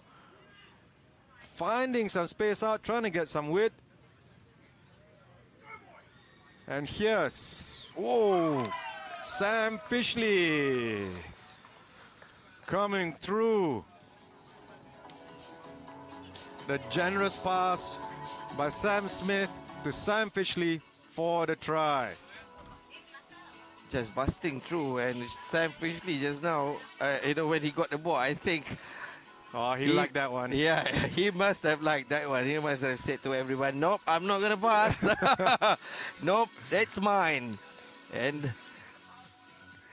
from their communication, there you go, Sam Fishley, he was doing the loop. It's on you. And so it's halftime now. Cobra is up 22 points to Harlequin Poms from Port Moresby 0. So much effort by Sam Fishley just now, for a prop to play at the wing and to get a try. It's from Sam. It was Sam Smith with the ball to Sam Fishley, score his stride, and then we have Sam Rentap putting the ball right in the middle of the field. Sam Rentap, one of the ball boys here today. My unofficial adopted son. Why is he not playing? Why is he not playing? He busted his shoulder celebrating a try that was taken out. He had done as well in the game in one game. He busted through tackles, opened for the try, celebrated, got knocked out, busted his shoulder at the same time. No try. Now the whole world knows it, gentlemen, ladies and gentlemen. So back to the highlights. Speaking of a Cobra celebrating, here Slade McDowell celebrating the 50-50 ball, winning the ball, the 50-50 ball here. Scoring in the corner. I think it was the second try from the grubber. This is the first one. Excellent kick there by Nawai. Nawai again. Excellent chip, great acceleration by Slade McDowell, who's opted for a headgear in this game. Catching the palms, slightly unaware. The number 15 there. I'm sure number 15, Poshan Agovaua, was there just to on the ball but could not do anything. And here, Sam Fishley here decided to say, "Who's your father?" Right here. Who's your daddy? There you go. And Willie Kalai on the rough end of that question. Probably a bit sore right now, but this is where players start to wake up in the second half, where they're gonna up the intensity. Yeah. As a former player, I know I get upset when I have a bad game, and I would always try and rebound and pick it up in some form or another. Yeah, great. As a former player, I get upset when I get to play at 12:45 p.m. It's a hot day. It's a hot day, so I'm sure these players are feeling the heat right now. I can see here, great work. Yeah, winning the ruck there. Willie Kalai passing off. Nepal there waiting for the offload, could not catch. I think that's that's a collision nasty, here. Injury probably, and it was totally unintentional and accidental. One of the players falling onto his legs. You can see Caleb Nepal with the ball, looking for Benny Hilly. And in the tackle, I think there was a contact there. There's a slight contact there, and I think he's just fell over the leg of Henny there. Henny now getting checked out, getting his leg stretched out. It's always a shock when it's a rare kind of contact. Yeah. So we'll see whether there's any other foul play or any intentional foul play there, which doesn't look like it to me. No. But the referee is closer to the action. Yeah, there's certain laws which only they can interpret, and we'll just have to wait. Yeah, I think it was totally unintentional. Probably we can see the replay one more time. Joe Gavigan there was a slight angle. bump, and he's having a chat there to Sam Smith. Yeah, Sam Smith there, number 6, waiting to come in. Then there's Joe Gavigan on the tackle, and there was a roll, and then Billy was waiting for the offload. But that's the thing, high risk, high reward.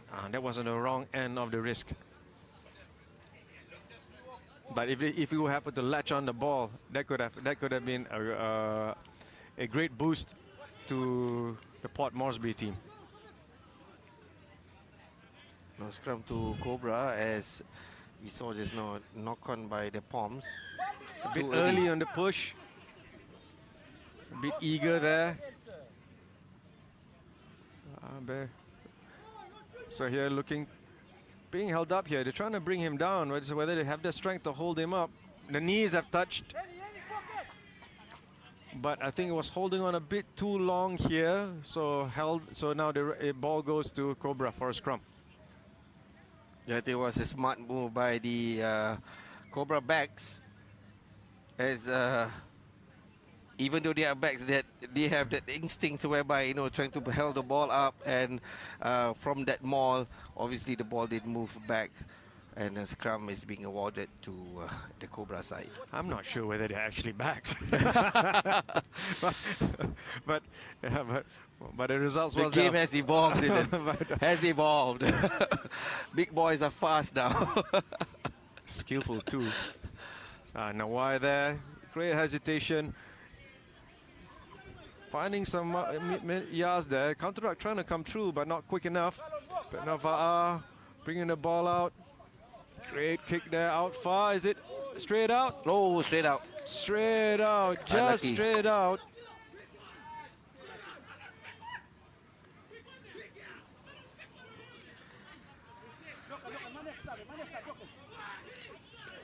Gideon Walker faking the pass. So it's still a line out. So this is going to be an interesting thing when it comes to set piece. So far, Cobra has shown to be the better team. We'll see how Port Moresby steps up to this. Willie Kalai here. No, wait. You see, Willie Kalai has been the jumper.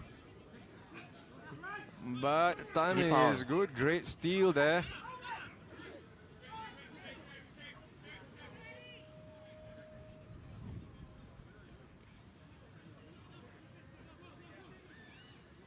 Philemoni here looking for the offload. Caleb Leaf. Ball deemed knock on. I thought it was a knockback because, yeah, he is running backwards. Like I said, it's the referee's interpretation. Yep. There you go. Good awareness by Philemoni to look for Caleb Leaf, but just the connection there wasn't good. But when he did, even if he did catch the ball, Port Moresby was still there. Stephen Yamun was there to put some pressure there.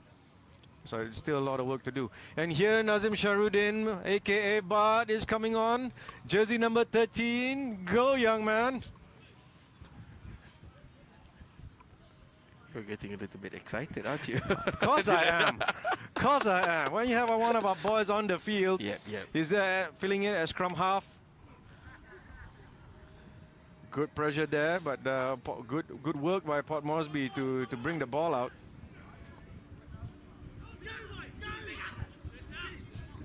Gideon Walker, good recovery. There's some speed here for Gideon. Counter rucks going hard and fast.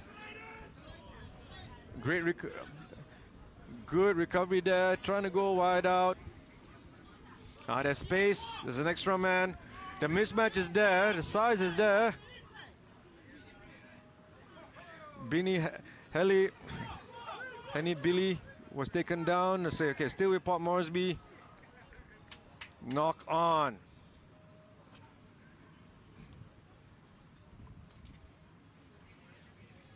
I'm looking at the list here. There's a lot of brothers. I'm not too sure whether they're brothers, but on the team at Port Moresby, there's Caleb Nepal, there is Joseph Nepal and Eddie Nepal.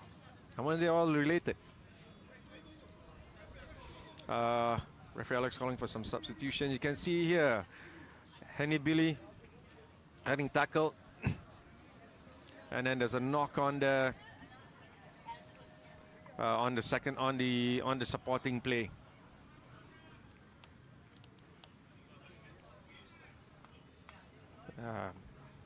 Nazim Shahrudin, Bard with the ball for the put in for Cobra. Less than 5 minutes to go. I think Harlequin Palms, they are under a little bit of pressure because they are looking for the win as well. Cobra is, I think they have quite a healthy lead at the moment. No lead is safe with 5 minutes to play, but Gideon Walker has a gas here, doesn't have enough cover. The cover is good. Gideon Walker coming in for support. Counter coming through. Big pass to the back. Willie Kalai here. Going a pass. Great break. Good offload. Oh, knock on. Penalty. They were playing under advantage and the ref says no advantage. Pulling back the penalty to the Harlequins. You can see Willie Kalai rushing hard. And a great pass here.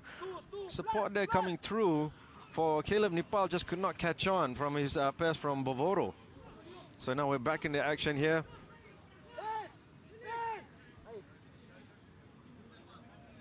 Kialon Kibu holding off. Rangarita, now ball out.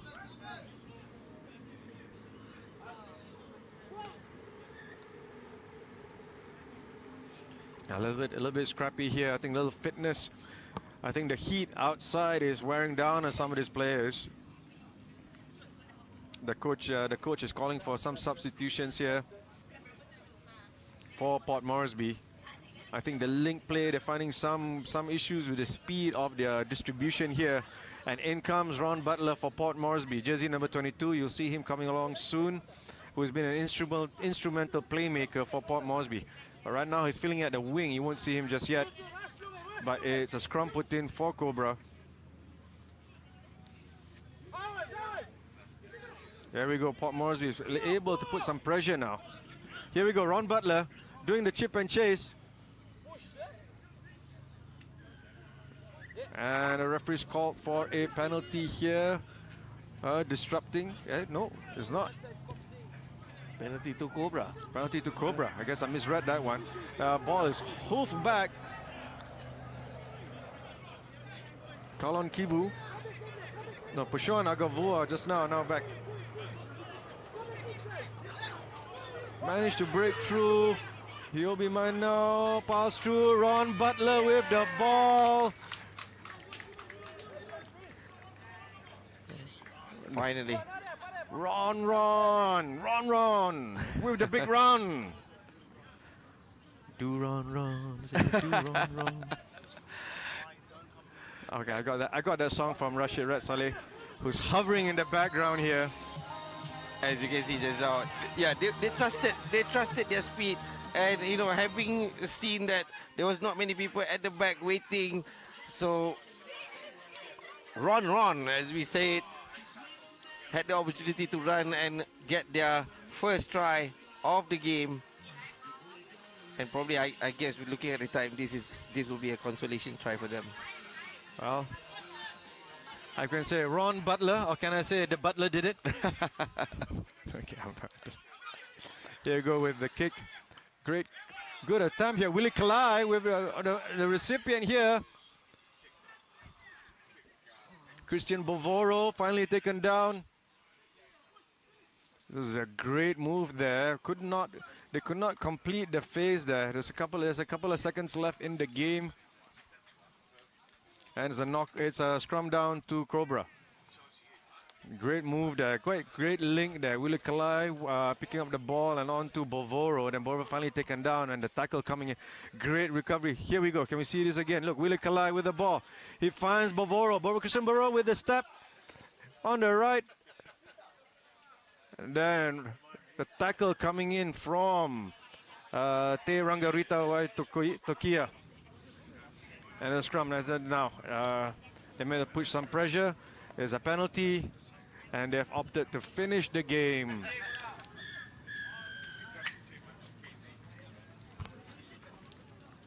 And the game is done. Full time of this matchup. So Cobra goes 2-4-0 against Harlequins Palm. And Cobra move on to the cup final. And Cobra move on to the cup final. The third and fourth placing match. And Cobra goes to the finals against the winner of the next game. Coming up next, the Veta versus Casuarina Cougars. Yeah, checking out the highlights here. Two great kick passes, chip pass by Leonie Nawai to create 2 tries for Slade McDowell. Excellent work there. Slade McDowell not giving up on the play despite Harlequins player there in line. And here, always appreciate a prop. Always appreciate a forward in flight. And there, Willie Kalai could not do anything. And Sam Fishley goes through. It's a Sam to Sam. Yeah. Surface to air, air to ground, try.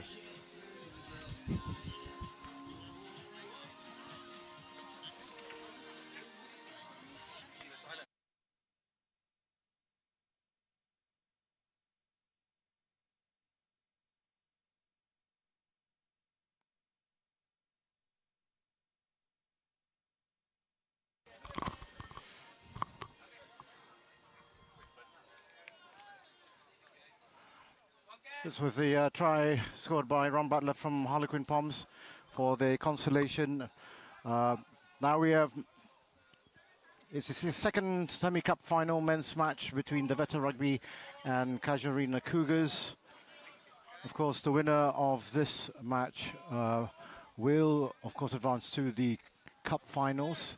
Heavy favourites, the Veta here, looking to have a win.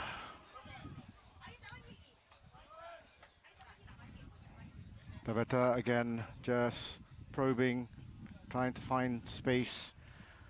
Casuarina Cougars no pushovers as they've shown today. The Veta now just looking to see where they can find those gaps, but it is the type of weather that they're used to, so we shall see. So throw in to the Veta. Tuita Natoga was thinking of giving a quick one, but he's decided to go against it.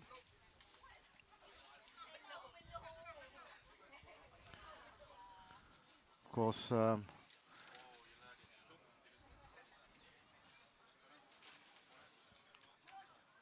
the line has been overturned to a scrum. I think it was a knock-on by the Casuarina player, number 11, Sireli Taketa Masi.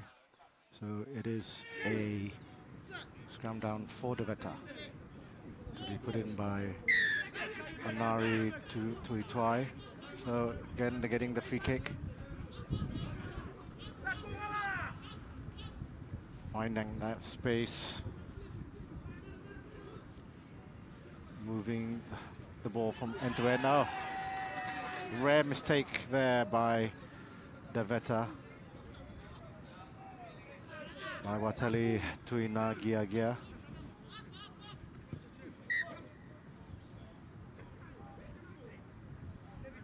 And the play's been taken back.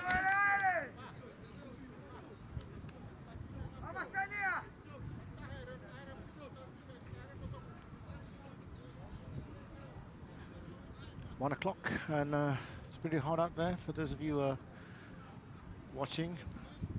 Do come by to the tournament today. We've got some great matches and of course merchandise to be sold and food stalls around. It's all day fun and serious rugby on this Sunday at Padang Astaka. Casuarina Cougars now with the put-in in the middle of the park.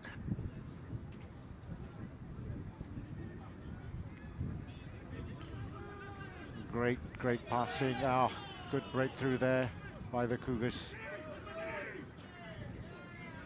Oh, plenty of power by the Cougars as they move 20 meters up. And again, they're looking to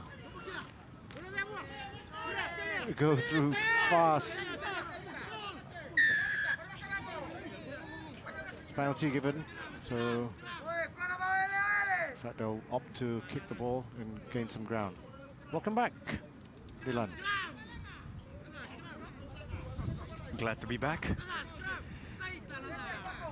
Game's excitement sometimes takes over me. Just needed a few minutes to just get some air back. Just say you went to the toilet, don't worry. Oh dear. Yeah, big mistake there, the Peniasi Damu Ragata from the Cash. I call them Casuarina Cougars. Well, they're certainly, they're cash, but they're not casual. No, not certainly, no, they're far from that.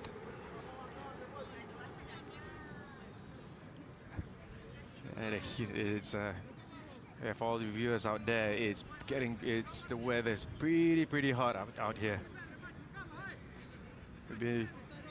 But it's great, but the field is dry, so it should allow for some good running rugby and probably less drop balls. But having that, the intensity and the pace that these boys play at, yeah, there's bound to be errors being forced. And against Deveta, you cannot afford any errors. Yeah, Petero probing. Cougars are no pushover themselves. They've got some, their own terribly good Fijians on their side as well. Not afraid to take Deveta on. So yeah, Casuarina Cougars has shown that they have a level of speed here as well. They've got a nice blend of speed and also strength on their side. So it's Muhammad Amin, aka Bonza, one of the local players who's also on the national side, national 15 side, wearing the jersey number 2. And jersey number 1 is Muhammad Shami, also known as Kent. Yes. Yeah, on propping alongside Bonza. Yeah, they're a good combination, those two. Strong scrum, the ball's finding space out the wing. Oh, just need that one. Petero here with a quick through. Has he got the speed? Will the ball bounce nicely? It's still there for him. He's still got the pace. Oh. The ball's gone backwards. The referees signal it. And there he goes again, taking the ball. Looks like he may have scored it. We'll check with the assistant referee. Yeah, great work there by Petero to get the ball into place, and it's a try. Yeah, there we go. Petero Ratu Maitavuki, who's been such an instrumental scorer and finisher for Daveta in this whole tournament. I think he's scored in almost every game that he's been in. Obviously, we still remember him scoring the first try of the tournament and the second try.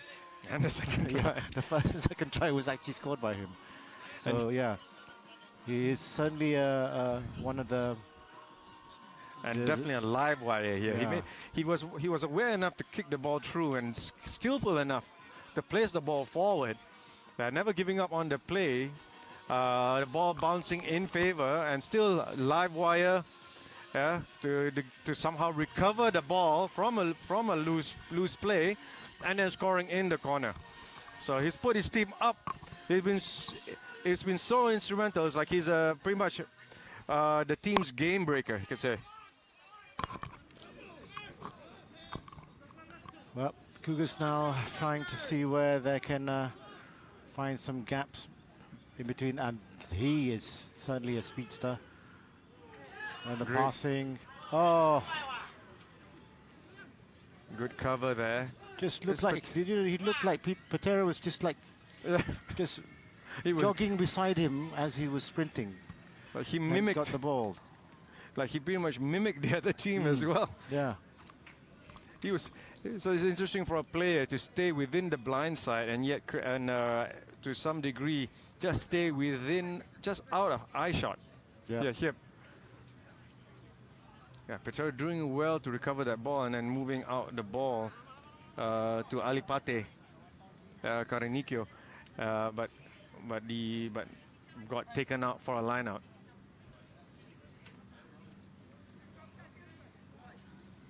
All right, so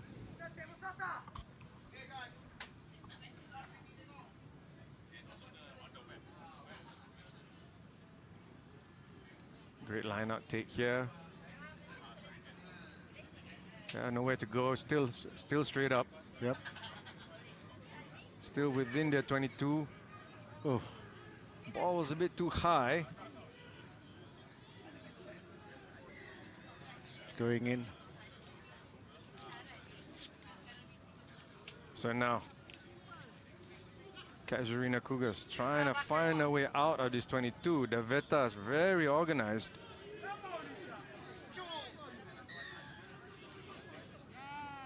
Like get a yellow card. Yep, that's twice he's done it. So, but you know, even though Daveta has one less players for 2 minutes, they've proven that there's still no pushovers. It'll be very hard for them to.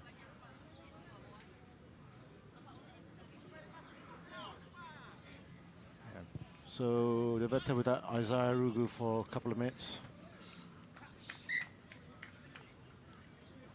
There he is having a good break next to a stuffed toy. Okay. So now we're at the halfway line here, the line out. Literally on the halfway line. Casuarina Cougars setting up. So far the lineup has been pretty good. Question is, can they get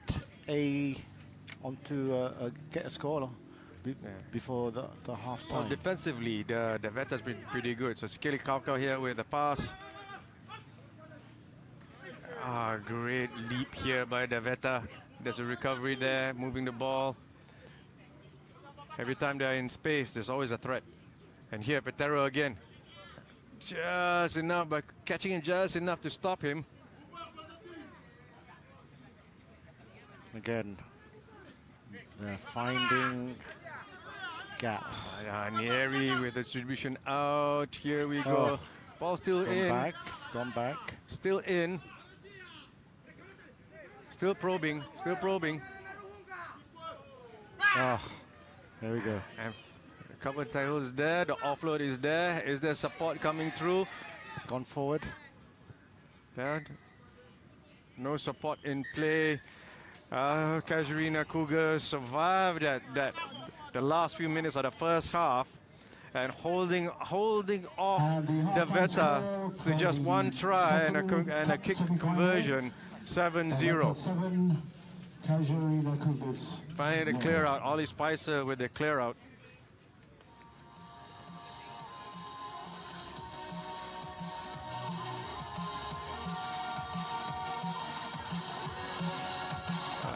A very interesting match so far. Casuarina Cougars giving problems to Deveta. They're doing just enough to keep the scoreline just within one try. Yeah, that's the first team I think that who've Deveta faced that's given them a lot of I wouldn't say problems, but they've given them a real challenge. Because prior to this, I think no one has come within 14 points of Deveta. But this is only the first half. It's only the first half. Like yes. I said, you know, of course, it's very important semi-final. There's, you know, now we're at the knockout stages, so there is no, you know, you either get to the final, or you play in the third and fourth. So that's the only thing.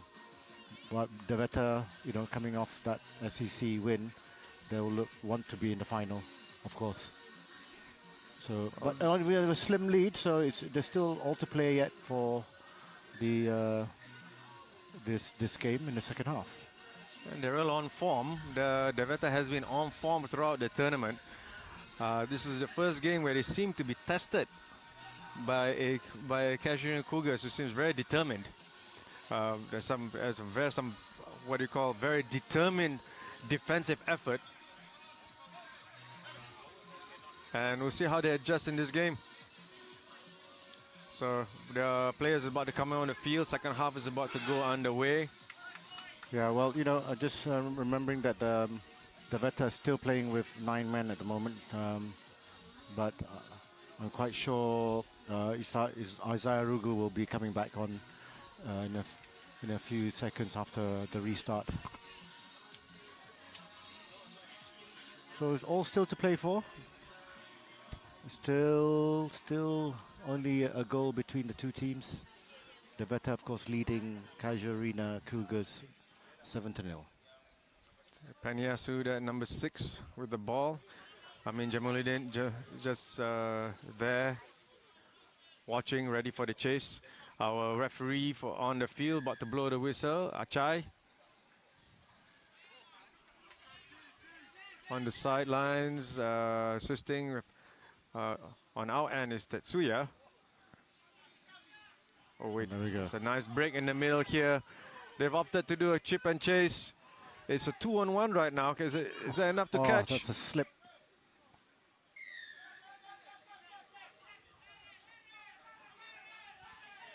So really making the mistake there. Natoga trying to break through. It's going to be aided there by Volivanua. All out. The space is there. Just Nieri just could 3. Despite the overlap. And there we go. Tuitai. Nare Tuitai with the try. Tuitai did really try and scored one.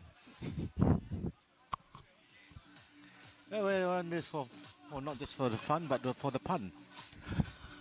Oh, you so punny. Are you Filipino? No. Anyway. Great breakthrough. But Anare Tuitai. It's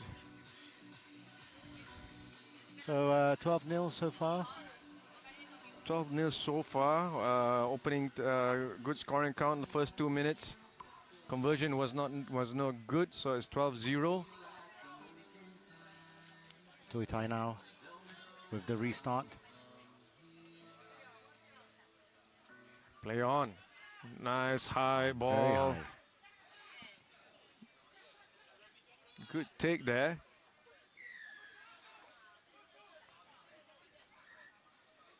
So referee's calling it to play off the mark. Nassanieri with was made an attempt there. Well, they're opting for the set piece play, opting for a line out. Great kick out there. We're just inside the Deveta half.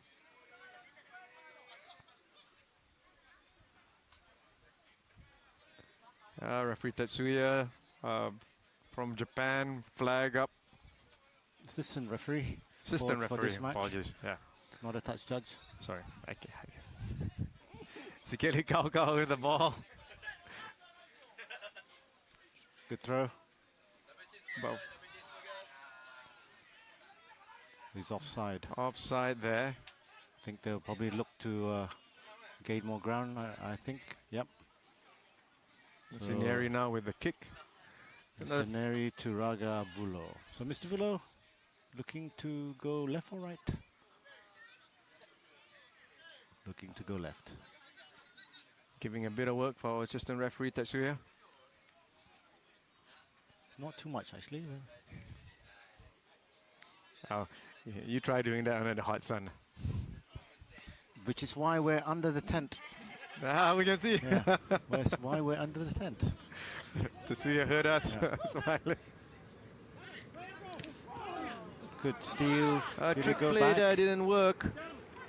Now is a quick turnover there. Deveta with the ball. The counteract attempt there. That looks like it was a... going back to the initial knock on there by Casuarina Cougars. So Naruto Itai there with the ball. At scrum half position. A lot of teams have been trying to test the Deveta at the scrum. So the Deveta scrum has been strong so far. Despite being some teams very technical. Yep. But Deveta is doing pretty well here. I think a lot hinges.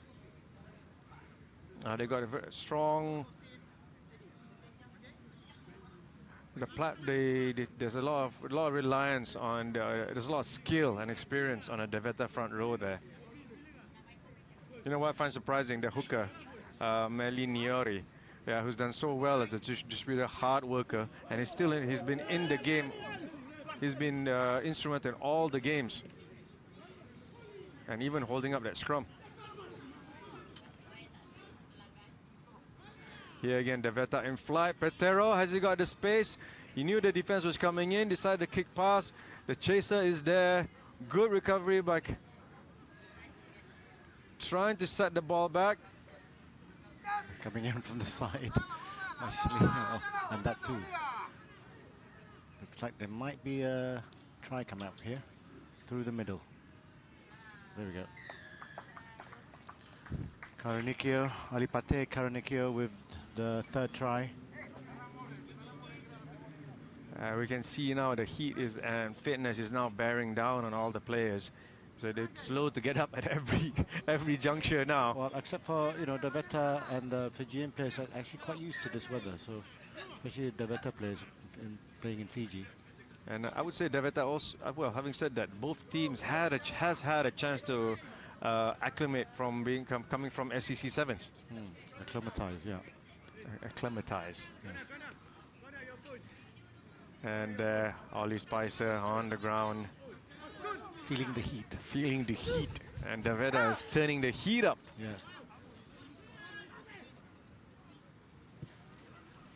Nice long kick there by Deveta.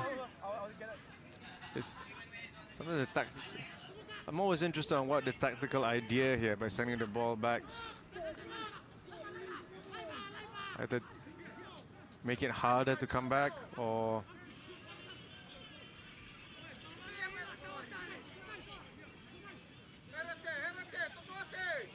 just trying to find a way. Sorry, I just saw. It was one of the Casuarina Cougar players Nasaneri yeah, poking a finger on the Daveta, Apele Daveta's shorts. I'm not going to tell you exactly where, but they had a bit of, poking a bit of fun at each other and both smiled. Something off the ball, which was caught on camera.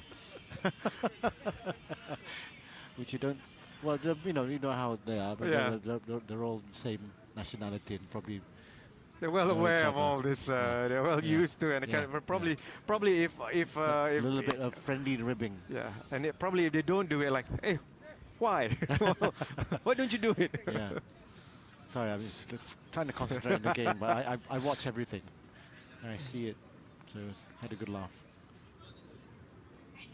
And here, scrum down here, and it's the Veta here and the 22. Pressure in the scrum here, but what's the ref going to, how's view is a penalty to the Veta. Quick tap, ball going out. Line speed. Great offload there. They were stealing. Nasaneri returning the favor. Has experience there.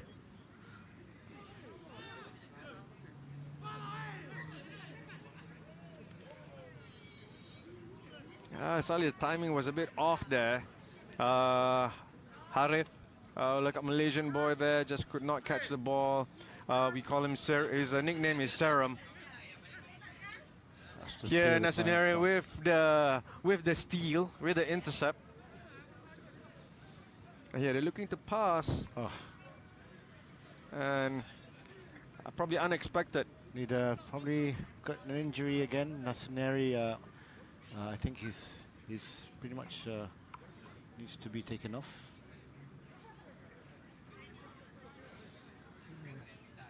Nasaneri has been quite a playmaker for Casuarina Cougars, and I think here, so I think he's refusing to come off. There's a bit of confusion whether to come on or come off. He's fine. I think he's fine. Yep. No. So now referee Achai here is trying to put time off, trying to say what's going on here, in or out. So he's instructed Nasaneri to step off the field, or decided to, you can stay for now. Well, you know, that certainly is a rugby player, not wanting to come off. Yeah, the Veta here, they've been pretty skillful so far. They just need a sliver of space to score a try. Here, Ollie Spicer with a good tackle. Sneaky run here on the side. Oh, no. But not enough. Good push to the side. Trying to sneak on the blind, saw the gap. Referee Samsudin on the other end of the field there, calling for the line out. Yep. Assistant referee, my bad. I saw that smile, right? No one else did. Well, having said that, I mean, it's the game has changed where there's 3 sets of eyes on the field to officiate the game, and lots of sets of lenses to watch everyone else. Because I think it's probably the last play of the game. I'm just going to see whether the Veta is able to add to their score right now, with it being at 19-0. 5 meters from the try line. They decided to go long. Good catch there by Danish Haikal. Try and look out Nasaneri, who's that's one too many rolls, I think. Yeah. Going for a couple of extra rolls there. Trying to do a football roll, and he is pretty much injured, and he's trying his best to stay in the game. Yeah, he's pushing himself too much.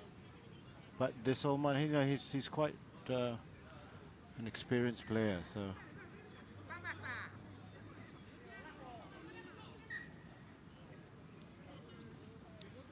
So I think Lucini here has decided to finish the game with a kick, with a drop kick.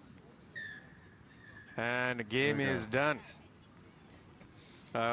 Pretty controlled performance by the Veta here. Casuarina Cougars who held them to a close 7-0 score in the first half. Deveta coming back with a few more to run away with it. 22, sorry. Official scores 22-0. Cougars 0.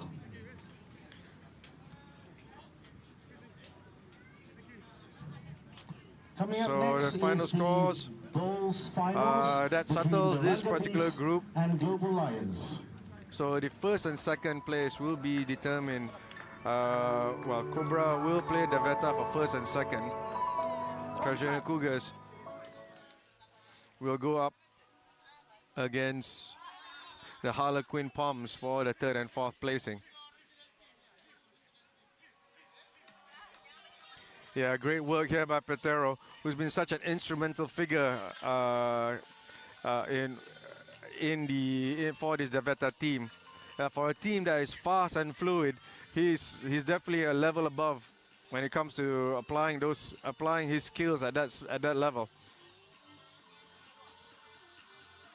You can see here another element of the game where he's not giving up despite all the effort. Yeah, still keeping himself in the game, in play, and delivering for his team. And here another Tuitai, after some brilliant work by his team, now on the end to walk through for a try. Again, Deveta pressure, numbers in offense, didn't need it. And in he goes for another, and Deveta is in for another try. It's always interesting to find that it's like how organized Deveta is. It's as if they're never a man short in any position. Every time they attack, there's always an extra man somewhere. In defense, there seems to be an extra man. That shows the quality of the team and the trust they have in each other to execute when it counts.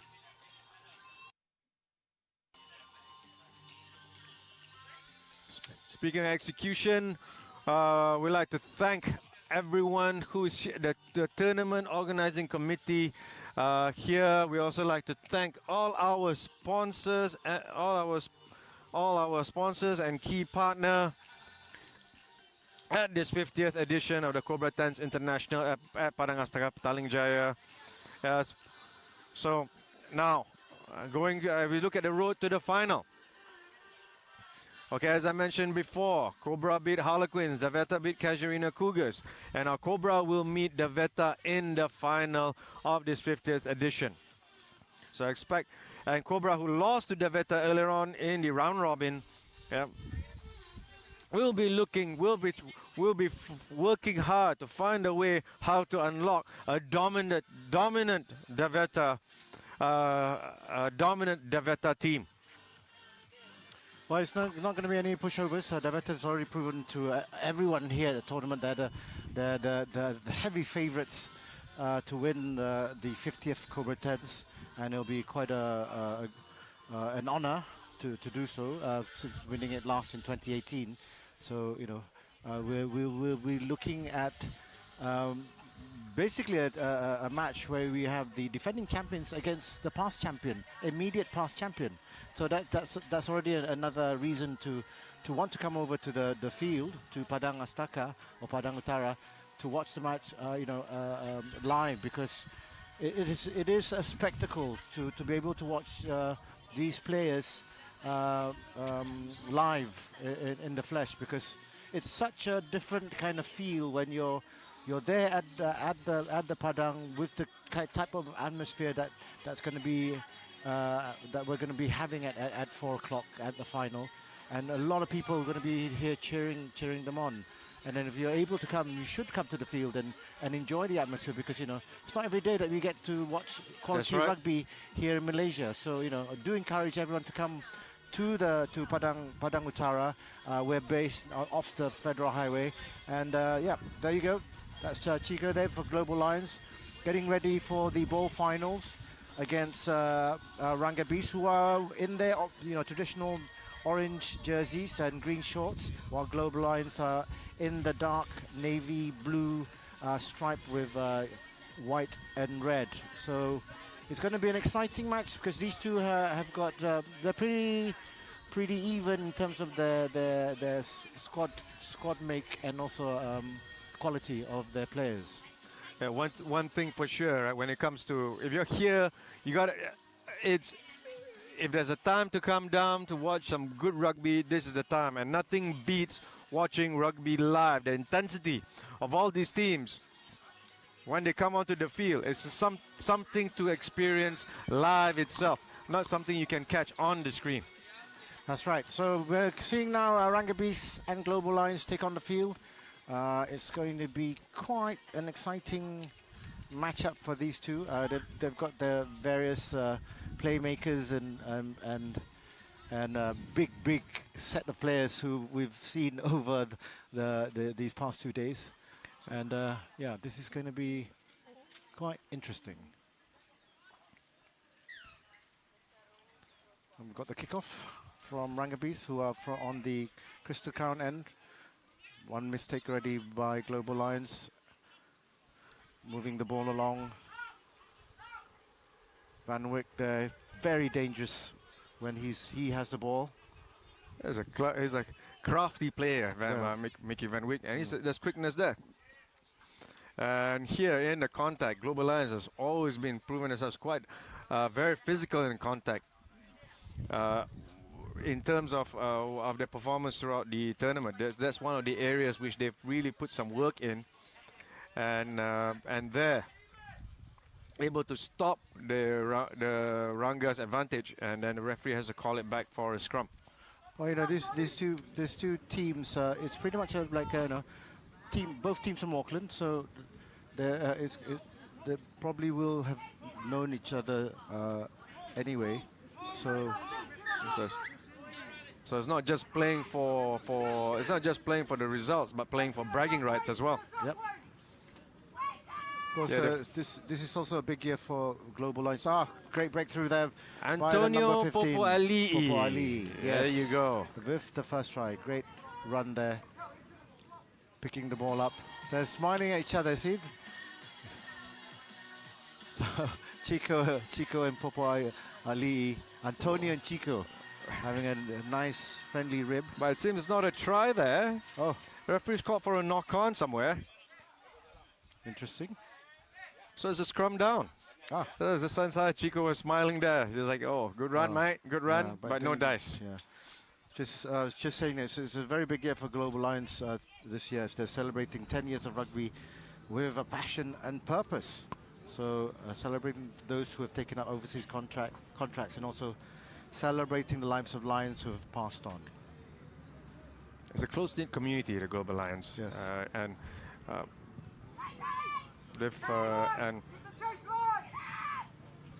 great recovery kick there, great catch as well. Riley Harrison with the recovery. He's finding speed, finding space there, but Global Lions, a double tackle there by the big boys. Antonia here, trying to find the space. Very slippery character. Tried to look for the offload. But Ezekiel Y was there, but Ezekiel Y could not do anything. Now straight through the middle instead by Sione Takai. Getting it there, and I think this pretty much is a sure try this time around. Sione Takai looking to have a celebration. Making sure Antonio gets his try. Looks like he's passing it to... They're all having a good smile now.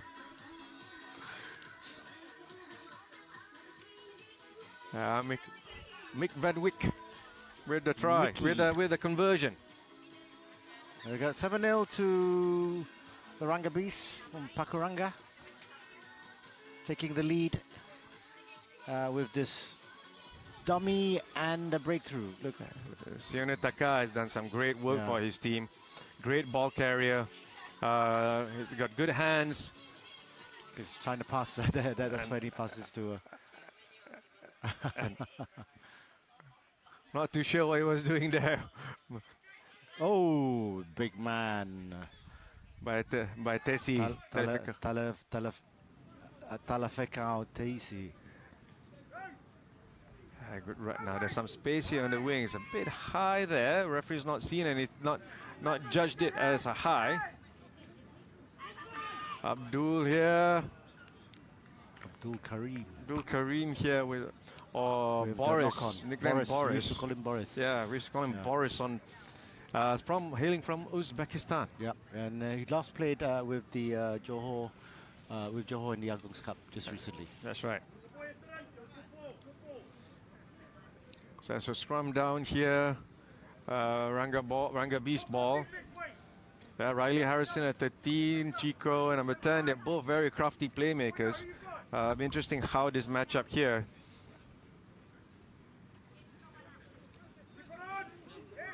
Tough. Great scrum here. Lost the scrum.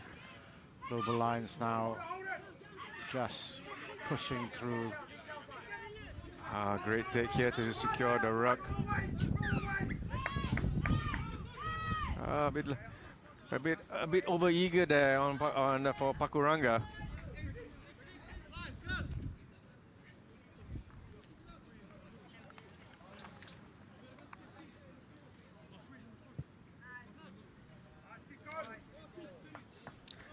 Chico going for the line out of the penalty.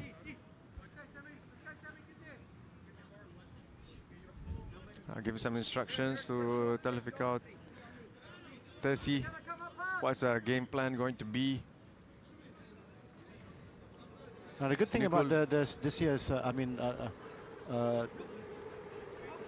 tennis-side tournament, even the final is going to be 10 minutes. We're not going to have a 15-minute game, 15-3, 15. Everything's going to be 10-10. So it'll be an exciting final because you literally been given just 10 minutes each half to win. So that means they have the impetus to make sure it's 110%. Yes. And not try to manage the clock. Yes, that's right. Oh, good steal there by Finau. A bit high there. Yep. And also getting the penalty. So Mickey Van Wyk passing it to his teammate. So that looks like Ezekiel, isn't it? No, it's Riley Harrison. Riley Riley Harrison with the ball. Number 13. Yeah. He's been pretty crafty. He's managed to sneak some tries off with the blind. Doing well to combine with Mickey Van Wyk. Right. But again, there's a lot of work by Takai and Finau to do some ball carrying.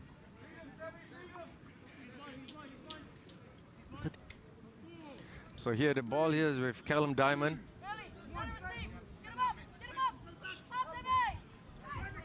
Sub disruption there.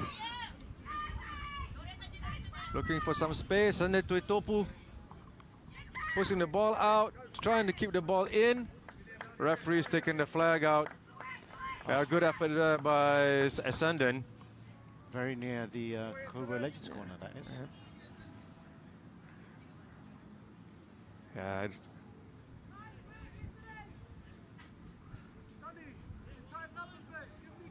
So it's going to be a line out for Pakuranga.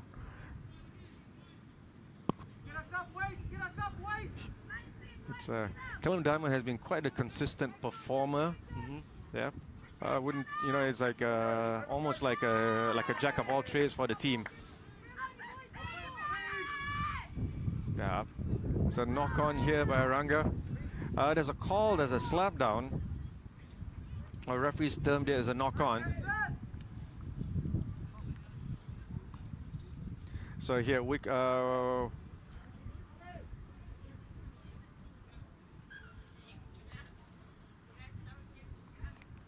We've got a few more minutes here to play. Rugby's are leading 7 points to 0. So it's a scrum down for Global Lions. For Global Lions.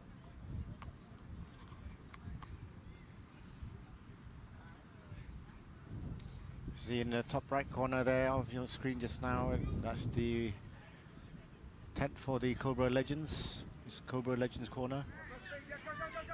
Free kick given now to Global Lions. It's collapsing.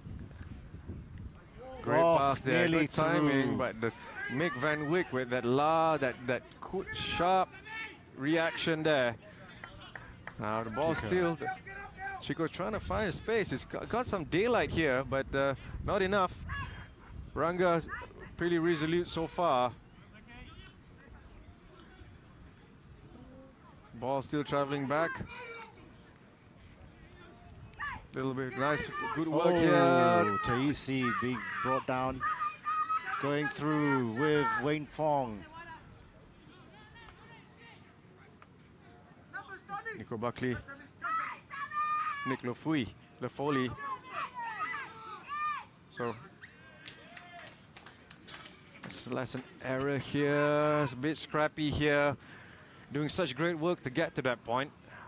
That's when the errors. That's when it thinks the intensity goes up. That you need to try to keep your wits about you. Yep. There's a good attempt here. Foley just and then Tupo coming in from the side. And Riley Harrison, that was quick. Was quick there. And now it's and now Ranga finds himself within their own 10-meter line. It's a good save. Let's see whether the Lofoli, who's been a pretty good jumper, can put some pressure. But Takai was solid there, and they kicked the ball out to finish off the half with only one try difference, one converted try difference between Global Lions and Ranga Beast. Ranga Beast now on the slim front end of things.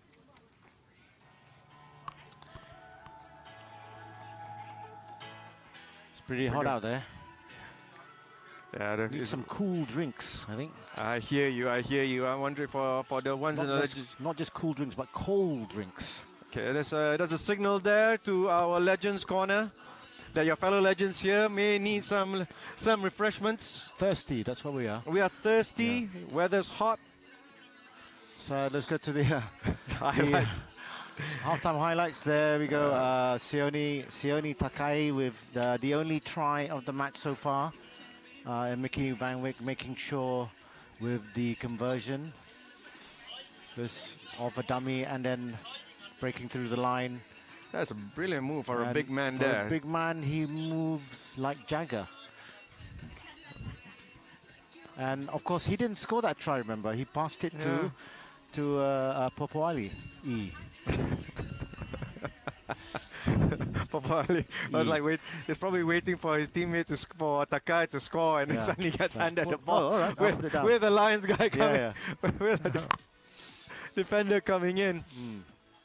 But it's still it's only a 7-point game between these two teams, so it's going to be something very, it's going to be an interesting second half.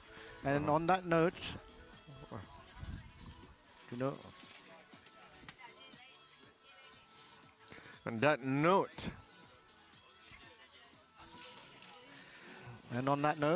we've got some cold drinks. We've got some cold drinks. We've got to thank our technical director, our producer, for hand delivering some cold water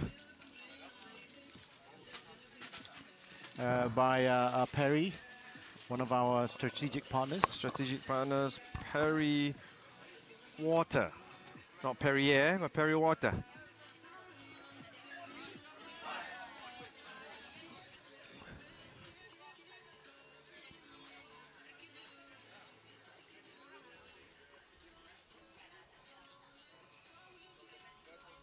So referees on the field. So as the boys come onto the field right now, Global Lions, probably looking to find a way to even the score here.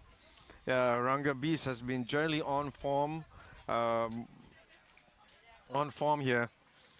So they're probably obviously they're probably looking to extend their lead, but at the same time we'll see what. That's way short. What should not be happening if you want to have a chance back in the game? So free kick on the halfway line. Mickey Van Wyck now trying to find some space with his teammates. Looks like nice on the other end there. Just getting some space. Again. Yeah, Ezekiel Y here, slippery. Step left, step right. Van Wyk. Mick Van Wyk in support. Towards the corner. Will he quick. make it? He's quick. Just short. Not heavy enough for momentum to carry him through. Ball's out. There's a scramble Wide, right and then now. Mackay. Okay, so knock forward. So up.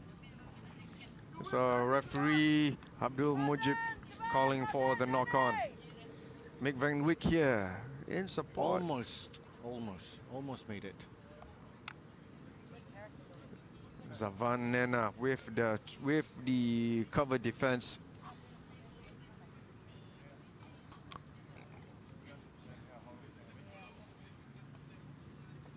So Chico Hooch now with the put-in. So far, we like this Global Lions scrum. Well, they definitely have the weight advantage. You think? well, it's kind of obvious to see whether you're on screen or live.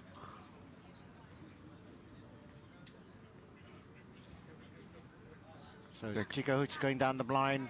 Oh, that just took his eye off for half a second. I think that was Nico Buckley who out here with the run, breaking tackles. Finau, low to Finau. Passing it. Wait, hang on. Oh, he's passed it on to Randall Baker. Well, just so very sharing is caring. Yes, seems to be the edict of the day for Rangabis. So Van Wyk now looking to. Van Wyk is going for the extra 2 and gets it. He's been pretty accurate with the kick. It's 14-0 Rangabis lead. Both tries scored under the post. So. And here Lotu Finau, busting through tackles, and then just passing off to Randall Baker for his try. And here but it's all off. It's all off a turnover. All of a turnover call, which by Buckley. Nico Buckley. Penalty given again to the Rangabis. It's another chance for them to increase their lead here. Again, the responsibility to go for the line, for touch goes to Riley Harrison. It's a lot of, as you can see at both teams, one especially on the Global Lions side, there's a lot of communication I can hear from here, trying to find a way to recover. They're under the pressure right now.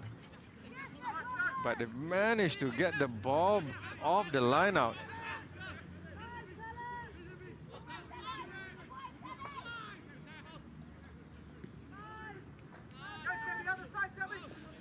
So offside here by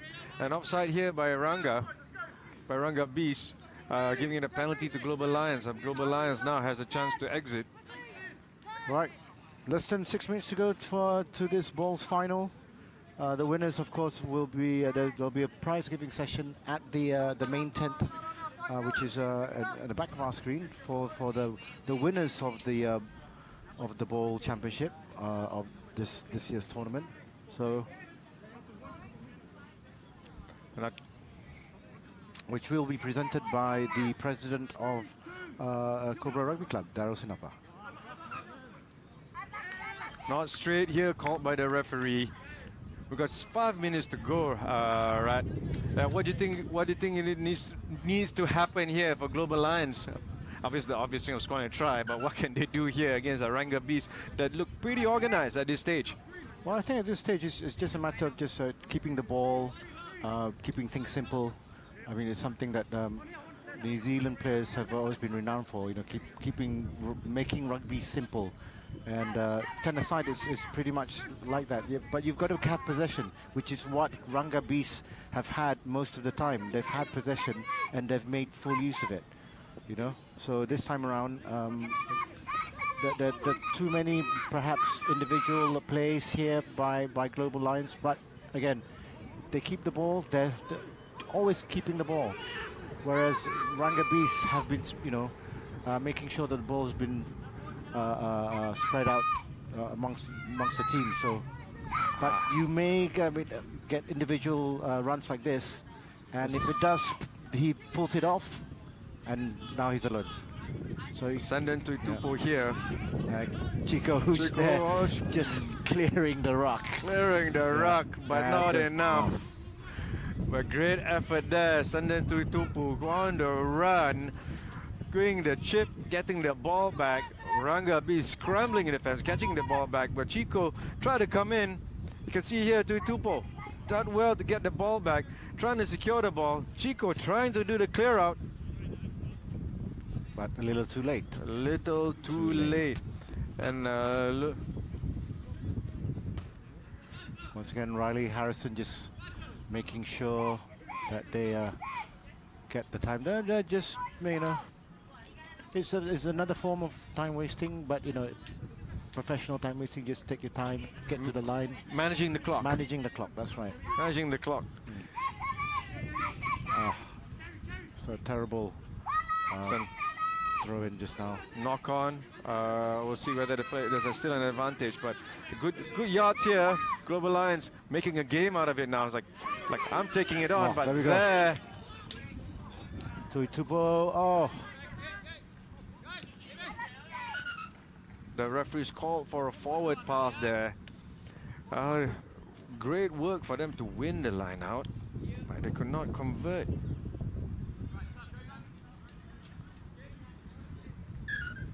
But the referee's probably calling back for the initial knock on by Ranga at the line out. So another big man coming in there. You can see there is a battle there. Eamon Ioni at 16 against Sione Hifo at number 1 for Ranga. Yeah, there's two big buses going up against each other. Riley Harrison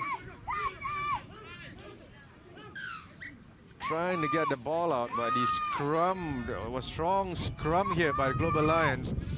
Yeah, in the battle of the buses. Eamon Ioni wins. Chico pushing the ball out wide. Zavan Nena here trying to find space. Unexpected pass there. Now Ranga recovering the ball. Again now. So the referees deem an offside. And it's Ranga ball. Just over a minute to go.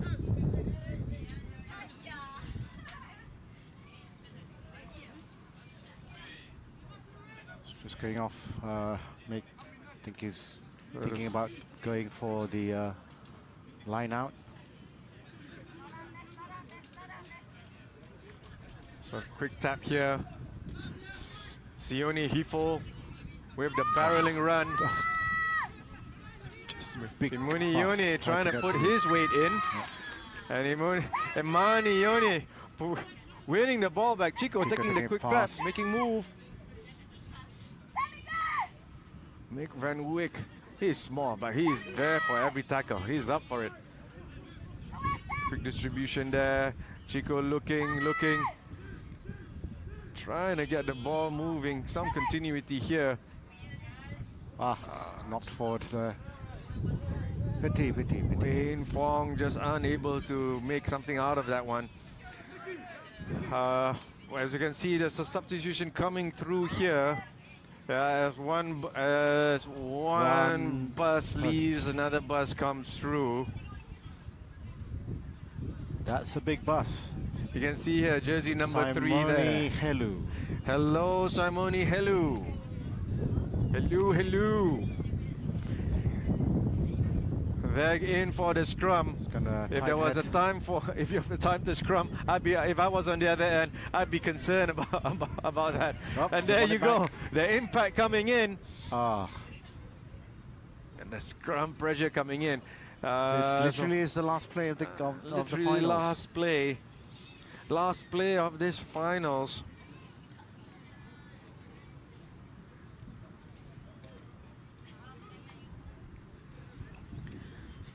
Let's see where the Global Lions can still convert the pressure. Strong pressure, head popped up. Penalty. Hifo could not stay in the scrum. Excellent work by the forwards. Go for the line out, or they'll go for the line out first. Joe Buchanan going for the line out. Oh, very nice kick. Very close to the lines, 5 meters. So they don't have a chance for a consolation try. We shall see. Wow, there's Simone Helu there, just lumbering his way to the to the line. The big man, you wouldn't want to be facing him at any age. It would be keen if they were to conduct a maul from here. It'd be a nice forward strike. But there's enough disruption here. Joe Buchanan here. Helu providing support. Ball going out. Chico looking to pass. No, he's taking the ball back in. Finding his way back. Into trouble. So that's typical of Scrum House. There's Route 1 here going through. Beautiful run. Can he find... Great pass. Great latches. And then to Topu. Can they complete the pass? Yes. Great try. Great try by Wayne Fong. That's Wayne Fong with the try. There's a referee giving it. Oh yes. Zavanana for the conversion. Here, great draw, great delayed pass. Isn't it Topu on the run, onto Wayne Fong. Try Lions. And he gets it. And he gets the conversion. And that is time, ladies and gentlemen, to all the viewers out there. Official scores. Ranga Bees 14, Global Lions 7. And that makes Ranga Bees the winners of the bowl final, winners of the bowl of the 50th edition Cobra Tens International.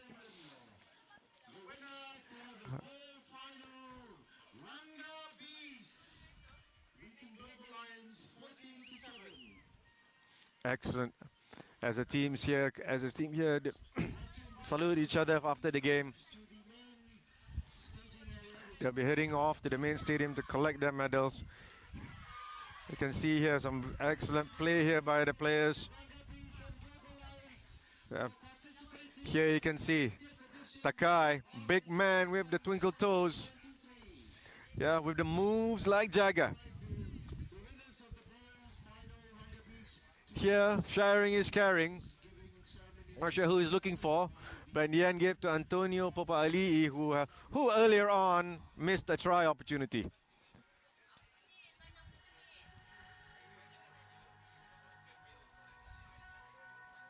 Yeah, he's liking that one. There's looking for somebody here.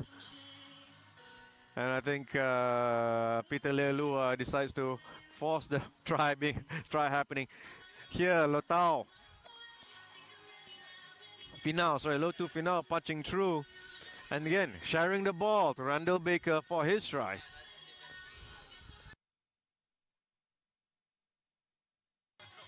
Good heads down movement here. And here, great work here to delay the pass. Good run by Tutupo. And then for Wayne Fong to score the try for the Global Lions to put their mark in the finals.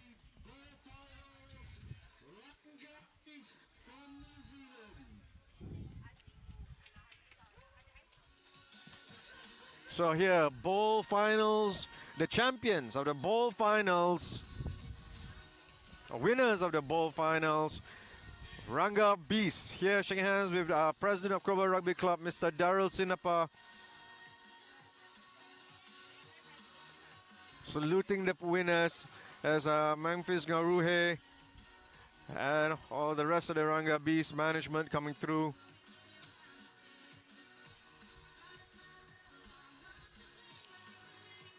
Bowl medal winner, bowl winners. trying to get a hold of things here as a game. The intensity of the players to such a degree now. They're trying to keep up, and they're moving at such a pace. Yeah, it's so becoming quite tricky to just keep up with play. Yeah, definitely. And well, as you all know, the viewers, we've been doing this since 8:30 in the morning. So, in your defense. Yeah, here we go. Yeah, here we go. But hey, look, the boys came here. We go. Ranga Beast here, winners of the bowl. Very happy winners with the bowl. And we now move on. There's still more rugby action still, and now we're moving on to the third and fourth placing of the women's division rugby here. We have a Singapore matchup, Bedok Kings against Wolves RFC. The Bedok Kings have been beat Wolves in the group stages, and now they meet again in the third, fourth placing. Yeah, another Singapore derby replay today, as later on we're going to see another Malaysian derby in the finals of the women's category. And of course, Wolves RFC are definitely trying to look for the win in the third, fourth matchup.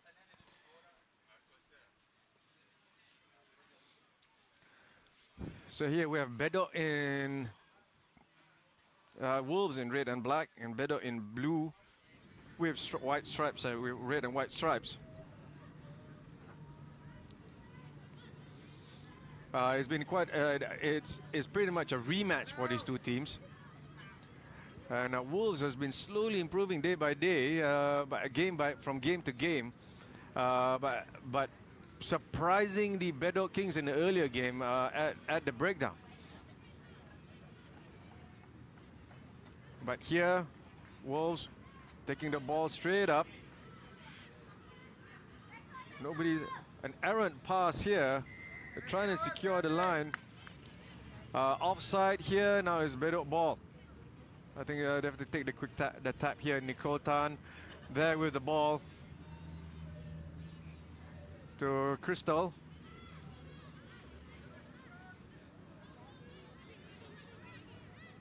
Yeah, Nicole Tan again at the breakdown, trying to get the ball out, but there's a bit of playing on the ground here. Quick tap again. Ong Pei looking for the pass, and the account is open. Clara Tan going over for Bedok. As we saw in the earlier game, there was Wolves gave a lot of trouble to Bedok Kings, and over here Bedok Kings seems to have found some adjustment here. Probably have identified where they need to do better, and now they're just proving it by scoring within the first 2 minutes of this game. Yeah, definitely. And as we know, in the first game today, it took them 16 minutes to cross the chalk, but now I think slightly better from Bedok, as what they're doing is their anticipation towards things are better in this game. You can see that at the breakdown, where they've lost, where the Wolves have done a great job in winning the ball at the breakdown. Over there, they're able to keep it safe. Now the ball is back here, ball's gone backwards. Straight through here. Bedok trying to hold the ball up. Ball's gone down. Ruck is formed.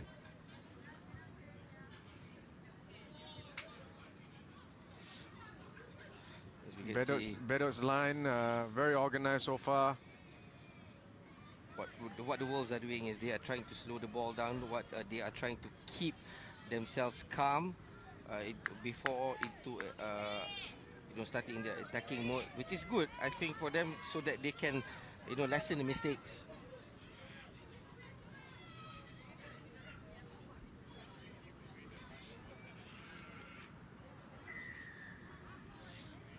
But there's a call here, offside, so the ball's gone to the Wolves.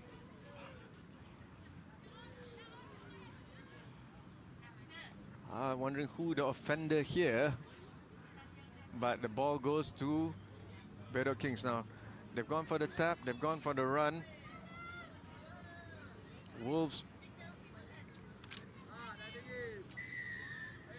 here. An error, a mistake here.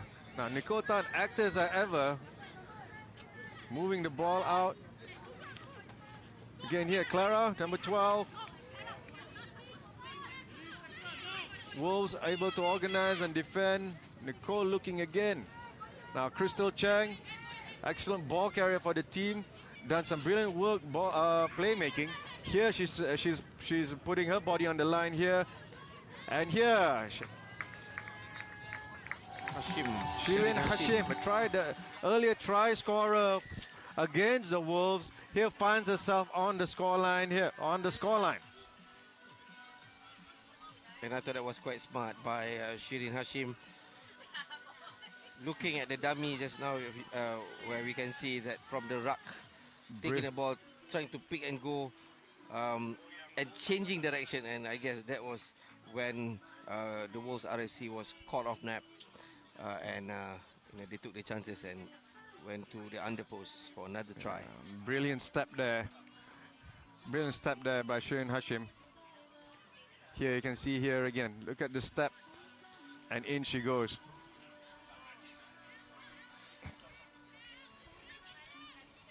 We're here on the third, fourth placing of the women's division.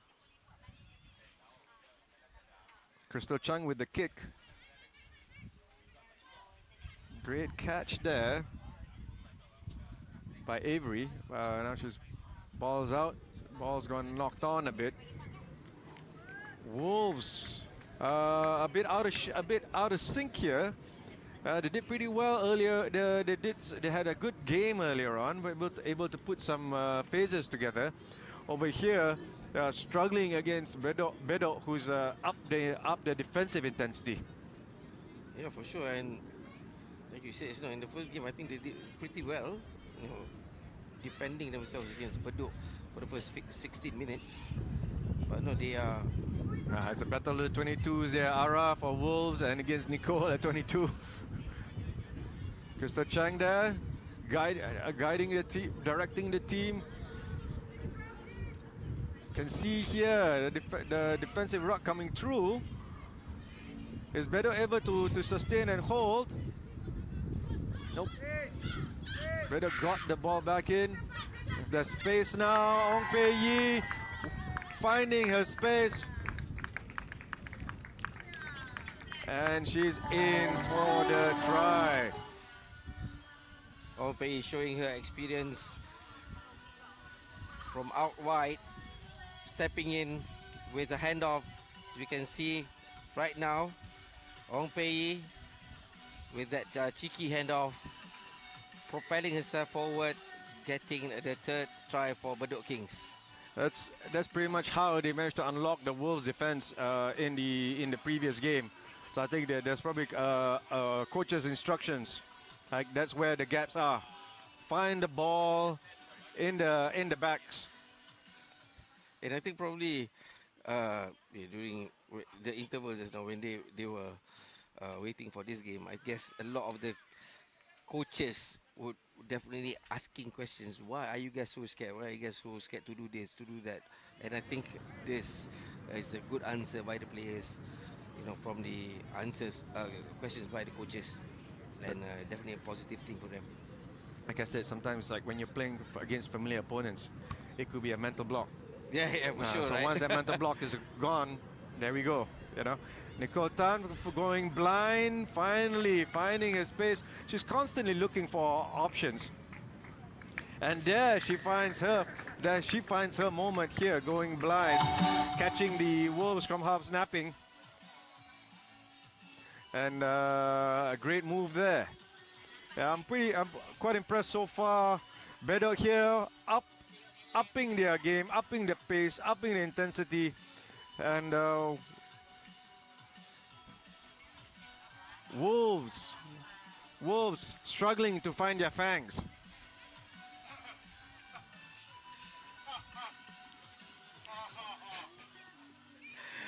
Don't laugh so loud, Rashid. Everyone can hear you.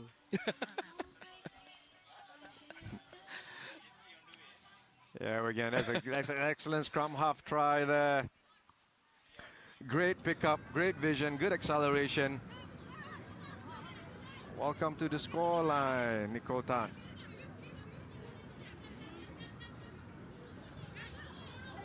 Little that we noticed, Dylan. There's only 4 games left after this. Right? Yeah, definitely exciting games coming along after this with... Great breakaway there. Okay, ruck is strong. Ivy trying to be a pest but the ruck is well formed.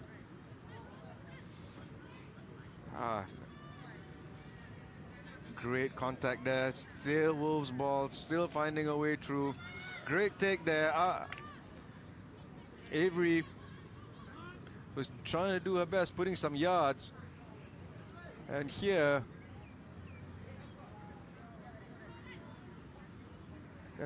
okay, they set up a tackle here, yeah, by Siti Mahkamah.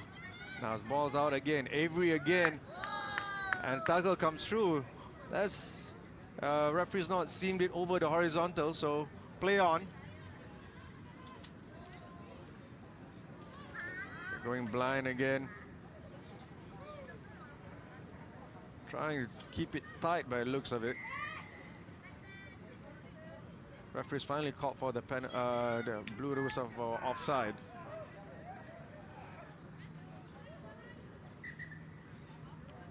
So the referee called for a time off.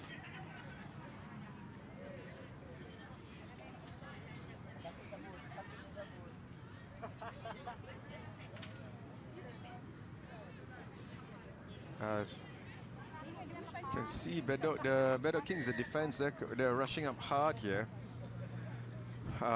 Giving a lot of problems for Wolves, but credit to the Wolves, they managed to put some phases together here, and now they're in the Bedok Kings 22.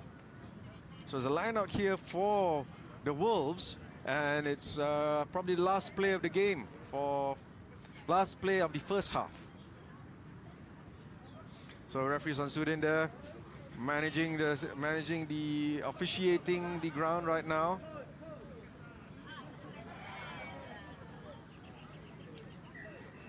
So not straight.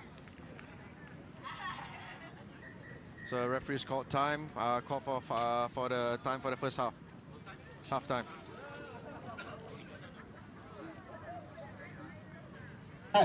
And the halftime score for the third and fourth placing between Bedok Kings and Wolves RC is 22-0. Bedok Kings clearly in the driving seat at halftime here, leading the Wolves 22 points to 0.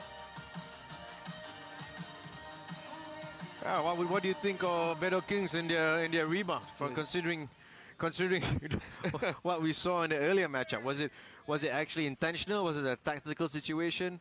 Was it actually, or they have the luxury of testing to see where or conserving themselves for this particular game, because the energy levels here, but Bedok is much higher than what we saw earlier. I think that it was conservative in the first game because a lot of the players, they were asking themselves probably in their own ability, and like I said, I think during the interval, the coaches was asking the players, why aren't you? Why aren't you? All right, we got to take a break right now. We're going for an interview. Back in a bit.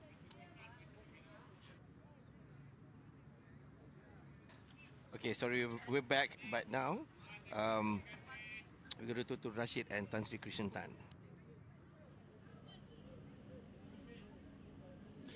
All right, so we're taking a quick break at the halftime. I'm here with the advisor of the Cobra 10's International 2023, former organizing chairman, also former president, Tan Sri Krishan Tan. Sir, it's the 50th anniversary. What are your thoughts on it? Well, it's a milestone. We had to achieve that, so I think that, as a club, it's a very important milestone in the history of the club, and we felt very strongly, despite all the circumstances or economic circumstances around, that we should actually get this done, so that, you know, after a 3-year break, and if you continue to have a break, you'll never restart. So that's why we've been quite steadfast in wanting to get it done. As you can see, we're going to be starting the second half of the third and fourth placing. I know you'll be doing the prize giving ceremony, but isn't it great to have the women's game into the Cobra 10s this year in full force, pretty much with a team from Singapore as well? Yeah, I think that, you know, ladies rugby is getting very popular, and it's also gaining strength. So it is something that we need to bring into our schedules. I think the junior events are also getting popular around here, especially again with Cobra's efforts. So for a start, I think it's good that we have got the ladies in for this tournament. Finally, sir, are you relieved that you're not the organizing chairman anymore? Well, there's a famous saying by who is that? President Charles de Gaulle. Before he said, "The graveyard is full of indispensable men." I think that the future of the club and any organization depends on a smooth transition with younger people taking over. I'm very glad that, you know, in fact, it's almost the second generation of Cobra that is beginning to take over the club and running the club so successfully. We want to see the continued existence of this club, and the club itself is now 67 years, and this tournament has been run for 50 years, though we had 2-3 stops in between. But we are steadfast in making sure that this event that was invented by us, this version, continues a lifetime. And I think and the best way to ensure that happens is to make sure there is good succession of good people with good intentions to actually make these things happen year in and year out. Well, very well set up. I'm not going to take too much of your time. Please do enjoy the rest of the day. We're going to get you back to the commentary team for the Bedok Kings and Wolves RC game right here in the third and fourth placing. Thank you very much. Thank you. Thank you, sir. Thank you, Rashid. That was Tan Sri Krishnan Tan in the interview. Long time serviceman, stalwart of the Cobra Rugby Club. Played for the club, team manager, club president, club advisor, organizing chairman, Tan Sri Krishnan Tan.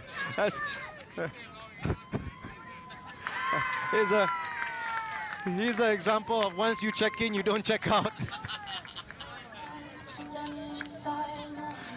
As we check in back into the game here, Bedok finds themselves with another try. It's a great kick here by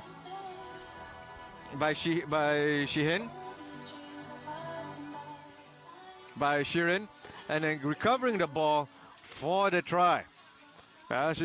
She's really picked up the pace in this game.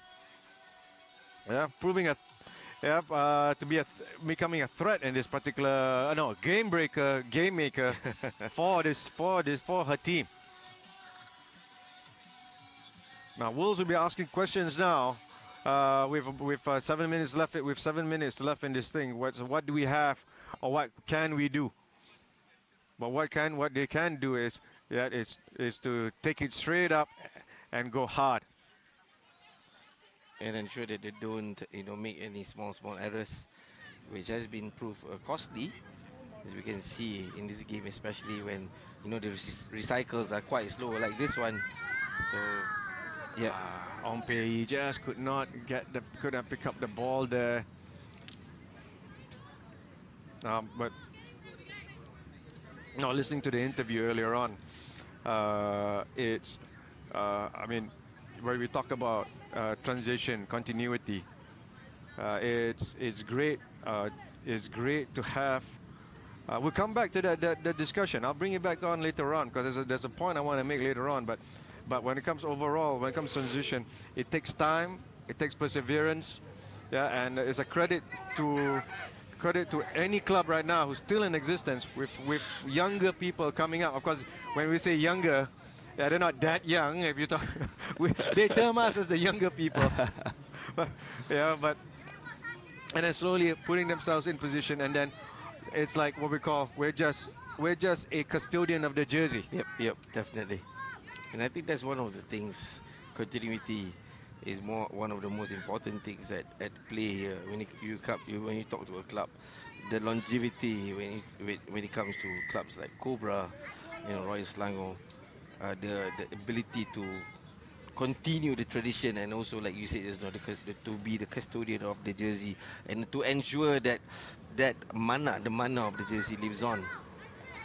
And which comes to this point, like you need passionate people. You need people who are determined and willing to make that sacrifice. And this is where, like, I want to say, for clubs like where it is like Bedok Kings and Wolves RFC, okay, a credit to them for being able to come to this tournament, to carry that flag for women's rugby from Singapore. And here they are, and I'm hoping from here they're able to build on to bigger and better. We can see here there's clearly some great talent here, which need experience, need time, and I'm hoping that the sporting bodies within Singapore are ready to provide all the support in whichever form. And here Nolene Liu for Bedok coming through here, a slight of physique but big of heart. Ivy Chan being a threat, ball backwards. Krista Chang just could not hang on to the ball earlier on. And here the ruck is formed. Oh, no. And here Ong Pei Yi. Sheehan on the wing. Does she need it? Yep. Yes. That's a hat-trick for her. Hat-trick for her, but that was a clear sign of players that definitely has had some time to play with each other. Yeah. And Ong Pei was strong enough to keep the ball up. And here Sheehan Hashim converting the try, converting her own try pretty much. I can see here Ong Pei, look, she's indicated, she's told where Sheehan needs to be, and when Sheehan was just there in space. Yeah, I think it's great that Ong Pei Yi, what she did was here, she committed herself to get 2 tacklers on her, and from there, that freed up Shirin, a lot of space, and she just need to stroll through the try line.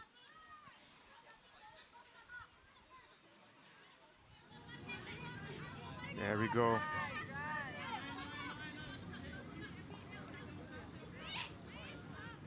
Bit lax here. The ruck awareness wasn't there. Shin Jamis passes the ball out. Nolene now has with the ball. She's trying to find space. Can she get space? Tackle comes through. Great cover there. Great work. Great work by Shazana to win the ball back. Now game on here. This ball still with the Wolves. Trying to find a way. The ruck is there. Nice hands there. Great acceleration there on the run. Still Wolves ball. Bedok trying to organize.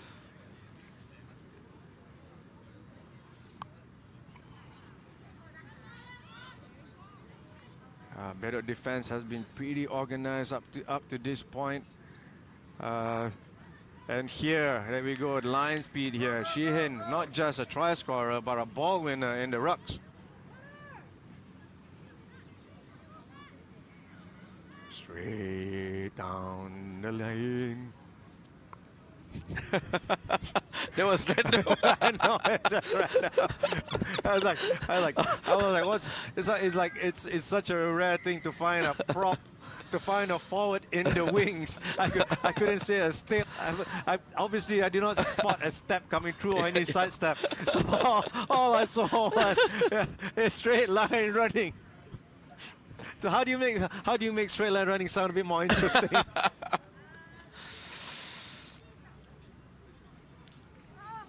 And that was. I guess with looking at the time and. With the time left, I think definitely the game has been won by Bedok with less than a minute to go, and I think they did well, especially in this game. going against Wolves RSC. Compared to the first game in the morning, both of the teams played. Definitely huge improvements by Bedok Kings. Strong shove here. Ara just enough to get the ball. She's looking for a runner. And here the break is here. Go, go, go. Bedok doing their best to cover. Oh! That was an excellent play there. Ara with the run. Yeah, I think that was Shazana. I think that was Shazana for Wolves on the breakaway run there, but did not have the speed. Bedok 4 backline scrambling to cover. Did well to take on, but keeping the scores, Wolves down to 0. So Bedok Kings 34, Wolves RFC 0. And that puts the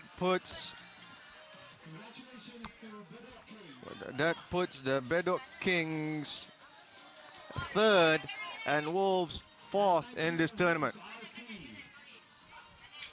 The Bedok Kings have made a better adjustment, and the experience here coming into play, getting the result for Bedok Kings.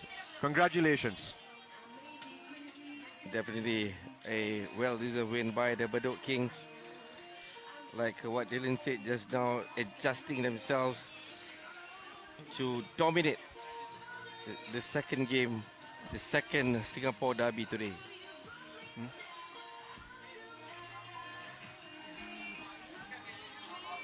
Shane Hashim has been integral in the games, in the last 2 games, and from tackling from all areas here, and here brilliant teamwork here. Ong Pei, Shane Hashim combining for another score. Yeah, I think this is important to highlight that she didn't. But what amazes is she put on display an all-rounded skill. Yep, she can definitely. kick. She definitely can kick. She definitely has some vision. Definitely something I'm keen to watch in future competitions. How she develops as a player. And here we are, Bedok Kings accepting their medals from Tan Sri Krishnan Tan, former president, former chairman, now advisor for the tournament, a long stalwart. And the best example, once you check in, you don't check out for Cobra Rugby Club. And then we have the collecting the medals here. On site in view, assisting Tan Sri Krishnan is the head administrator for the junior rugby program, Marcel Sinapa. And there we go. Lovely work from Bedok Kings. Great effort. Thank you for making the trip up north to compete in our 50th edition of the Cobra Tens International Tournament. We look forward to having you here.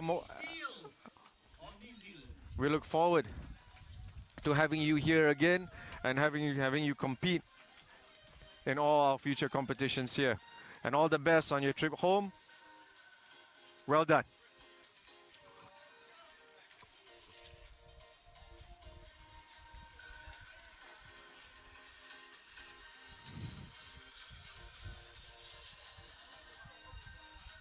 Yes.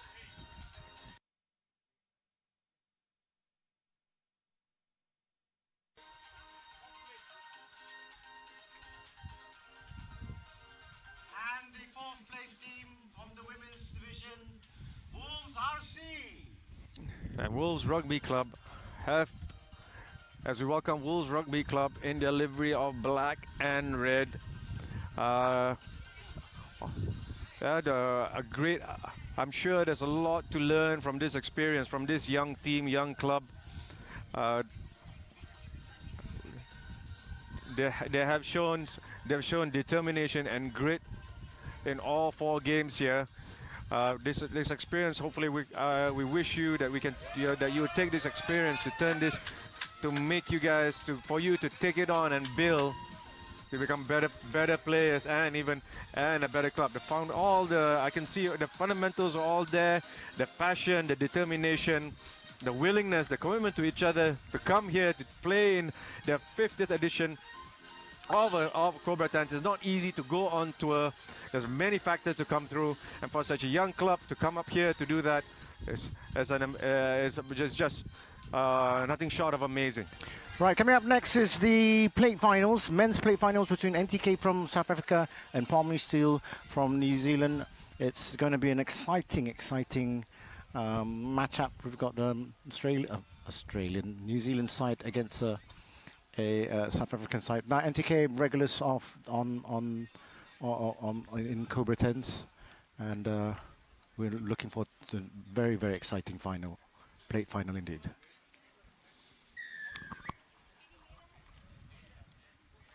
Kick off by NTK. Palmy Steel starting from the club end, trying to find their way out. Again, 2 different brands of rugby on display here. Palmy Steel on the 22 will be always high tackle penalty to Palmy Steel.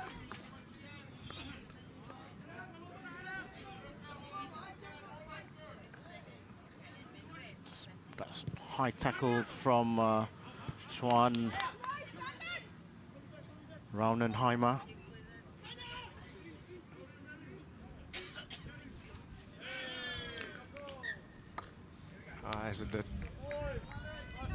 Silly mistakes by NTK at the moment. I think it's a case of the energy levels are a bit high. They're being pumped for this because it's the last game of their tournament, and both teams are probably feeling a bit. The heart rate is probably a bit high right now. Yep. And probably the cause a couple of these errant mistakes, these errant movements. But here the scrum, Palmy Steel. Good handoff here. Elijah Croswell with the kick forward. The chase is there. NTK covering well. Trudeau's doing a lot of hard work there in making sure they get the ball. Wide out pass here. Just able to hang on to the ball. Van Ryn. Tackle coming through. Chip chase again by Cyrus Baker. I think we're going to take it back to the knock-on. Sorry, Matt Moat, not Cyrus Baker. Yes, the big man, Matt Moat, number 5 jersey.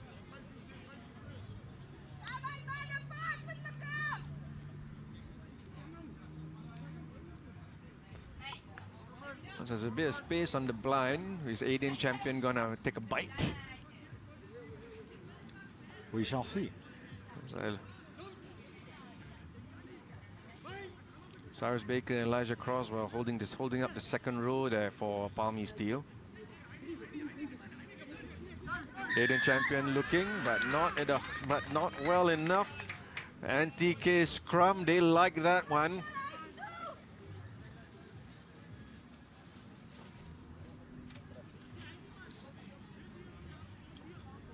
They definitely like that one.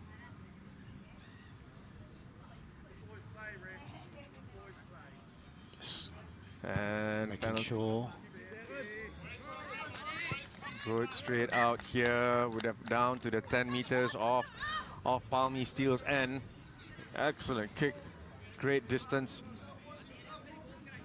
Our assistant referee Alex Lam, yeah, sharp eyes as ever. Spectacular as usual. Spectacular as usual. Fine optics. So Fred Teblanche with the throw-in. Long throw. And stolen. Stolen by Elijah Croswell. Matt Moat down, making the hard yards. They're trying to get the ball out. Logan Love now passing it all along the line. Just able to hold on to the ball. Josh Petro was with the cover there. Now the ball still in Palmy. Still good meet up by Sean Rothenheimer. Logan Love making those quick passes out. They found some space here. Croswell found some space. Still on his own. He's still got looking the for the offload. Matt Moat. Oh, Logan Love. That's not Logan. Aiden Champion. Aiden Champion. Can he find the end? He cover can't. is there. The cover is there though. Oh, the ball's gone back. It's fine. Managed to recover. There's a knock on. It's still Logan Love. Still Palmy Steele and Logan Love, not number 9, going through for the try.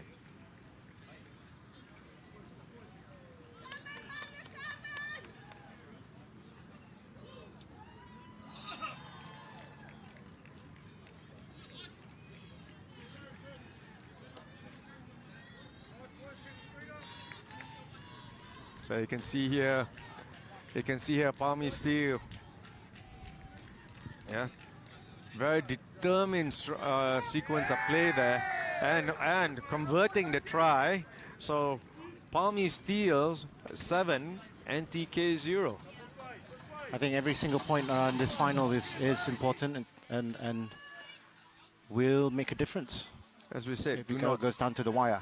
Do not leave it to the judges, as you said it in MMA. Yes.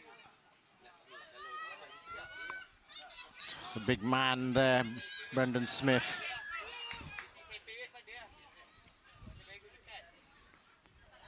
The penalty and so Dan Alfred. Dan. Alfred Blanche with the Dan Ruttes here with the kick. Darren. Ruttes. Yeah. Dan Ruttes here with the kick. So he's been pretty accurate with the kicking so far, though it's only his second kick out. So it's now at the Palmy Steele 22 in good position. They fluffed their earlier line out, which resulted in Palmy Steele bringing the ball all the way and then scoring their try. Once again, it's a good throw in. Good take here, Van Ryn. On to Trudeau. Palmy Steele defense is good. Van Ryn now dishing the ball out. Brendan Smith. Sorry. Van der Walt, Brendan Smith. Rutters again. Van Ryn.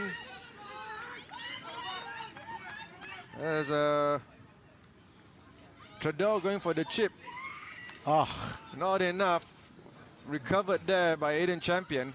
Counter ruck trying to come through, but the scrum holes, the ruck holes. Oh. There's space That's here. Love. Great support by these two players. Dan Rutters so trying Logan to track down. Deciding to go by himself.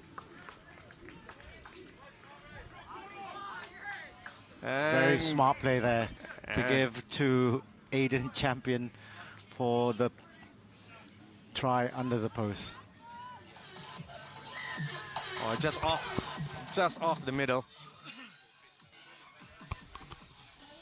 Again, Palmy Steele able to withstand the NTK pressure, converting and bringing the ball back up. It's NTK's 2 attempts to go into to put pressure in Palmy Steele's end. Palmy Steele's able to withstand the pressure, convert that out, and basically countering, scoring tries, basically building off from 70 meters. That's right. Here, Logan Love. Still in play. There's almost touch rugby right there by the two players. Dan Ritters can cover there, trying to at least force a try on the corner, but then making the pass to Aiden Champion, who will put it down just off the middle for their second try. Just looking to restart now. It's a strong wind coming through here. As he's going to push the ball away somewhere. Great take there by Van der Walt. Rutis. Penalty.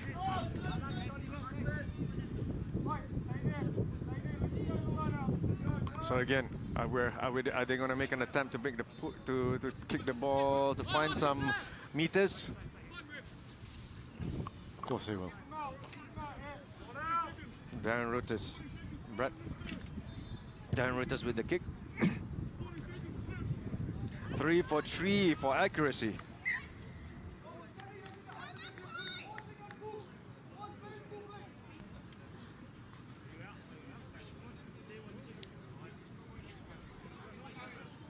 So score still 40-0 as we head towards the end of the first half.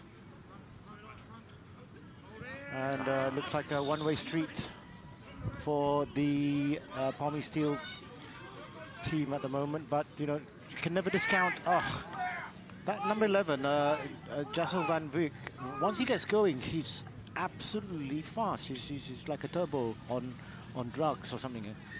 He's fast. We watched him in the last game where he, you know, he got things going, but when he does get things going, he really has those shoes that get things. It's like an F1 car.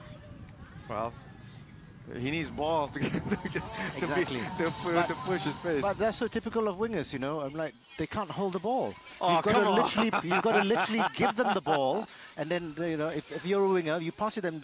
Inevitably, they are butterfingers. They just can't hold on to the ball. Once they get the ball, you've got to like pass it to their bodies, and then they can run. I know that because it's prevalent with most wingers, especially at Cobra. Yeah. You know, I'm trying to find a point of argue here, but I'm lacking if I any lack of points of argument. Yeah, I'm just waiting for Mark Lee to have to come over to the tent and say, what do you mean? Is he going to put out a long post about white wingers and butterfingers? White wingers, yeah. Let me tell you about this. Let me tell you about this. Yeah. Why wingers have butterfingers? I know why. That's why forwards never pass it to the backs. And scrum halves like to keep the ball, especially if you're a forward scrum half. We don't like to pass it to the backs either. You know, and I've played in the backs. I played as a winger as well. I can feel the frustration though. And numerous times I'm always at the just filling in for support. Of course, the highlights here, as if you're watching the game, Aiden champion with the second try, Logan Love with the first one. Comfortable lead at the moment at 14-0 as we head into the second half. NTK, we're going to have to pull a rabbit out of the hat and see whether they can at least get those 2 goals, important 2 goals, so that they're able to at least, you know, compete with Palmy Steel, who are running away with it in a moment. And this is the plate finals. And this is the plate finals, and pretty much the last game for these 2 teams. They would want to finish their tournament on a high, on a win. They put some brilliant rugby so far, and NTK needs to up their level to play better than brilliant rugby. To come back from 14 points down. In simple mathematics, yeah, they just need to score more than 14 points. And it's very doable when it's just 2, when you look at it, it's only 2 converted tries. Now for Palmy Steel, who's looking very comfortable, very organized, probably look to to tighten up the screws on. Reuters here putting some great leg work. And a bit of man hugs, a bit man hugs that lasted too long, and there's a penalty here. Now I'm standing in for Rashid, who is getting ready to receive the Minister of Youth and Sports. And so far it's been an exciting game, if you ask me. The boys from Palmerston North and from Cape Town, Northlink. Great take here. Not straight by the looks of it. It looks almost straight, but I'm not too sure. Maybe we'll need some opinions from Nigel Owens about what is straight, not straight. I couldn't resist that one.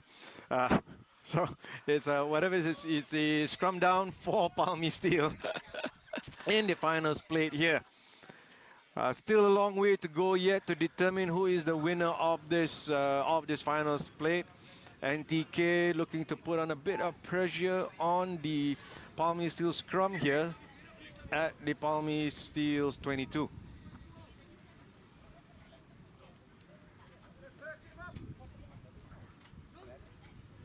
So the NTK here, some of their hands have let them down a bit. They will need to tighten that up. But over here right now, there's no shortage of the ability to defend and tackle. But Palmy Steel here finding the right pace to pass. The cover is there. Van Wyk, Jasil Van Wyk with the cover tackle. Great charge up out the middle, looking for the offload here. Has he got the pace? Has he got the pace? Looking for support. Elijah, he looks for the offload. Elijah Croswell just could not hang on.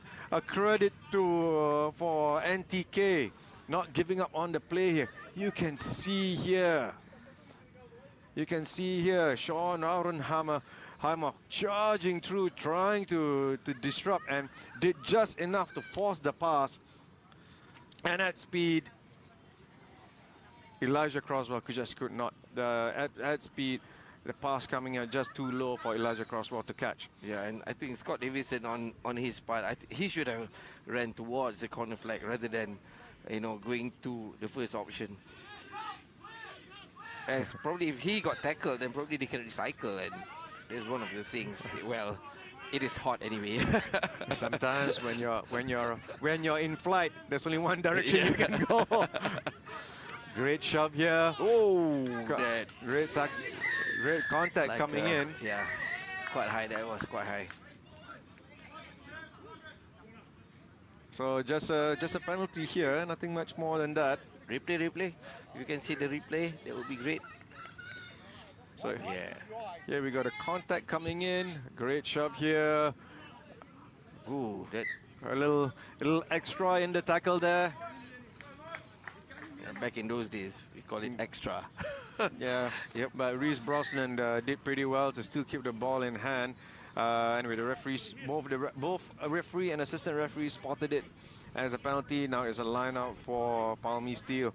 Now it'll be interesting what happens here. Palmy Steel has loaded the back line with, there's a bit of discussion going on. But coming back here, if you can see, once you see the Palmy Steel has loaded their back line with extra men. They've only gone for a 3-man line out.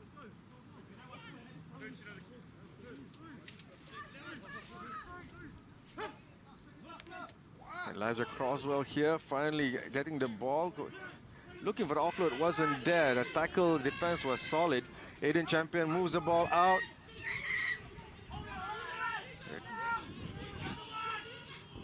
Scramble defense by NTK. Finding the space out here. There's an extra man here. They're probably looking to lock in. Slightly high there by... I think yellow card is coming up because the following up hand looks more like a swing rather than, trying to wrap around the player. So he's a tall guy, that's why. Hey, the bus is going up the route. Wheels on the bus go round and round and off they through straight down the middle. Palmy Steel on the wheels of Palmy Steel. Can you feel it? Well, definitely, Dylan, definitely. With Palmy, how they are playing right now, I guess, they are attacking the line very, very well. And with NTK, I think their defense are a bit loose, especially just before the penalty that was called.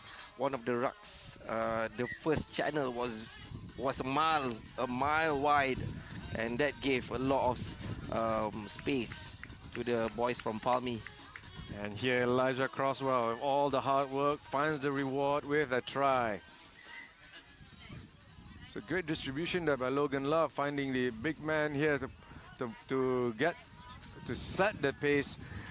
Elijah Crosswell, sharp and quick for a big man, putting through another try, extending Palmy Steel's lead. The conversion was good. It's 21 points to 0.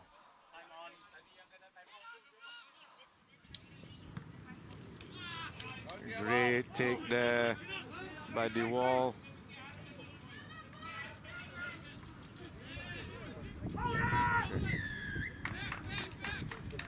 Offside here by Palmy Steel.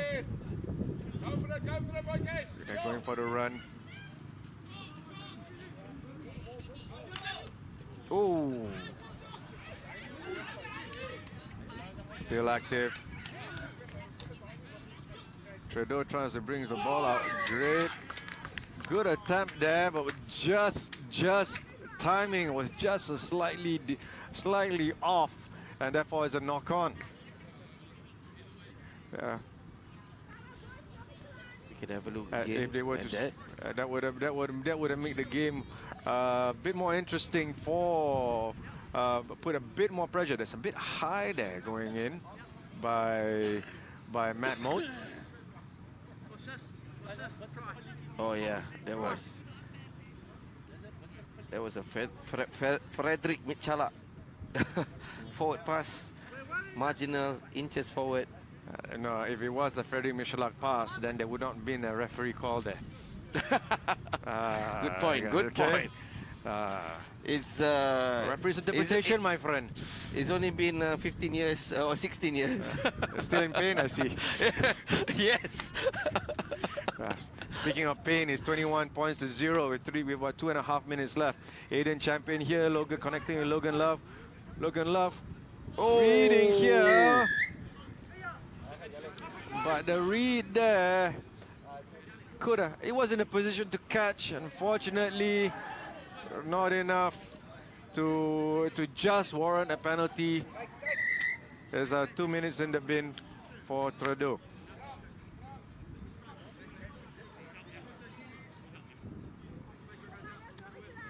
So it's 2 minutes off, and I think that would be it for him unless there's any extended time in the game. NTK pretty much down one man.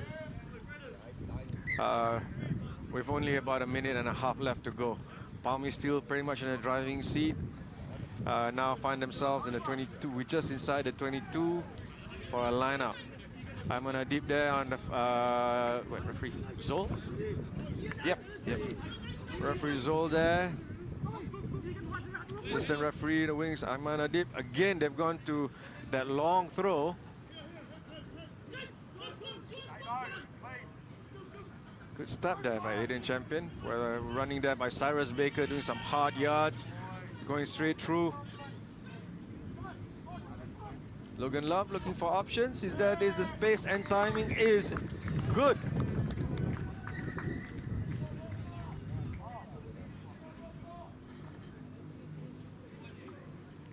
Looks like the assistant referee has something to say. Probably is marginally forward. Yeah, looks a bit forward. Okay, try given. After some consultation, the try is given. Look, when you have Alex Lamb, assistant referee Alex Lamb, with his excellent optics, yeah, he's not going to miss. He's going to make sure that what he sees is the right one. So for the right call, to assist the referee in making the right decision. That's how she sees it. Okay. Let's not go there. let's not go that. Let's not go that far. There's a. Whoa! Excellent take by Roshan Johnson. He gets the ball back. He's got some space now. The offload's coming through. Has he got the space? Great behind the back. The defense is there, looking for the offload. Scramble by Logan Love there.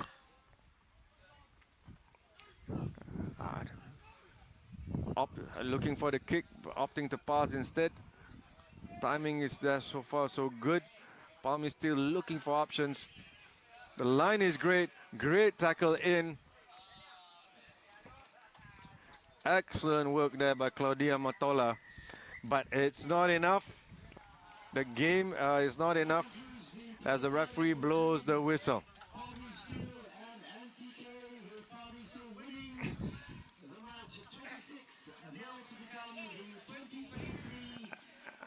And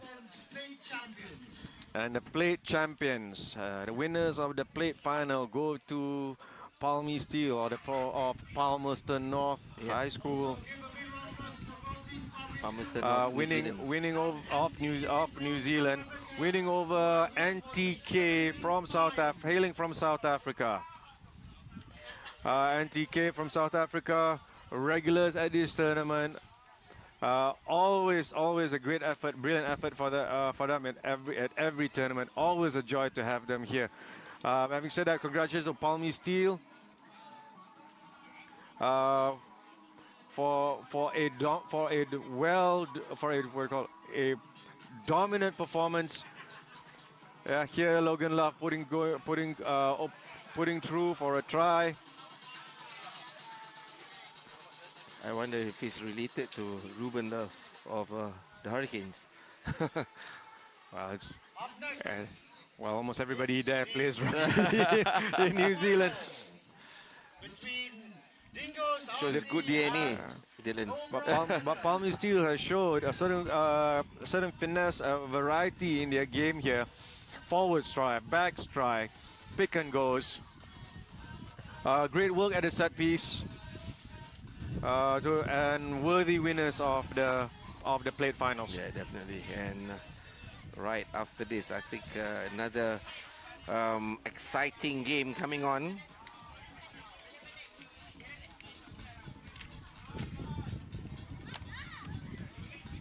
This was probably the last try of the Palmy team. Palmy Steel just now.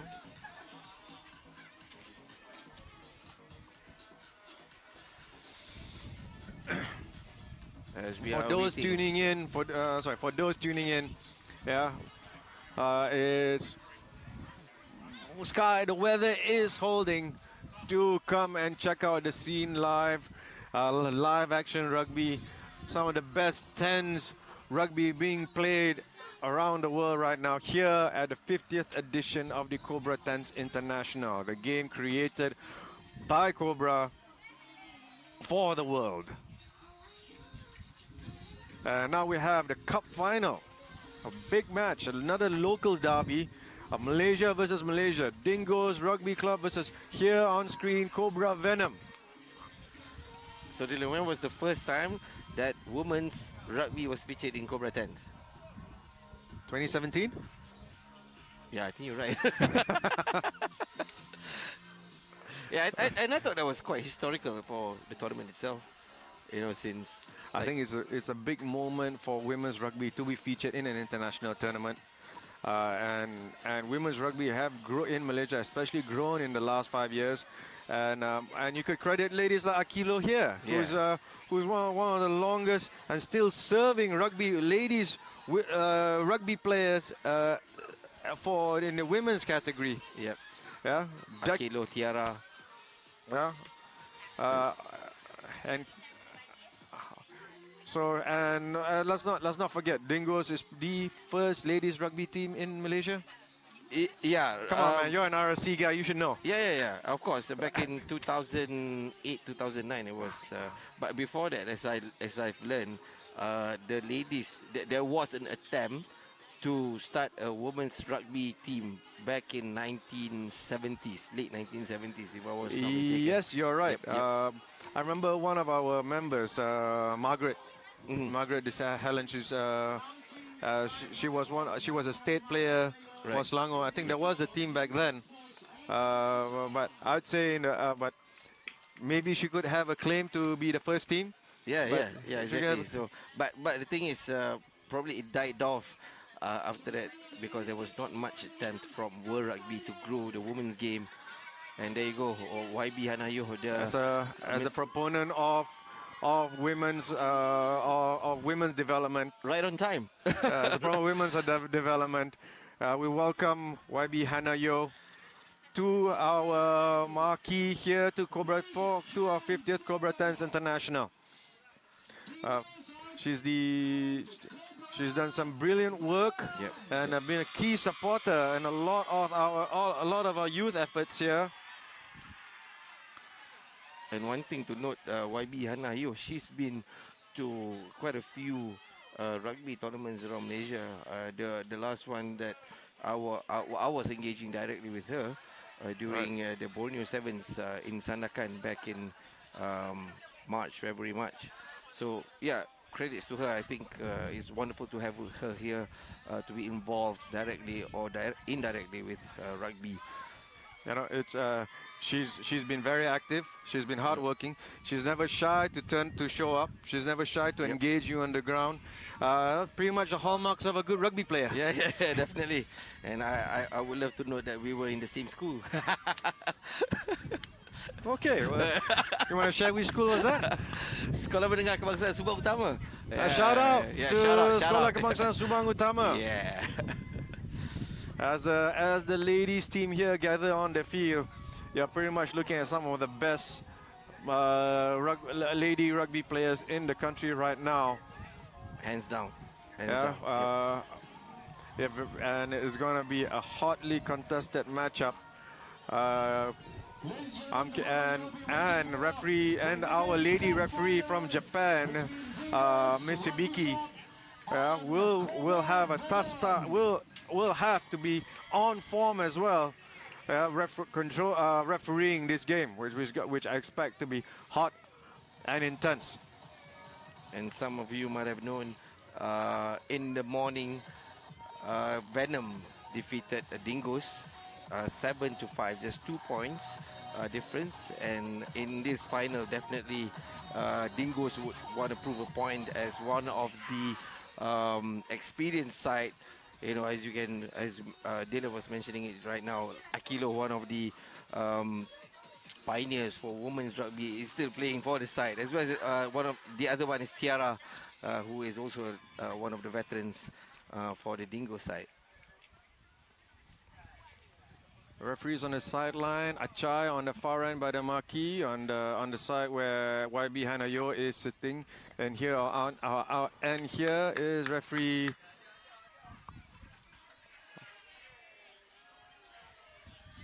Rosli? No.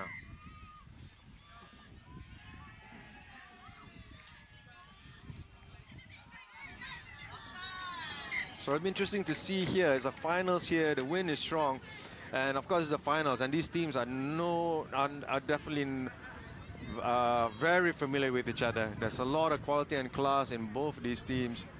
And I wonder there's a little bit of nervousness. I would say no, but then again, in such a final, it would be, it would be expected. It would not be unexpected for them to have a bit of nerves in this, especially in the first opening minutes. Yeah, definitely, and with the minister around.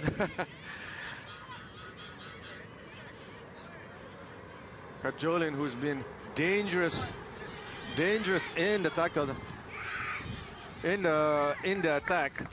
Here, spotted very fast here by closed down.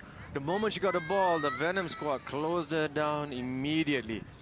In the earlier games, Kajolin is a hard runner, a slippery runner, very strong on feet, not easy to take down. It's gonna take a determined backline effort from Cobra Venom to stop this girl. And here, Dania, a scrum half for Cobra Venom with the ball. Opposite number, Cindy John Pasan, a experienced rugger herself. It'll be interesting, the craftiness of both scrum half. Here, Dina with the ball. Rosie, solid on the scrum. Noriza here, finding space, looking for the wing out. Fasha, finding some space, but Kajolin handy to the task of taking out Fasha. There's a battle of two speedsters here. You can see here Kajolin accelerating into the tackle, dragging Fasha down to the sideline, and it's a line out as a line out called by assistant referee Mujib. A good speed shown by both players, especially Kajolin, to cover the tackle, because I think she has quite an area to cover just now, but managed to get the ball.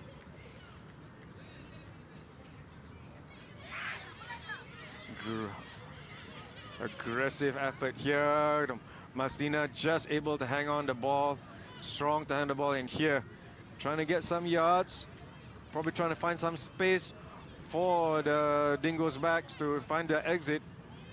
Again, another pick and go here. Still looking for space. Cindy John directing the forwards. Anticipation here, intense. Counter ruck attempt here, not good enough. Cindy John finally passing out. The kick is out. Kajolin chasing. Noiza now. Again, it comes Speedsters. Okay. Scrum half done now with the ball. Fasha now getting back. The tracking here is enough. Oh. No Shamimi again, another speedster. It's a battle of the speedsters here right now. Both players showing speed and class. Here, no Shafika putting a lot of work. Noriza with the ball, active.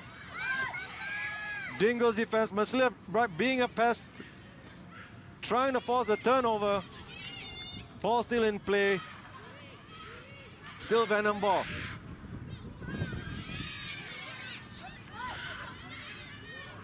Just here stabilizing here, Dina looking. No Shafika looking.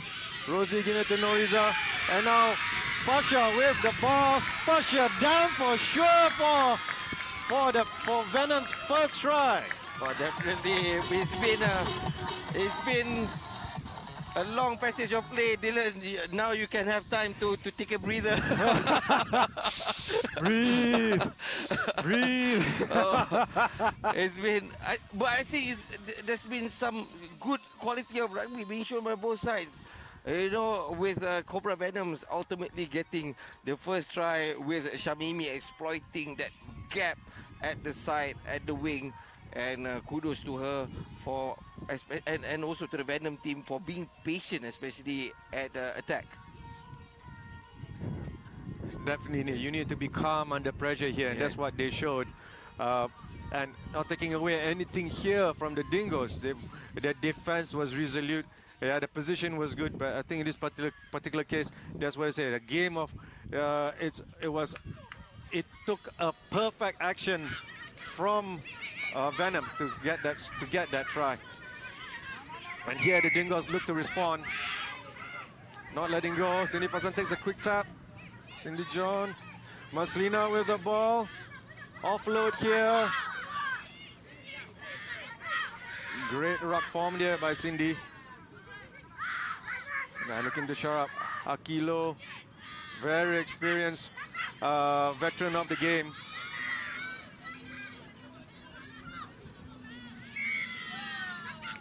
Wow, ball just still in the ruck. Quick tap there. Venom careful not to give any penalties. Rafini Rosli dishes out. Kajulin now with space. Noriza trying to cover. No, Shamimi, another speedster. One to watch out for. She's trying to escape. Dina with the tackle. Rafini just able to catch the ball. Possession still with Dingoes.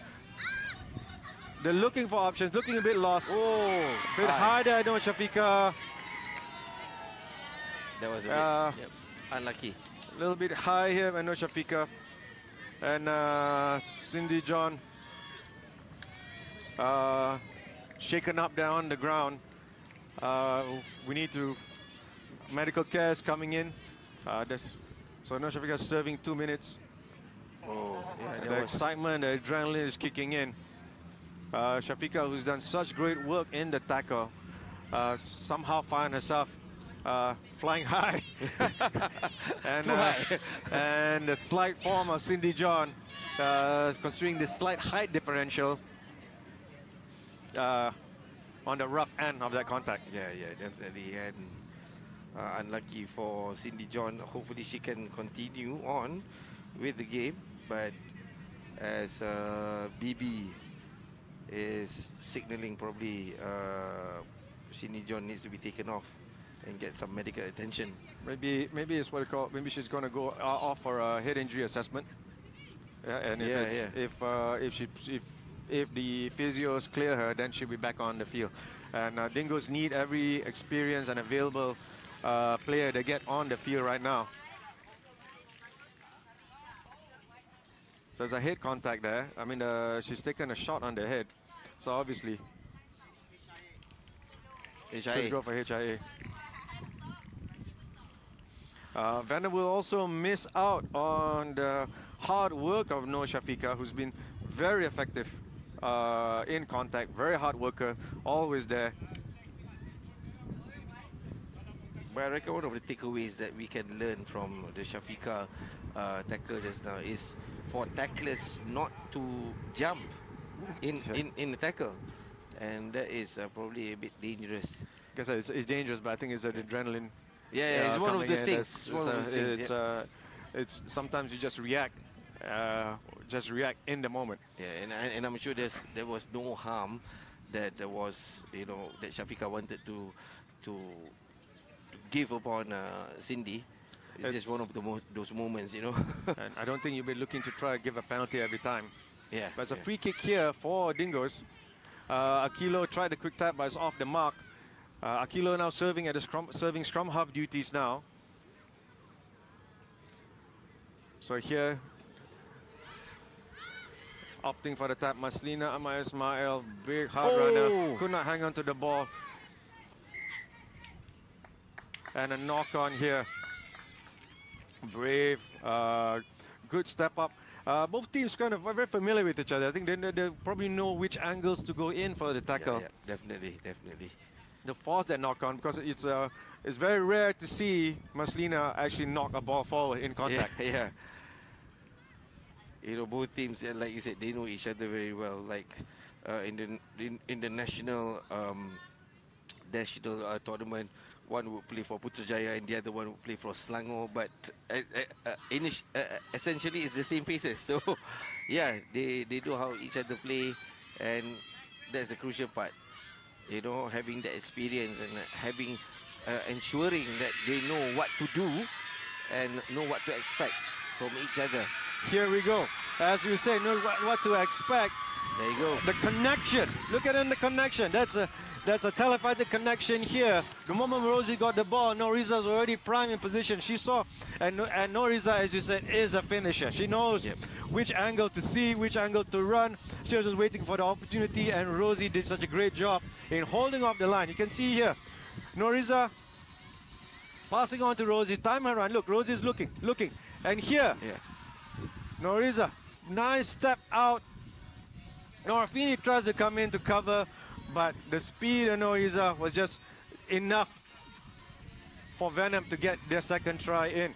I think that one of the key takeaways here is the offloads being done by both players leading up to the try, and they were not scared of doing such things, even though that could prove costly with the team against Dingoes. But the execution was perfect, and that awarded the second try for the Venom. That shows to the quality of class of these girls. Yep. Even though it was a basketball pass, but essentially that created a try. Is what they call it. It's a pass under pressure. Yeah. That marks the quality of these two players. Yeah, Dina with the restart. Oh! Correct. Just unfortunate there by Pipit.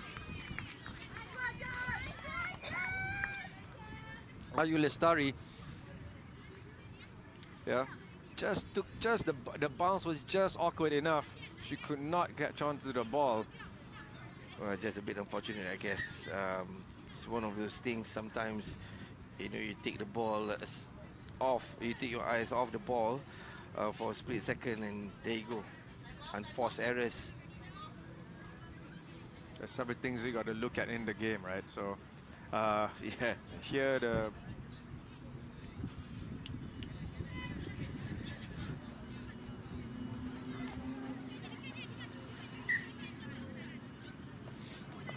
Now, all eyes on the park. Nurul Shahida is back in at hook after getting a looked over after a knock for Dingoes. Cindy John is back in the game. Dania with a quick tap. Looking for support. Dina there for support.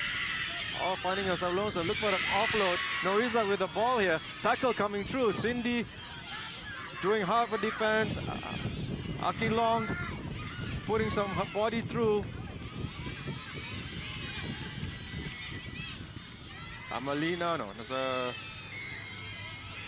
obstruction. Aini Sophia wanted to come through, but I think it's a penalty here. Was the referee call here? Yeah. Scrum down for Dingoes. Yeah, accidental obstruction by Ainin Sophia just now. Unlucky for the Venoms. Again, it's what you call it's what you call excitement. Yeah. It's also called excitement for some of these players. And look, credit to Dingoes there to just holding off enough. It could have been a try, but now it's 10-0. Still a lot to play for in the next 10 minutes. Yeah, and the thing is, momentum is on the side of the Venoms. That's why they were doing what they were doing.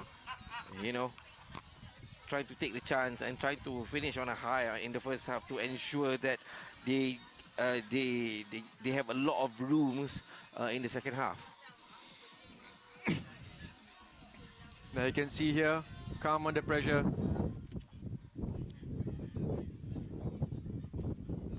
Opening the account in the women's final here.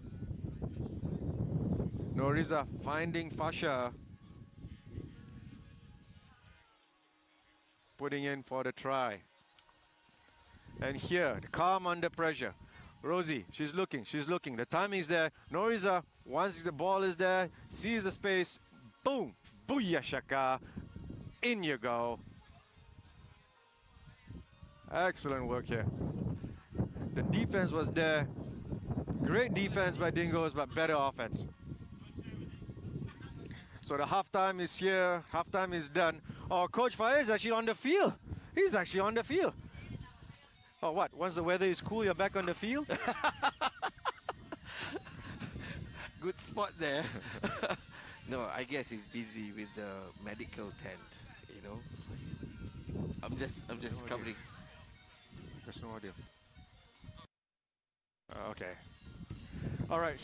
Okay, here Rosie is on the field. Can you hear me? Okay, cool. Here is a very experienced player.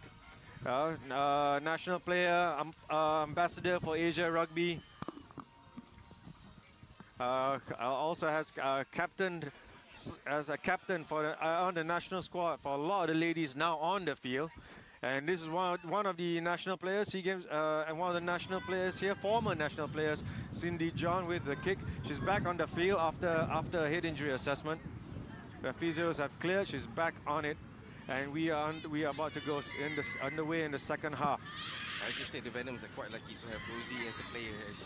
She is really one talented women's rugby player, and you know one thing about her, she can read the game really well, and execute her execution as well is sometimes flawless. So yeah, great that you know Venom have her as a rugby player. Great here by Amalina.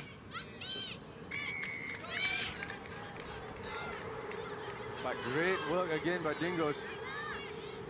Tackle coming through, good offload, trying to find space. Noah Fini. Cover tackles there, Rosie there to stop. Cindy John fishes the ball out. Maslina seeking their speedsters. Kajolin here, she spots the mismatch. No Shamimi here to backtrack, pressure under Fasha. Oh, tackle is there.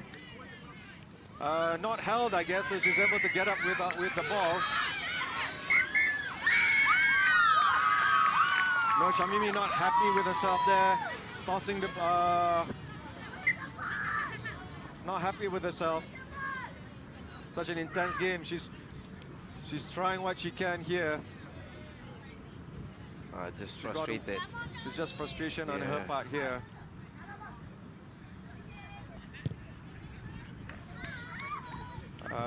And so, well, anyway, no, Shamimi spends 2 minutes in the bin for that show of emotion.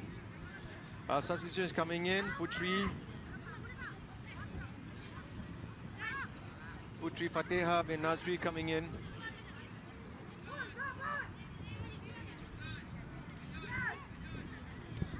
Yeah, the win is here. Great attempt there. Knock on. There's a knock on here by Venom. The windy conditions here making it slightly tricky to pass the ball, to execute the line out. Got to adjust for the wind.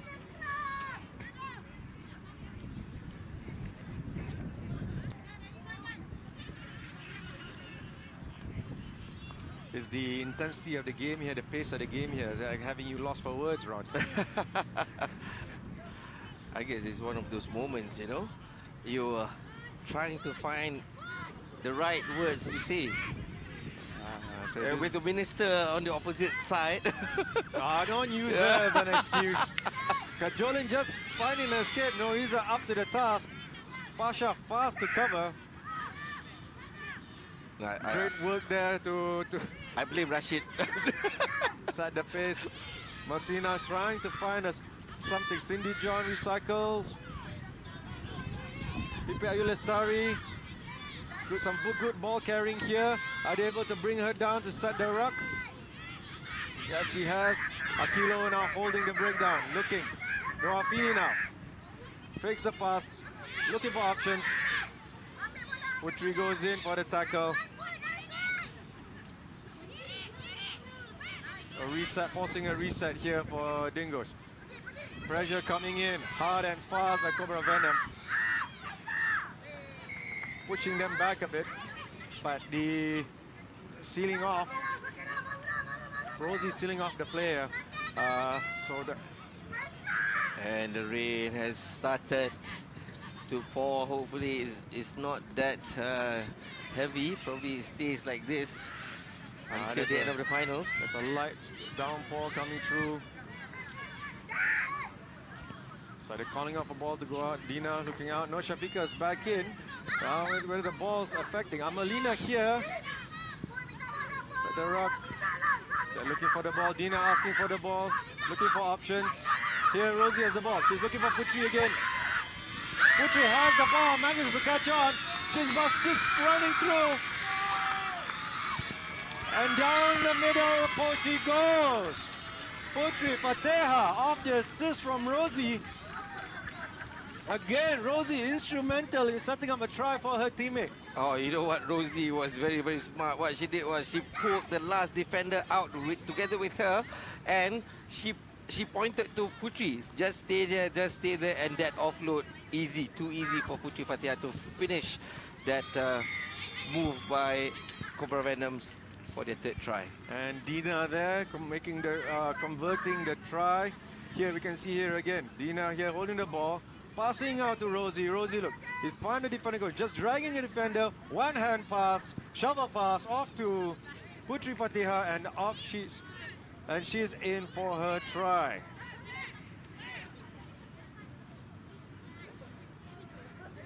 Very good. Just pulling the defender out, and from that overhead pass, too easy for Putri Fatehah. I mean, Rosie is quite, as you said, she's quite a talented individual. She's also a multi-sport athlete. She competes regularly at high level at netball, representing up to state level as well. She also, she does a lot of time on the field, not just as a player, also as a coach. So she's experienced. There's enough knowledge in her. Yeah. And it shows so far in this game. Looking for options here. Here, Noizato here, number 2 for Dingoes. Was substituted in. Now she's trying to find some yards, trying to get some yards here. Akilo with a quick tack. Very well aware. She spotted the gaps in the Venom defense. Dingoes doing well here to secure. Now they're keeping an eye out here. Just recovering. Opting for the pick and go here. Shafika already expecting the tackle through. Amina could not get the steal there. Again, another pick and go down the middle. Maslina, good leg drive. And Dingoes advance. Here. Pipi Ayulestari. Now they're trying to find the ball out. Cindy John here. Oh. Looks forward, but no. Trying to look for the backs. Yep. I can see how I can understand now, right? When you said the winger can drop rugby balls. Oops. They're trying very hard to bring Cajoling into the game because Cajoling is a game breaker for Dingoes. But right now, Venom defense is solid and conditions now getting a bit wet, so it'll be even more tricky for the back line to come into play now. Yeah, definitely. And, it will be harder for them to swing the ball out with these conditions. And then if they drop the ball, they have all the excuses available. Yeah. Yeah. Here is a scrum now, challenge here. Can see here the downpour.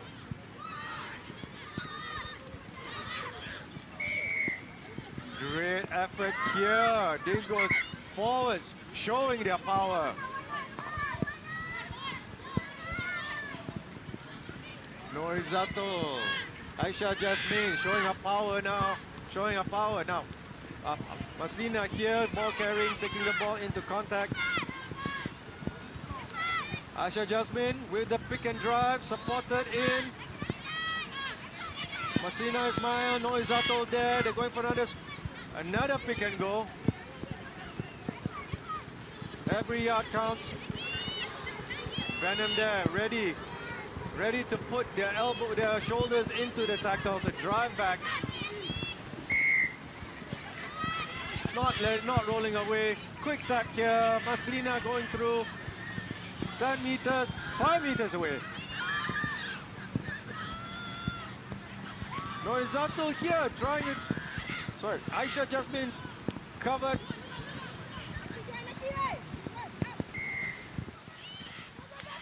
High tackle. Dingoes making hard yards here. And all the effort going through Wawa. Finding the space, finding of a great strength of the Dingoes forwards to go through for a try. Yeah, finally, Dingoes manages to find their first try, and probably a consolation with, the time remaining. Definitely is going to be hard for them to try and get a better position with only 30 seconds left on the clock. And Venom, even though they have let one try to Dingoes, I think Venom played absolutely well in this final. Another 15 seconds to go in the game. Venom poised to win the 50th edition poised to win the game. But as you say, you have to play until the referee blows the whistle. And conditions is going to get harder as we go into the third, fourth, and not for you, Red. Conditions will be perfect for you. You can see the slippery ball here, knock on. Time is up, but we'll see. There's still a bit of time left, probably the last player of the game. Akilo with the tap. Norizato with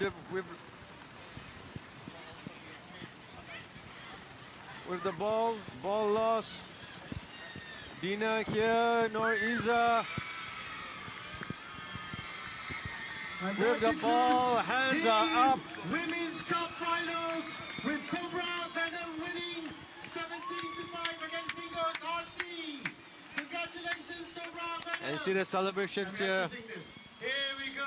Cobra, here we go.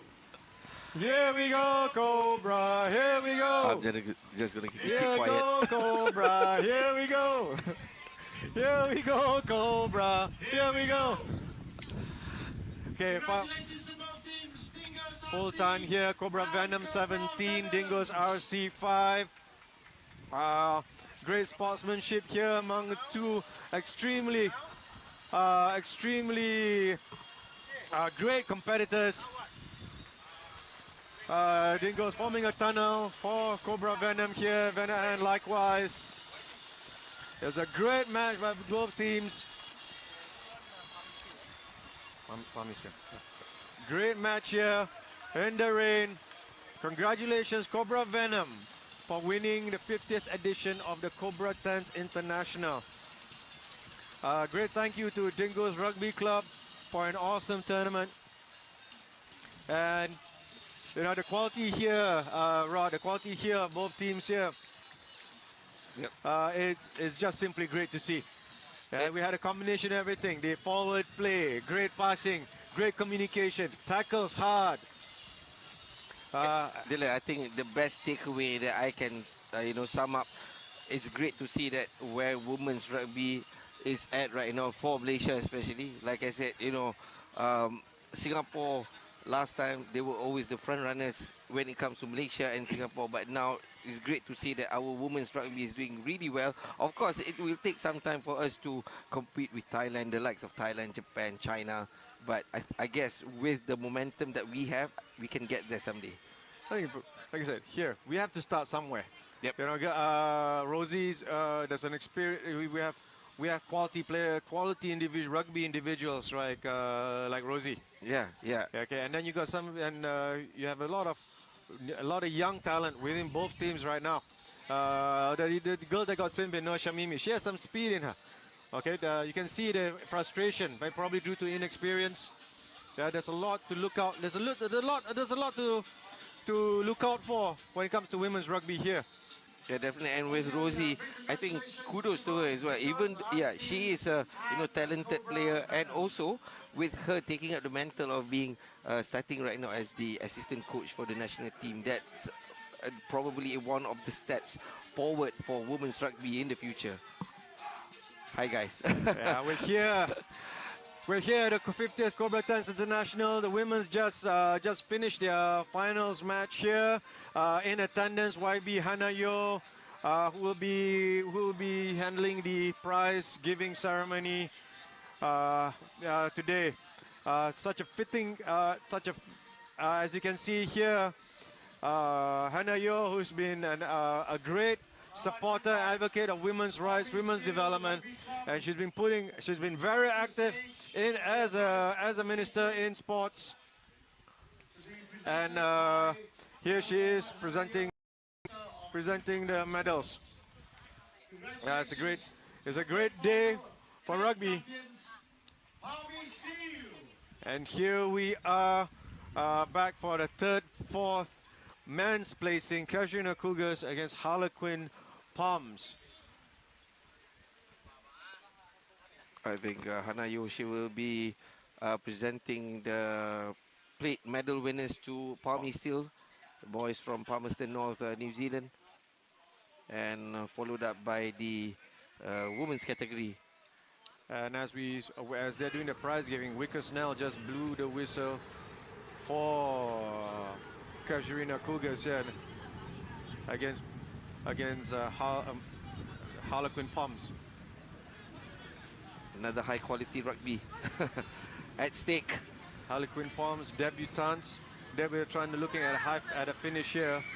Oh, there's a cynical challenge here. Being taken out without the ball. So it's a penalty to Casuarina Cougars. Now they're figuring out what. Both teams having a tough time by the finalists. But here they are for the fourth placing. Casuarina Cougars versus Harlequin Palms, and Casuarina Cougars opting for the line out. So they find themselves 5 minutes, just short 5 meters away from the try line. Harlequin Palms has shown, despite the quality, there's a weakness at the set piece. Now under these weather conditions, can Casuarina Cougars exploit this? Oh, definitely. But there you go. The Poms were not engaging in the mall, and that wasn't expected at all. Probably they learned the lesson through with the Cobra game. That's right.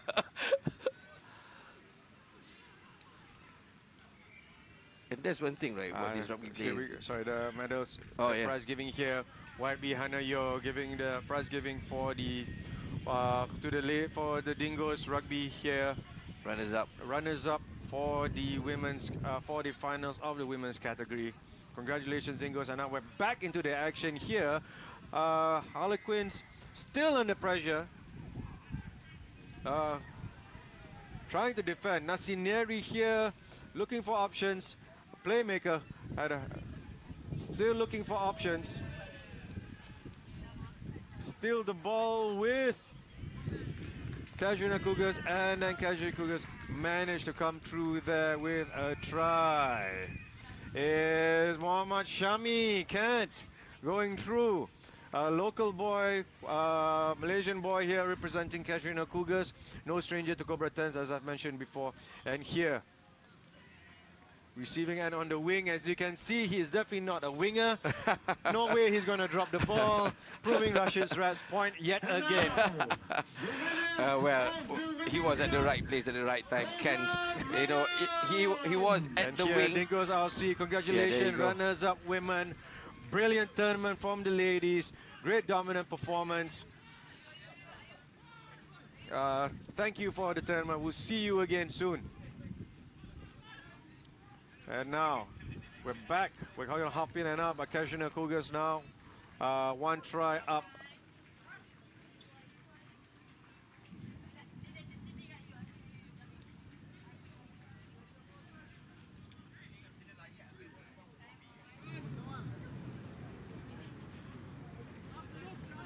And there you go, the champions of the women's category for the 50th Cobra 10's 50th edition. Cobra Venom. So while Dylan goes for a pee break, I'll take over for a while. There you go, the pictures of happiness there. I was literally shouting, seeing the ladies team win. I think you need to announce that they are the champions, isn't it? I did announce it just now. now. Okay, cool. Just announced it. Great to see the minister, you know, being around. In attendance. Yeah. As Harlequins try and get past that tent and into the area, but well saved by the Cougars, and it's a penalty. But no, there's still playing. No, it's a knock-on. He fell onto the ball, but he knocked it on himself. Yeah. It's one of those moments you regret later on. We've had many of those moments in our own rugby career in the past. Yeah. Happy faces there. What was a tight pool game between these two sides earlier turned out to be pretty much a one-sided affair. Yeah, definitely, right. I was mentioning about how Cobra this year a lot more younger and pacier than any other teams. And if it wasn't for Dingo's experience, I think the score would have been a lot higher. Yeah, definitely. And I think the Venoms, they were showing their athleticism, and that was one of the key takeaways from the game. Yes. But moving on to what's happening here now, Harlequins in the checkered, trying to find a way. They're 5-0 down against Casuarina Cougars from Australia. It's so great to see, PNG making its debut here, a club from Papua New Guinea making its debut at the Cobra 10s. So, and we have heard, rumours, that they would like to send more teams for future tournaments, and that bodes well for Cobra 10s. It is just great. One of the things a lot of people don't realize that PNG is actually a huge rugby league country, and having said that, you can see that these boys have those quality of a rugby player, be it league or union. Yes, that's right. And with a team like Harlequins, Poms, they have potential. You've seen them in the group games that they just lack experience. Yeah, I don't think they've had enough matches, union matches, at least 10 aside. Oh yeah, especially tens, matches. especially tens probably. Aside. It's such a specialist genre. I would say part of the rugby that it requires both not just speed, but you need a mixture of forward and back play. Yeah, there you go. Yeah.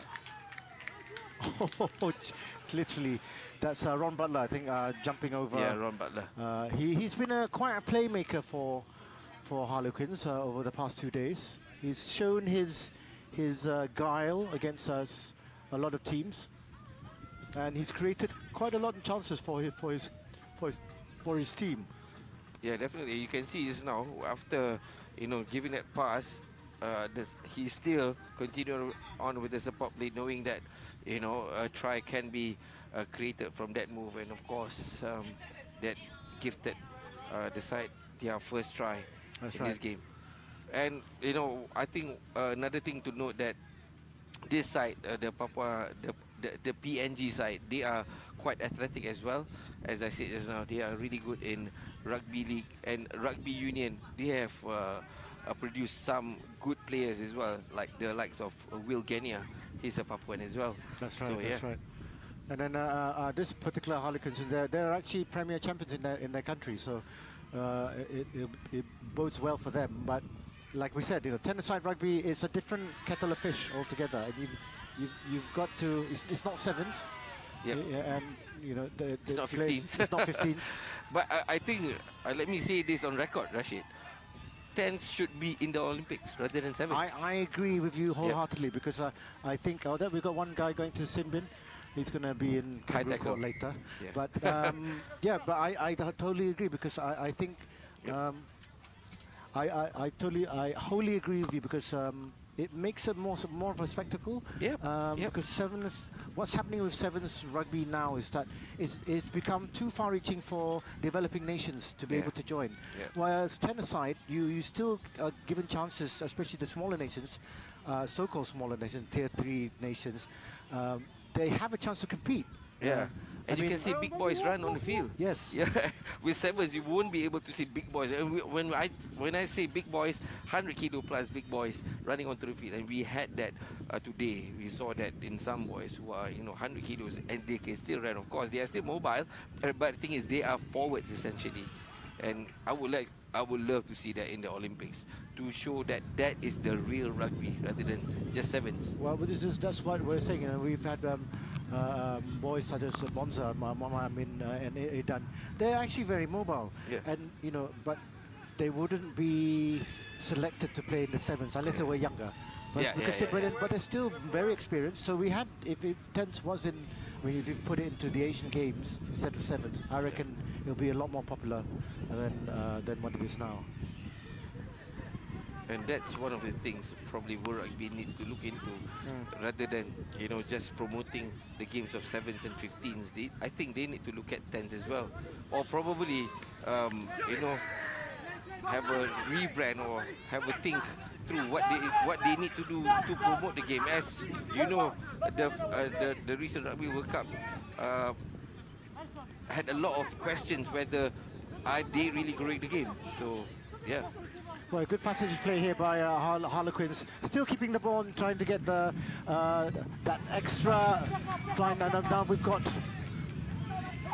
Willie Kalai now trying to go on his own, finding support though with Bovoro. Bovoro finding Willie Kalai back, but I think the assistant referee has called for the referee to blow the whistle, because there's either an infringement or a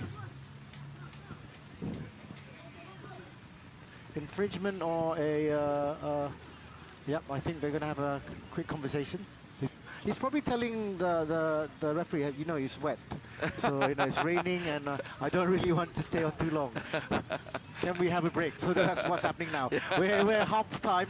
The score is poised at 5-5 between Kaiju Arena Cougars from Australia and Harlequins Poms from PNG. We may need to take a break because we just saw and hear now thunder and lightning. And usually when there's thunder and lightning in Malaysia, you'd like not to play. Over on the other end of the pitch, if you go to a wide shot, the Palmy Steel team is doing a haka in front of YB Hanayo. If we get a wide shot.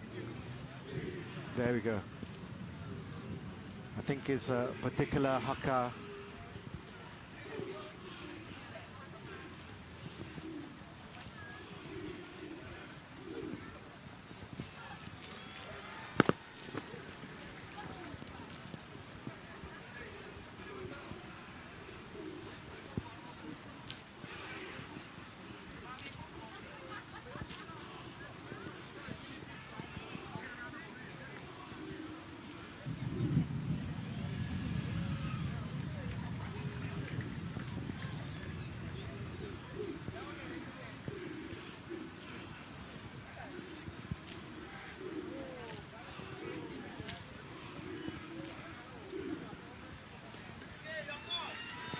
There you go. Always good to have the Kiwi sides here. And that was haka close to Palmy. So the halftime highlights, Casuarina Cougars with the first score. And So it looks like Shamidan. Shamidan. AKA Kent. Boys want to know how they get their nicknames, but we're not going to go through that right now.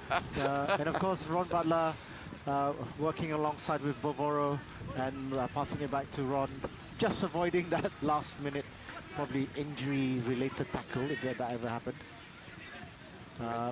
Still raining here as we begin the second half. Casuarina Cougars now going towards the club end. Good high kick. Oh! That, two knock-ons doesn't make it right. Loving the wisdom, Red. Loving the wisdom. You know, we always talk about, you know, doing commentators justice. So this is all about, you know, having justice. We may have to take a break because of the. So we're going to take a quick break. The clock probably needs to be stopped because there's lightning. So we need to go indoors. So there's lightning strike. And that's just one of those things when, you know, a rugby tournament is being played in Malaysia, especially in the evening.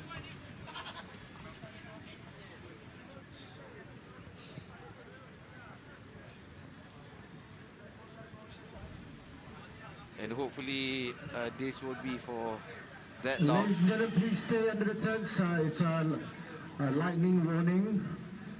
So do stay under the tents until it is clear. Thank you. Now head to the bar. Head to the rugby club, bar and restaurant. Cool down.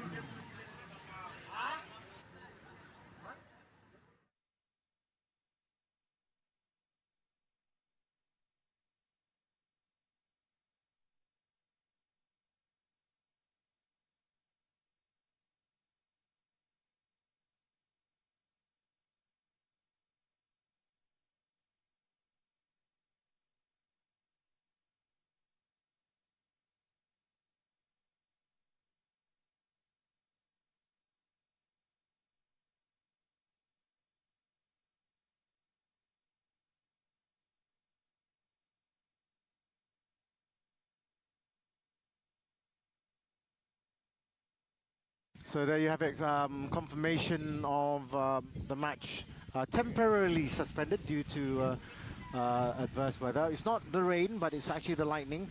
Of course, we've had quite a bit of, we've had incidences in the past where you know, we've had lightning strike many years ago, and even in our time when we were still playing, Rod. Yeah, I remember in the past when lightning struck the ground and we've had more than just injuries. So it is a tradition that you want to avoid it entirely, right? Entirely, yes. Yep. On a good note, though, I Cobra players do enjoy playing in the rain because you know. You enjoy playing in the rain. Yeah, I don't like.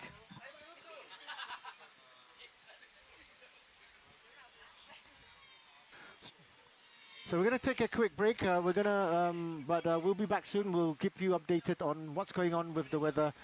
Stay tuned. Don't go away. We'll see you in a bit.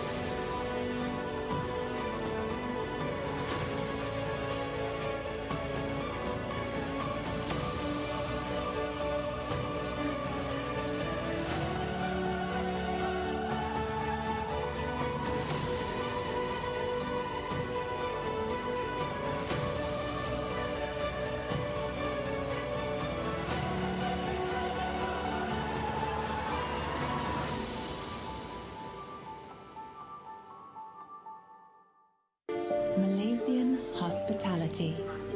It's how we welcome everyone we meet. And to care for what our guests need. It's kindness we pass on to others. And to those who come after. This is who we are. This is Malaysian hospitality. To our visitors, selamat datang to beautiful Malaysia, and to Malaysians, welcome home.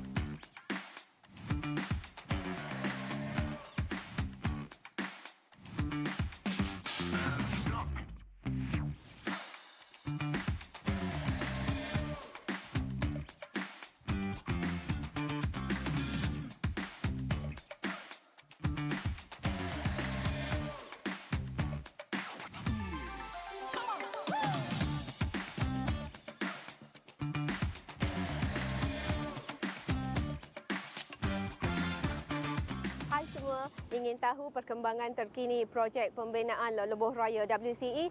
Jom bersama saya. Lebuh Raya WCE yang juga dikenali sebagai Lebuh Raya Persisiran Pantai Barat adalah satu lebuh raya yang menghubungkan Selangor dan Perak, bermula di Banting Selangor dan berakhir di Cangkat Jering, Perak. Jarak keseluruhan lebuh raya WCE ini adalah sepanjang 233 km dengan pembinaan 11 seksyen di sepanjang lebuh raya. Dan kini 4 seksyen telah siap dan dibuka sepenuhnya untuk kegunaan pengguna lebuh raya WCE. Apabila lebuh raya WCE ini siap sepenuhnya, lebuh raya WCE akan menjadi satu lebuh raya alternatif terbaik bagi laluan negeri Selangor dan Perak. Saya kini berada di Plaza Tol Bandar Bukit Raja yang merupakan laluan seksyen kelima telah siap dan dibuka sepenuhnya untuk kegunaan orang awam. Seksyen ini merupakan salah satu daripada 7 seksyen yang dibina di bahagian Selangor menghubungkan Bandar Bukit Raja Utara dan Bandar Bukit Raja Selatan sepanjang 9.7 km. Sekarang, mohlah kita ke Perak.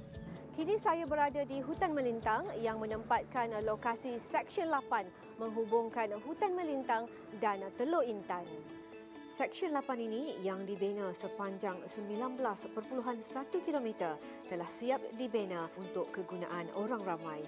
Jadi, mari gunakanlah laluan alternatif ke Teluk Intan, gunakanlah laluan Seksyen 8 ini. Kita kini berada di Seksyen 9, seksyen kedua terpanjang di lebuh raya WCE. Seksyen yang merentas 28 km ini menghubungkan Lekir dan Cangkat Cermin. Seksyen ini juga telah bersedia untuk digunakan oleh semua pengguna lebuh raya.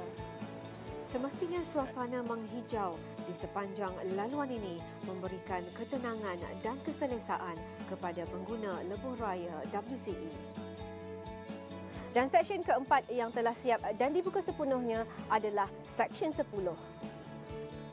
Seksyen ini menghubungkan laluan Cangkat Cermin dan Beruas dengan jarak sepanjang 16.6 km. WCE sentiasa memastikan kelancaran, keselamatan dan keselesaan para pengguna lebuh raya WCE. WCE komited dalam memberi bantuan 24 jam sehari, 7 hari seminggu tanpa henti bagi melancarkan perjalanan para pengguna lebuh raya. Jika anda ingin mendapatkan maklumat terkini WCE, ikuti kami di Facebook dan Twitter rasmi kami. Anda juga boleh muat turun aplikasi WCE di Google Play Store dan Apple App Store. Ingat, WCE kan ada?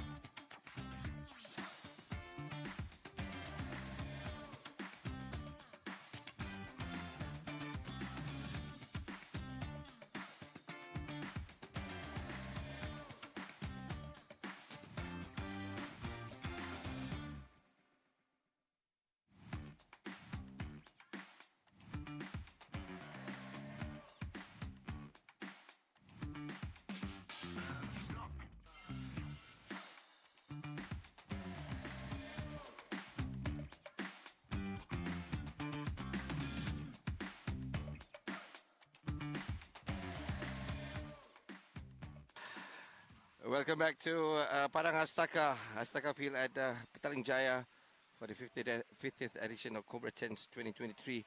And as we know that the game was the game was suspended, the third, fourth match between Casuarina Cougars and Harlequins Pom from Port Moresby, Papua New Guinea. and the score stands at 5-0 as 5-all, as each of the teams managed to scrap a try each in the first half.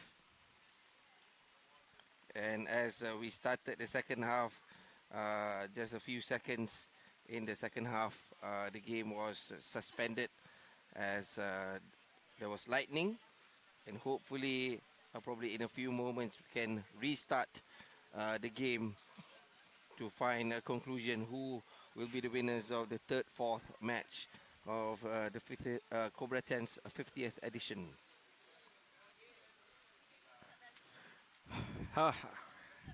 That's a good trip to the... It's just one of those things, Dylan. Yeah, there you go. Quite the day here today. And second half will resume between Kashirida Cougars, yes, right. There you go. Yeah. Big round of applause, ladies and gentlemen. Woo, biggest applause. Yep. And of course, And everyone... we are back. And we are back. We're by Rashid Red Saladay with a facts, pause, facts, what's the word? On the live announcements here. The weather taking some momentum away, but but some players would be happy having to play in slightly cooler weather. And they get to take a breather, or probably a half an hour breather. So they're resuming back at the scrum where the game stopped earlier on. At the 30th second mark, at 30th plus mark. Second half, from the second half. No, we just started the second half, so...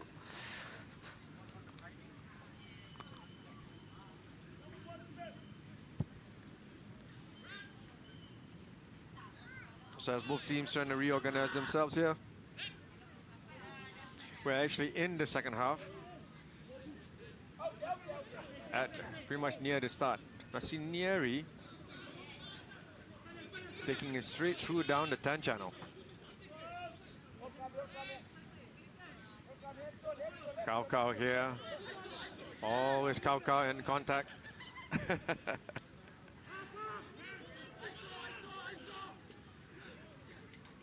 Now, what do you think? It's been raining, so obviously conditions have changed. It'll be interesting to see how teams adjust to this. Yeah, definitely. One of the things that a lot of traditional teams would be doing in these conditions, they would keep the ball, rather than swinging the ball out. But on the contrary, we just saw Casuarina Cougars showing intent that they are going to move the ball around. So it'll be interesting. And what we just saw just now, the Palms, they were doing the same thing, trying to move the ball around. And, hopefully they don't make any mistakes of dropping the ball, as we all know that in wet conditions that the ball tends to be dropped. So yeah, as we saw. So it's offside here by Casuarina Cougars. A little slightly wet ball there, a flat pass. Can see here trying to make the pass, but our Casuarina Cougars, Cirelli, was just a little offside. Now Willie Kalai here, setting up the platform for his team.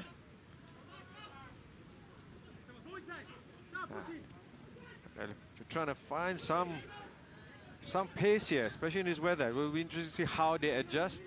So far, they're looking pretty good. There's space here. Ron Butler finding some space. The chase is on, looking for the support. Support comes in nice. And well-timed run here. Good movement by Ron Butler to find his space on the wing. And then Poshan Agovaua here for the try. There's something about these Islanders, isn't it? They're super fast. You give them space, a little of space. Ron Butler just, running through the wing, and that offload and good anticipation from the Harlequin side to get the second try of the game for them. Well, there you go, Ron Butler. can see definitely the class here, being a playmaker for his team. And here, Poshan Agovaua here for the try. As you said, right, there's a fluidity in their game. They have the pace. Okay, what more they have, you can see here, the chemistry.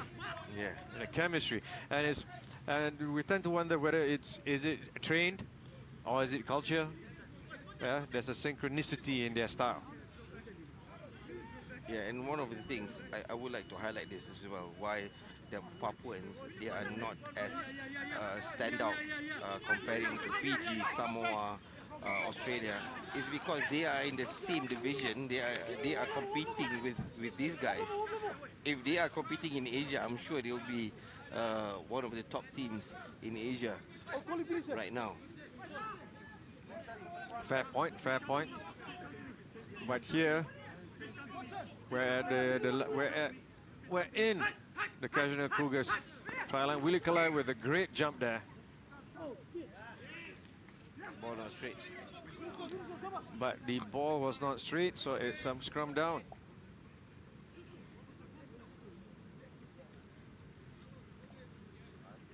So the scores here now, Harlequins Palms are 12 and Kajuna Cougars at 5. Referee on the field, referee Wicker Snell, Abdul Munim and Alex Lam on as the assistant referees.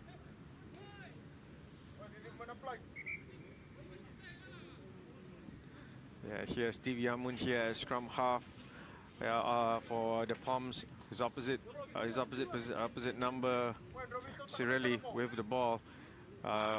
He's been unlucky in quite a few occasions, stepping on the line, missing 2 try opportunities. But nevertheless, they are here now. They're here now for the 3rd, 4th placing of the Cobra Tens International here. I think twice he stepped on the chalk, right? Yes, he did. Twice or thrice. So there'll be some reckoning later at dinner this evening.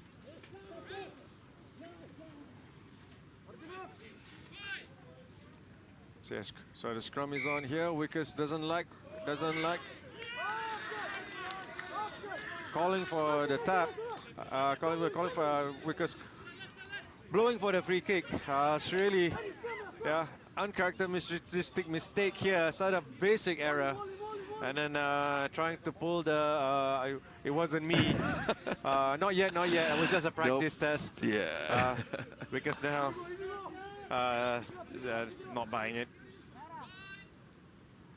There's just some schoolboy error there. That shouldn't have happened, you know, especially in the final game for them.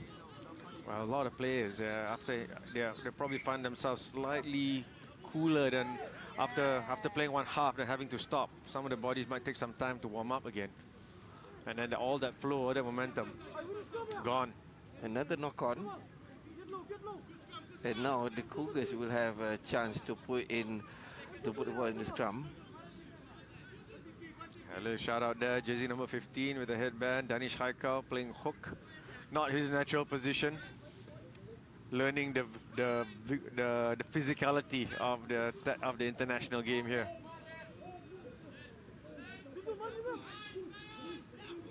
Oh, Harlequins palm here with a shove, but not a solid scrum here. Penalty to Casuarina Cougars. The ref said it was one-sided. That's why the penalty was being given to Cougars. I thought it was quite marginal. Yeah, one-sided push. Ah, okay. Yeah. One-sided. Yeah. Sorry. It looks one-sided push. It's like the commentators needs to be warm after the cool down. It's slowly trying to warm up as well. Paniasi with the kick. Yeah, it was definitely one-sided. And now Kaka, jersey number 8 with the ball for the line-out. Great take there. Nasaneri pushing the ball out. Going for the chip and case. Nobody at home, but the Palms are quick on the ball. So we've got to see now here whether Paniasi did enough, whether there was enough done here for Paniasi to score the try. But no, There's a deemed a knock on somewhere, and it's scrum down. Accidental offside. Accidental as the offside. ball was kicked to Cougars player. So yeah, the ref just gave a scrum down to the Palms rather than a penalty to the Palms, just because it's accidental.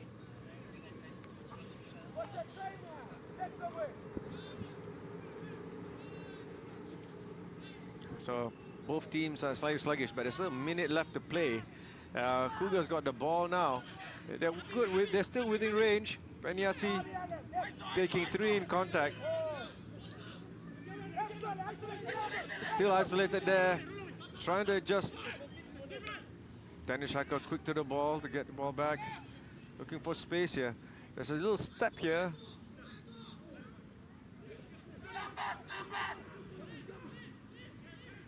Yeah, Cao with a goosey. With a little goosey here for a big man. Showing some style here, some flair. Peniasi here, swamped immediately. Harlequin Palms defense holding.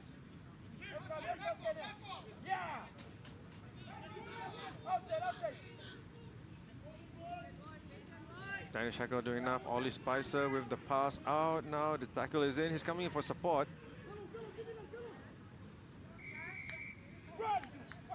Danish Hackle taking the quick tap and gaining some more meters. Wicked Snell not liking what's happened there. He's calling for time, trying to have a discussion with the sharp eyes of Alex Lamb.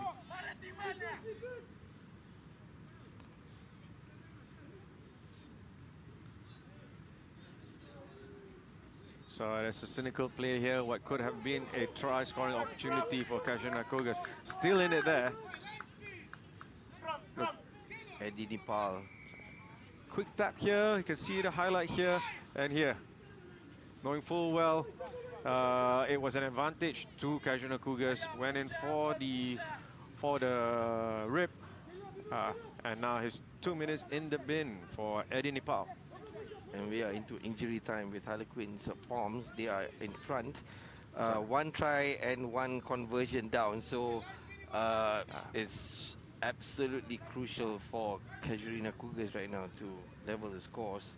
And put themselves in position for to make the conversion kick easier.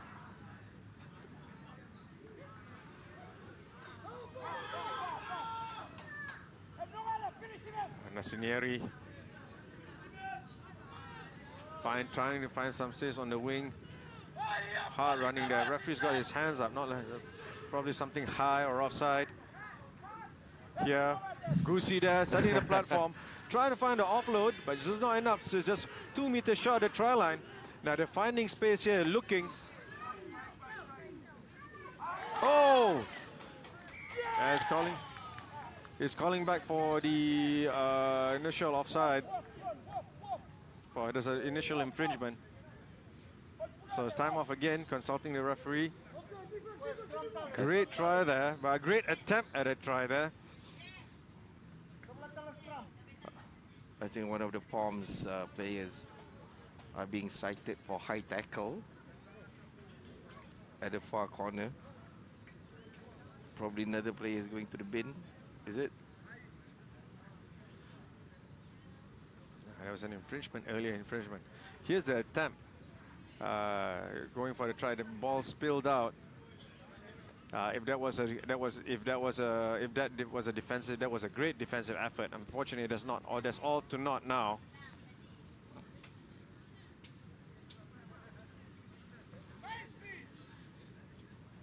Okay, referee calling for the penalty. Time in. High tackle, as you called it. So they're calling in for a scrum now. I think it's imperative for, if Harlequins were to score, they need to score in and put themselves in position for a kickable conversion. I'm sure Palms would have recognized it and we'll be looking to try, if to concede at best, try towards the ends of the line. Oh, we can see the Apen in the back there, Apen Chita, observing there at the corner flag. Shout out to a Cobra legend there.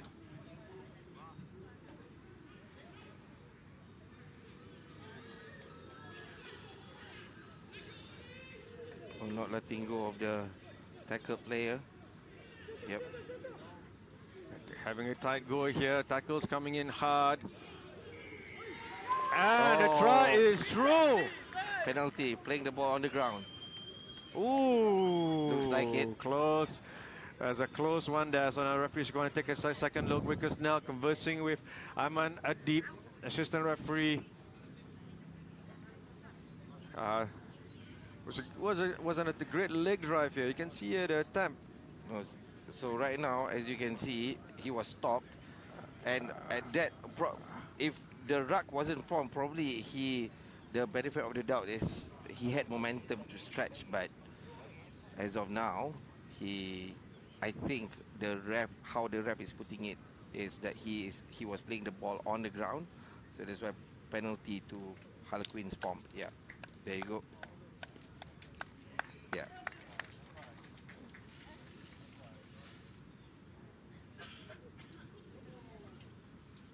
Just trying to explain the situation. I would not want to be in referee Wicker Snell's position right now, to having to explain this to two big lads. Oily Spicer is the captain for Casuarina Cougars, and I think he'll be calling it as what it is, a penalty to the Poms.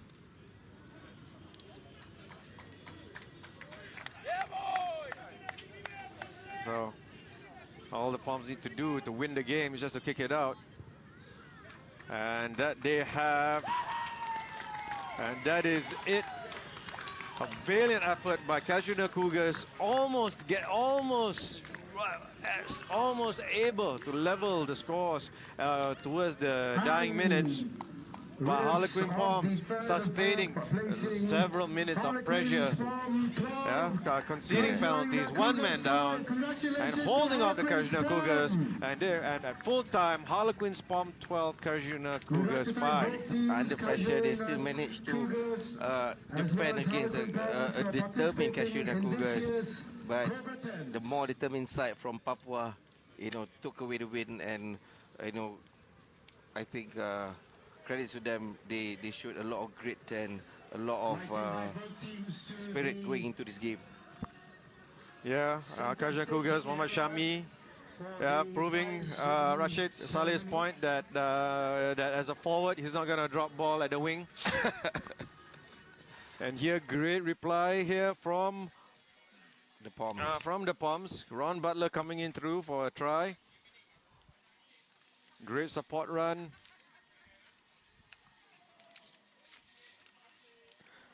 Easy decision for Nell to give the whistle there. Again, Ron Butler finding space.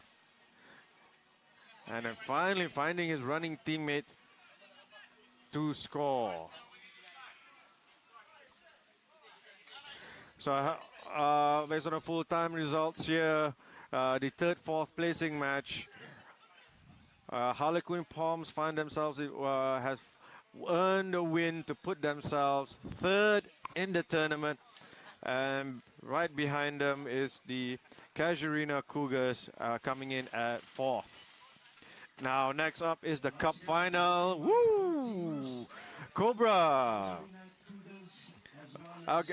Cobra Rugby Club up against Inform Deveta Rugby, and here we can see the Cobra Rugby team here priming up. Yeah, having a hard first game, looking to come back and settle the score with Deveta. And here Deveta in form. Yeah, in form, winners of the from the weekend's SCC Sevens. Here in form. Here Nieri, a great playmaker for Deveta. Yeah, look at who's done a great job in holding up the scrums for Deveta, and they're out for another winning weekend. The Snake against the Marlins. Oh, there you go. Snake against Marlin. That's another Jackie. That's probably a Jackie Chan film somewhere there called Snake versus Marlin. Harlequin Farm onto the stage. It will be definitely an interesting final. As we saw earlier, Daveta winning against Cobra, but definitely Cobra, after the grouping, they would have something under their sleeves, with the coach, Mike Rogers, putting some plan into place. And of course, as we establish, Cobra would definitely use their forwards to go against Daveta to create that solid platform that is much needed against Daveta, who is currently, at the moment, they are just happily free running rugby. You can see the Fijian flair all over. So that's the thing that the Cobra side needs to be wary of, not to easily give that space to the Daveta side. There you go. So here, Harlequins Palms collecting their third place medals here from the president of Cobra Rugby Club, Mr. Daryl Sinapa. Inside at the back there, Tan Sri Krishnan Tan. As they collect the medals, at the same time, the finals teams, Cobra versus Daveta. We're talking about, as far as Cobra Tens Rugby, you're talking about 2019 defending champions Cobra in 2019, and past champion for 2018, Daveta Rugby. Some might say Daveta could have won 2019 if they participated. Lucky I'm not commentating on this. Well, that's why I am commentating, and with Dylan. Anyway, as you said, Daveta is a really great side, a really good side, very athletic. They have produced many Fijian international in the past, and I'm sure there'll be a few Fiji international in this side in this final. Of course, like you said just now, they just got out of the SEC tournaments where they were the champions, and of course with that, translated to how they played in this tournament. Of course, it's not sevens, it is tens. It's a different brand of rugby, but you can see the Fijian flair, sevens all over the park, and that is something that is the challenge for the Cobra team, of how they're gonna, stop the ball from being flown freely all over the park. So they would have picked up some points before. That's, like you said, they would look at some of their set pieces, their lineouts, their scrums, which have been very effective. And I would say they would probably feel hard done in their previous match against Daveta, and they're probably looking to make up for that. But Daveta is pretty much the in-form team right now, with probably some of these players potential future Fijian stars.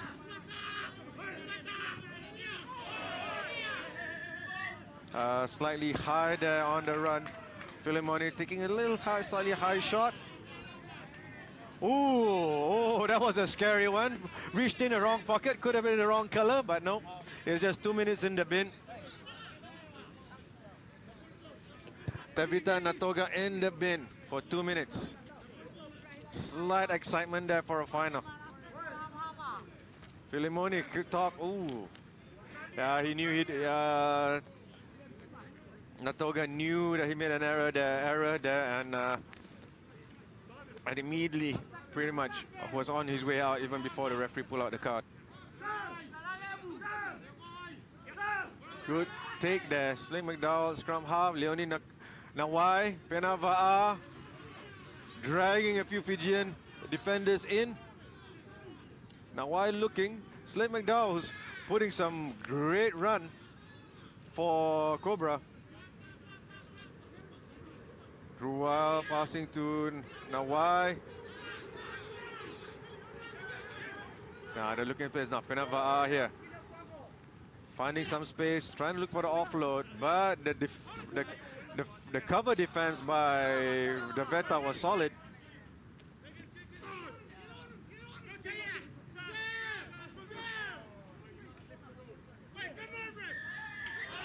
Taking the ball on the ground. Great work at the breakdown here. I'm sure this is one area that we have that both teams will be looking to compete and counter.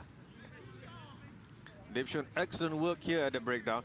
Great, quick support work there to protect the ball. Sam Fishley almost got caught out on his own there.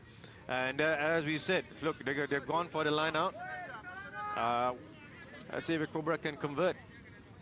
Yeah, as we know that one of the areas that they've been focusing on, they've been, executing is set piece. There you go. Daveta hasn't been committing to the maul, which shows that they know that They're driving there you go. through. And there you go, set piece play. Sam Fishley putting down, opening the account for Cobra, and apart from West Coast Sharks, who did the first, where Daveta was caught off guard for that first try. Here, well-controlled play. Cobra using their size, using the power and pace of the forwards. And Drew Wild here making good on the kick. Yeah, one thing to note that I think it was great anticipation by the Cobra side. Even though just now, the Daveta side, they didn't commit into the maul. So the reaction by the Cobra players continuing to that passage of play was absolutely phenomenal with that finish and that conversion as well. So I think this is a positive start for the Cobra side. But again, always when the ball in hand with so much pace, Daveta is such a serious threat. Oh, knock on. But the double tackle here, thrown in by, there's a double tackle by Keanu Keru Symes and Millennium Sanerivi. Yeah, basically putting our Fijian runner here on the deck, spilling the ball out. Immediate attention by the medical care here. Well, look, I would like to put a shout out to the medical care team here at our Cobra Tens International. They've been, I would say, quick on the ball to react. And part of the procedure, just a little to share some information of some of the procedures of medical care here. The medical, what they call sideline medical care, they're actually on site, on the sideline, observing the game. So if there is any contact, any incident to occur, they're actually on hand and to see what actually occurred at that point of incident. So then so they would have an idea of what kind of medical care to implement on the field straight away.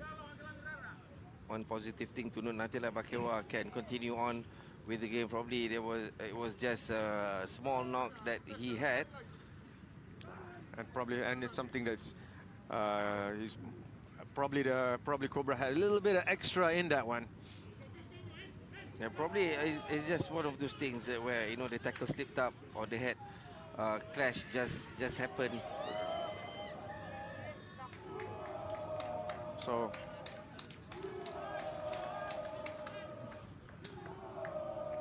So here, the referee here, Billy Huntley, calling for play here. Now why going to Drew Wild? Now trying to put through for Filimoni. Nothing happening there. So it's brought the ball back for a penalty. I think it was a late tackle probably. It was a scrum. It's a penalty of the scrum. Oh, right.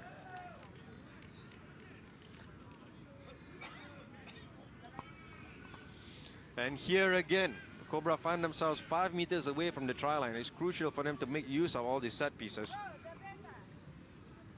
And also taking any chance that they have. As you can see, intense. A yes. Six-man lineup. Oh! But just an error there. So the ball is now in Daveta's hands. And they'll be looking to launch the ball. Sanarivi there was on hand to catch the chip. But the referee's called for a knock-on. Knock-on by Cobra first, then another forward pass by Daveta, if I can decipher it correctly. There we go, that's the one. That's where Millennium Sanarivi knocked it on slightly. But Petero was trying to get free there, sensing the opportunity, and disappointed that referee Billy Huntley called him back for a scrum.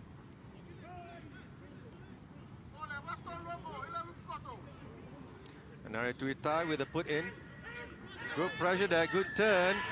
And there, the Cobra set piece pressure, the forwards. And I have to say, when it comes to scrums, it's not just about size and power, it's a highly technical position. The weight transfers, the positioning, the point of impact, the point of pressure where you apply onto the opposition and onto each other to make sure you get the shove. It's a highly technical thing, and you're talking about it's like mountains of man muscle basically clashing with each other. And when you got so much muscle, so much mass going up against each other, it's the details that matter. And here, Cobra has proven themselves the superior. Yeah, definitely that, 1 or 2% that makes it, really, really important. Maul is in now. Sanarevia at the back, driving. Leonie Nawai guiding, carrying the push. The Jetta doing his best. Guys coming through the front, just a few meters short. Knock on. Unlucky by the Cobra side, actually. Unlucky by the Cobra side there. But great defensive effort by Daveta, led by Meliniori. We can see here now that Daveta is down the middle. You can see right down the middle. Look, yep, straight through. Number 13 doing enough to disrupt. Meliniori there with the tackle. And the clear out, ensuing clear out, attempted clear out, forcing the knock on. And also at the same time, he was communicating with the ref whether what he's doing is okay. So that's the thing. Oh, what a push by the Cobra forwards. Slade McDowell looking. So, I'm not too sure what happened there. It's something that obviously you shouldn't be doing. And I was a bit stunned that he actually tried to tap the ball back. That's what pressure does to you. A minute to go in the first half. 2 minutes to go in the first half. Cobra lead 7, Daveta 0. If you're here today, at the back of me, you can see the Harlequin Poms having a sing-song. And shows what kind of atmosphere coming here to experience rugby live. Yeah, rugby culture. And the camaraderie that's been shown by the teams has nothing but fantastic. Again, Cobra looking to apply some scrum pressure here onto the Veta team. The scrum is good. They're trying to have the shove.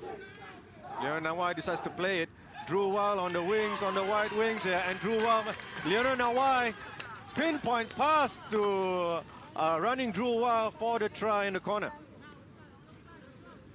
Great read by Leonie Nawai, but I think credit has to be given to the Cobra forwards. They've been working really, really hard to set the platform. As you can see, this is a solid scrum from Cobra, the Cobra forwards, where they are under pressure, but the thing is, from that solid platform, gifted Wild a large area to work with and to finish. So it's 12-0. Kick is no good. And the referee's called for half-time. And at the half. And the half, Cobra Rugby 12 and Daveta 0. And unexpected to some extent, Daveta found themselves at the back foot. Yeah, I think probably this is the first time in the tournament that they find themselves at the back foot at the end of the first half.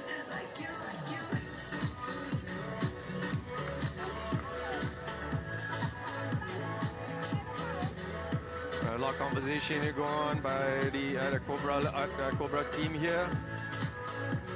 You can see there Sam Fishley holding a towel, having some words with his team. Here, the set piece plays here. And it's a very heroic and a great forward stride here. Just building on one conversation you had with Rashid. Yeah, it's you have forward play, you have backs play, as opposed to if you're watching sevens, you're quite limited, especially if you're talking about rugby development. Yeah, definitely. And it takes away the competitive edge. But here, Nawai, on to Drew Weil. But I think this is absolutely, great to see where compared to the last game that they played against Deveta, they were quite conservative in terms of attacking. But right now, as you can see, the intent, everything is very positive for Cobra at the moment. And as I've said earlier, just before the game started, Mike Rogers, the coach for Cobra, I'm sure he has a lot of tactics on his sleeve. Oh, the weather's just cooler. Yeah, oh yeah, that's another thing. They were playing in the afternoon, heat just now, right? The heat, yeah. Yeah. So the weather is cooler. Like, yes, lovely weather to play now. And that weather favors the Davita side. That's right. Yep. So yeah. Who are no strangers to playing under hot, humid weather. But again, Davita is still a threat. Melinieri coming out. Line speed is good. Counter out coming through. He's managed to steal the ball. Leonie Nawai now finding some space, running through. Tackle looking for the offload. Penava is through of the offload. He likes that one. What a try. Keanu Cruz. Penava really likes that one. Ooh, what happened? Yeah, it is a try. Yeah, that's right. We're checking on the sound here. I think maybe the DJ is kind of shocked of the third try coming through. Great counter, great rip there by Slade McDowell. Penava on the run from Leonie Nawai. Great connection there again. Leonie Nawai, putting two good passes for two tries. Well, the thing is, I think Slade McDowell, we have to give credits to him for that jackling and ripping off that possession away from Daveta. And from there, Nawai, he saw the gap, he took the opportunity, and also the great anticipation, knowing that Va'a is just at his tail, and from there, giving that offload, gifting that third try for Cobra, and putting Cobra at a really, really good position at the moment in the second half. The conversion was good, so it's 19 points to 0. So tackle coming in. Peta Daveta, still ball. The rip's almost there. They're able to get the ball back. Sam Smith. Nope.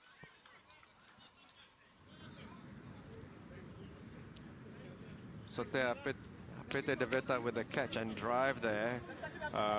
Cobra coming in hard on the defense. So referee Billy Huntley, after conversing with Achai, making the decision that it's a line out for Cobra.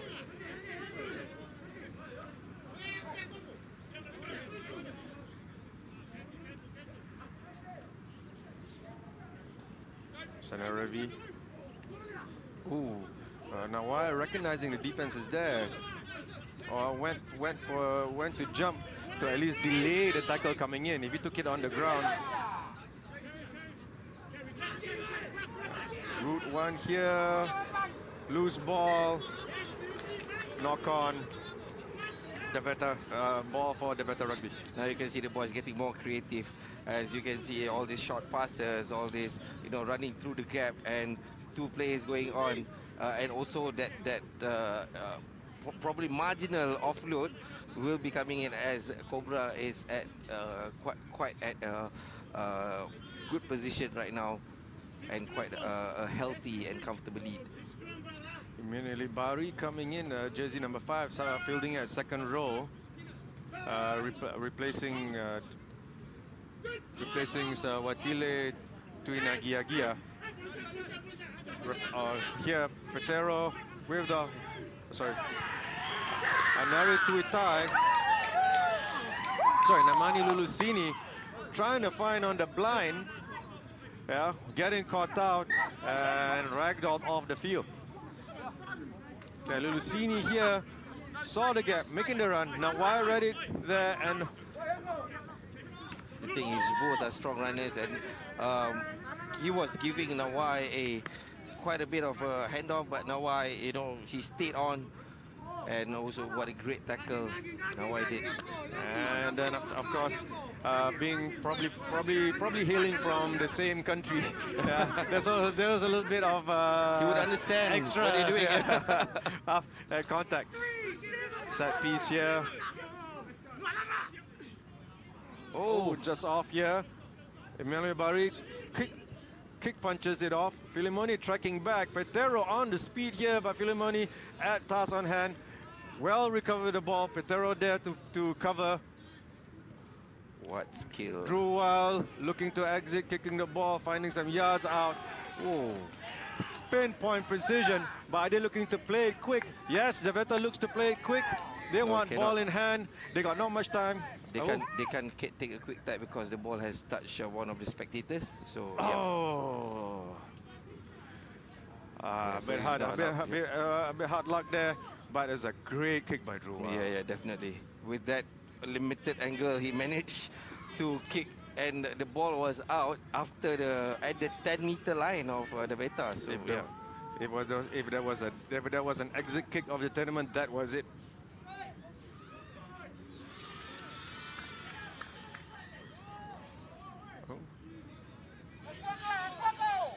A little bit extras here. A little bit extras here. Sam Fisher. Oh, yellow card shown by to Sam Fisher. Sam Smith. Sorry, Sam Smith here. Oh, Sam Fishley. Oh. So a little bit extras here and there. The games is a final. Games are 10. So Sam Fishley there in the bin for 2 minutes. Find out what happens.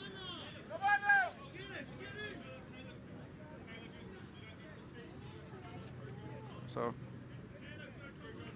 there, I think there was a little bit of aggression there by a little bit extra unnecessary action by the Veta, but obviously somebody took offense to it, and and the reaction caused him to go 2 minutes to go in the bin for 2 minutes. All this will go to the kangaroo court at the end of the tournament.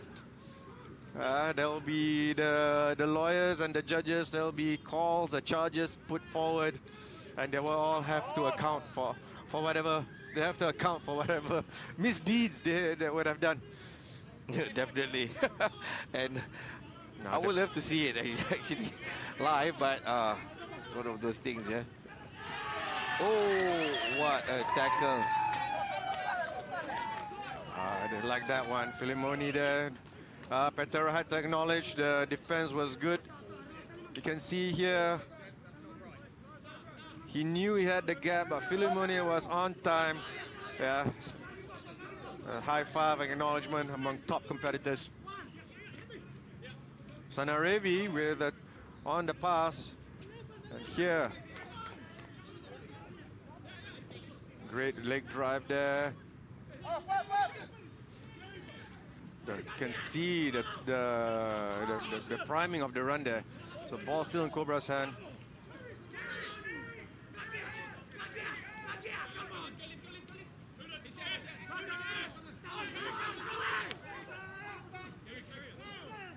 Slade McDowell, slight error there.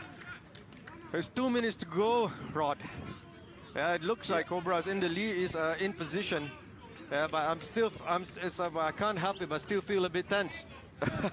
Well, looking at the time, and I think Cobra is well in position to be the champion. So I'm trying very hard to be impartial. I know you are. I know you are, mate.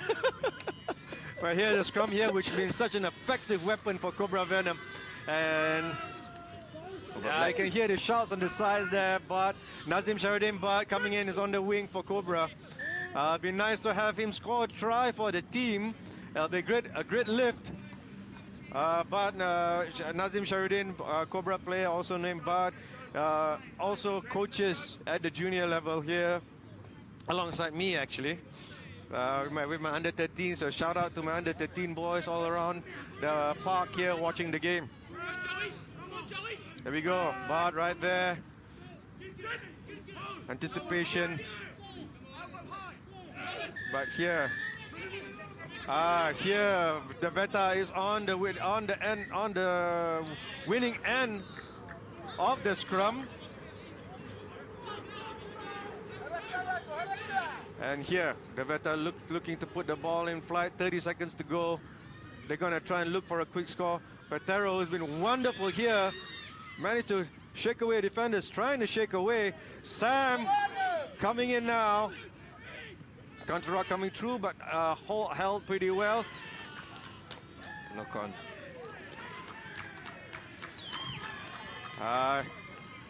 He's another Tuitai there, very upset with the knock-on. I think there was a game for the Veta to find themselves on the back foot. I don't think that anybody expected for the Veta the scoreline at this time to be this way. Well, I think if conditions were a bit drier, would have been a bit different. Not to say that Cobra will lose, but yeah, I think it would have been a bit different.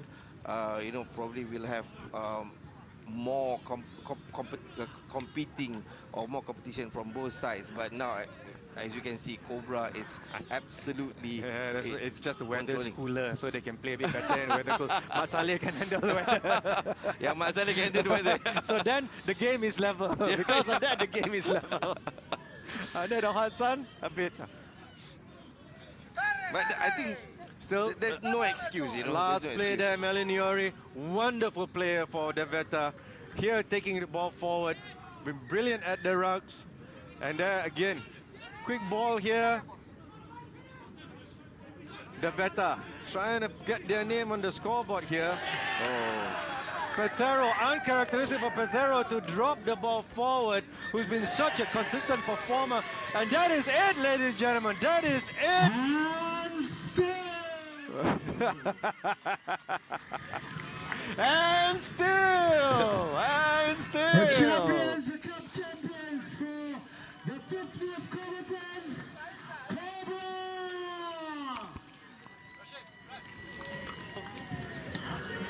Here we go. Cobra, here we go. Here we go, Cobra, here we go. Here we go, Cobra, here we go. Here we go, Cobra, here we go. So much for trying to be impartial, right? Well, I can't help it. The game is done. I've tried my best to keep it impartial. Well done to Cobra. I think the boys have done really, really well in the finals. As I mentioned earlier in the game, what did I say, Dylan? What did I say? They're going to regroup. And it's going to be a different game in the finals. And that's what happened. And credit to the Cobra side. They were hard done. They would have felt they were hard done in the earlier game. Yep. And they came back with a commanding performance, leaving no doubt, okay, to the results of the game, not leaving it to the wire, not leaving it to anything, and establishing themselves as the champions of the 50th edition Cobra Tens International.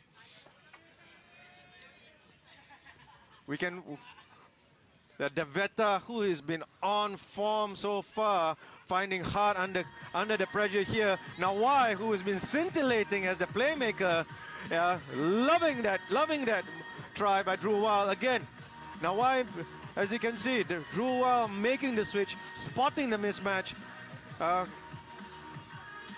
And again here, Nawai in play again, finding the gaps. Peneva anticipating, accelerating for the try of a Nawai assist. The Veta, who's been excellent at the cover defense. The Veta, who's been excellent in defense so far. Somehow, the Cobra team has found an angle, a way to counter the Veta's class, speed, skill. Yeah. One thing I want to highlight here, Dylan, there's a lot of, there's many happy people today, including yourself. I think it's just want to put it on record, you know. As a great boost. I'm definitely happy for our local boys, Nazim Sharuddin and Firdaus Amir, who are selected to join this Cobra 10's team. And Bart, who's also who's now the current club rugby captain. So we have 3 Cobra winning captains. Yeah, in the Cobra 10s. The first one being Azwan Azimi, affectionately Gabi, and the next one being Amirul Zulfikar, also affectionately we call him Anga, and here we have Nazim Shahruddin.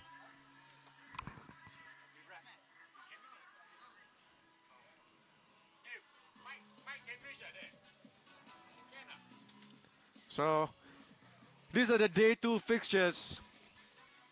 Plate final men with Palmy Steel. Club final women's. Congratulations, Cobra Venom. 3rd, 4th placing Harlequins Palm. And lastly, in the finals, Cobra Rugby Club, the champions of the 50th Cobra 10's International 2023. At least it leaves no doubt here with the battle of the two past champions that one team has emerged victorious, and it's the black and gold of Cobra Rugby Club.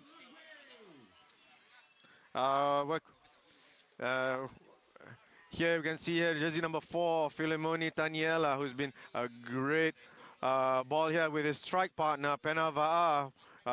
Scoring the try, the 3rd try for Cobra. Yeah, as you can see the wear and tear of the tournament. I'm sure they're quite glad for the tournament to end at winners. There we can see Colonel Tommy Parra, past president of Cobra Rugby Club, tournament chairman here, putting the cup runners up to the Veta. Melly Niori there. Excellent work at jersey number 14. And here's handing the medals here. In view at the back on the left, you can see the current president, Darul Sinapa, his sister, Marcel Sinapa, head of the Cobra's admin. 2 lovely girls at the back there. I think it's probably Hannah and Maya. Also playing rugby for the girls team at the Cobra Junior section.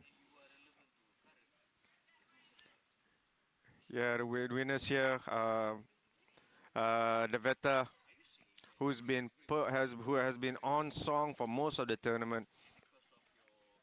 Yeah, showing us some scintillating rugby, excellent hands, great passing, great runs. Shown that they could match also showing some skill at the set piece, but it's the Fiji ring for the team photo.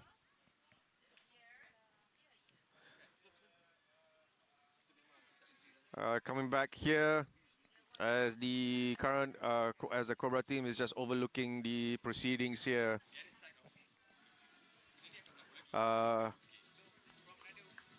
It will be quite an emotional moment for a lot of Cobra fans here. It was to win, quite emotional moment to have the black and gold as champions.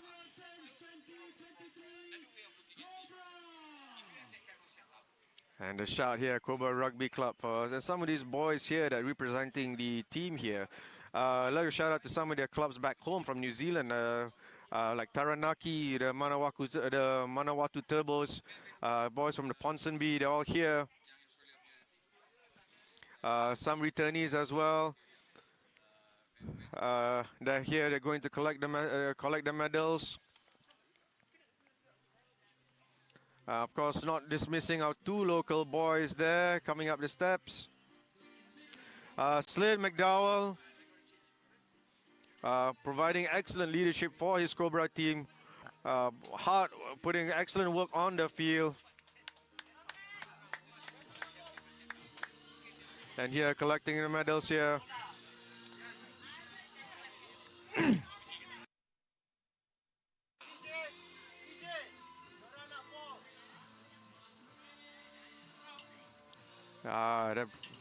There, sitting on the middle, Drew Wild with the blonde hair. Use it with a second try. And here we see Nazim Sharuddin, okay, Bad. And Fidaus MA, P. Dot, local boys, now a champion.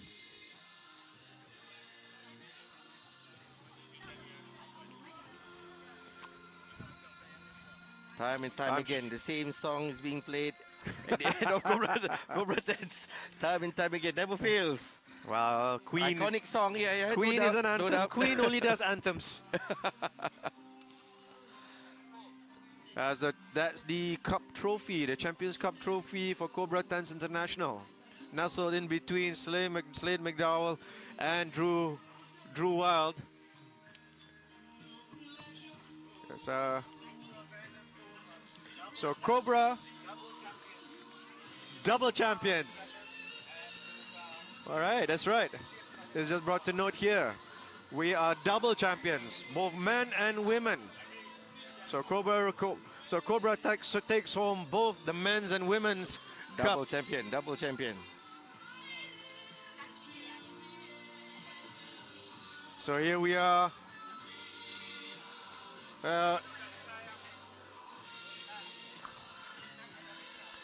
We want to shout out to all those that viewed the youth.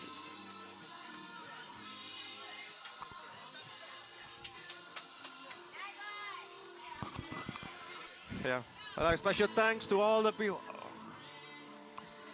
for all those that came here for the tournament. We thank you for viewing. We thank you for those all around the world. All around the world for viewing us on YouTube and Facebook, on our Cobra channel. We thank you very much. And here from so we'd like to thank for also all our supporters and strategic partners, the organizing crew, the boys and girls that came down to watch, the Cobra family that came to support and make this happen. We appreciate you. Thank you very much, especially to the viewers out there. We hope you enjoyed the tournament so far, the 50th Cobra Tens edition. It's been a wonderful 2 days, and we hope that we can see you again next year. You can see here the boys celebrating. It's been a wonderful tournament. We are attended by all our old Cobra family, from the legends before and the legends to be. Much appreciation announced to YB Hannah Yo for attending our event. A model for future sport. She's been very active in the sporting scene, putting time in, almost like a rugby player on the field. And here at the commentators box, Capo Rod, yep. Dancing in the back, Rashid Red Saleh, and myself, Dylan Anwar. Very happy. We hope you enjoyed our banter. We're just having fun. Thank you very much and for I'm not joining us. apologizing for any mistakes I made. Nope. I'm not taking only to whatever I say. Make no mistake. Anyway, yeah, thank you guys for joining us. Thank you very much. Hopefully, see you guys again next year in the 51st edition of Cobra Tens 2024. Hopefully, and I reckon that time Dylan will be the organizing chairman. You never know. You never know. So we are signing out. Thank you very much. All the best. Take care. Goodbye. Cobra Rugby. Woo!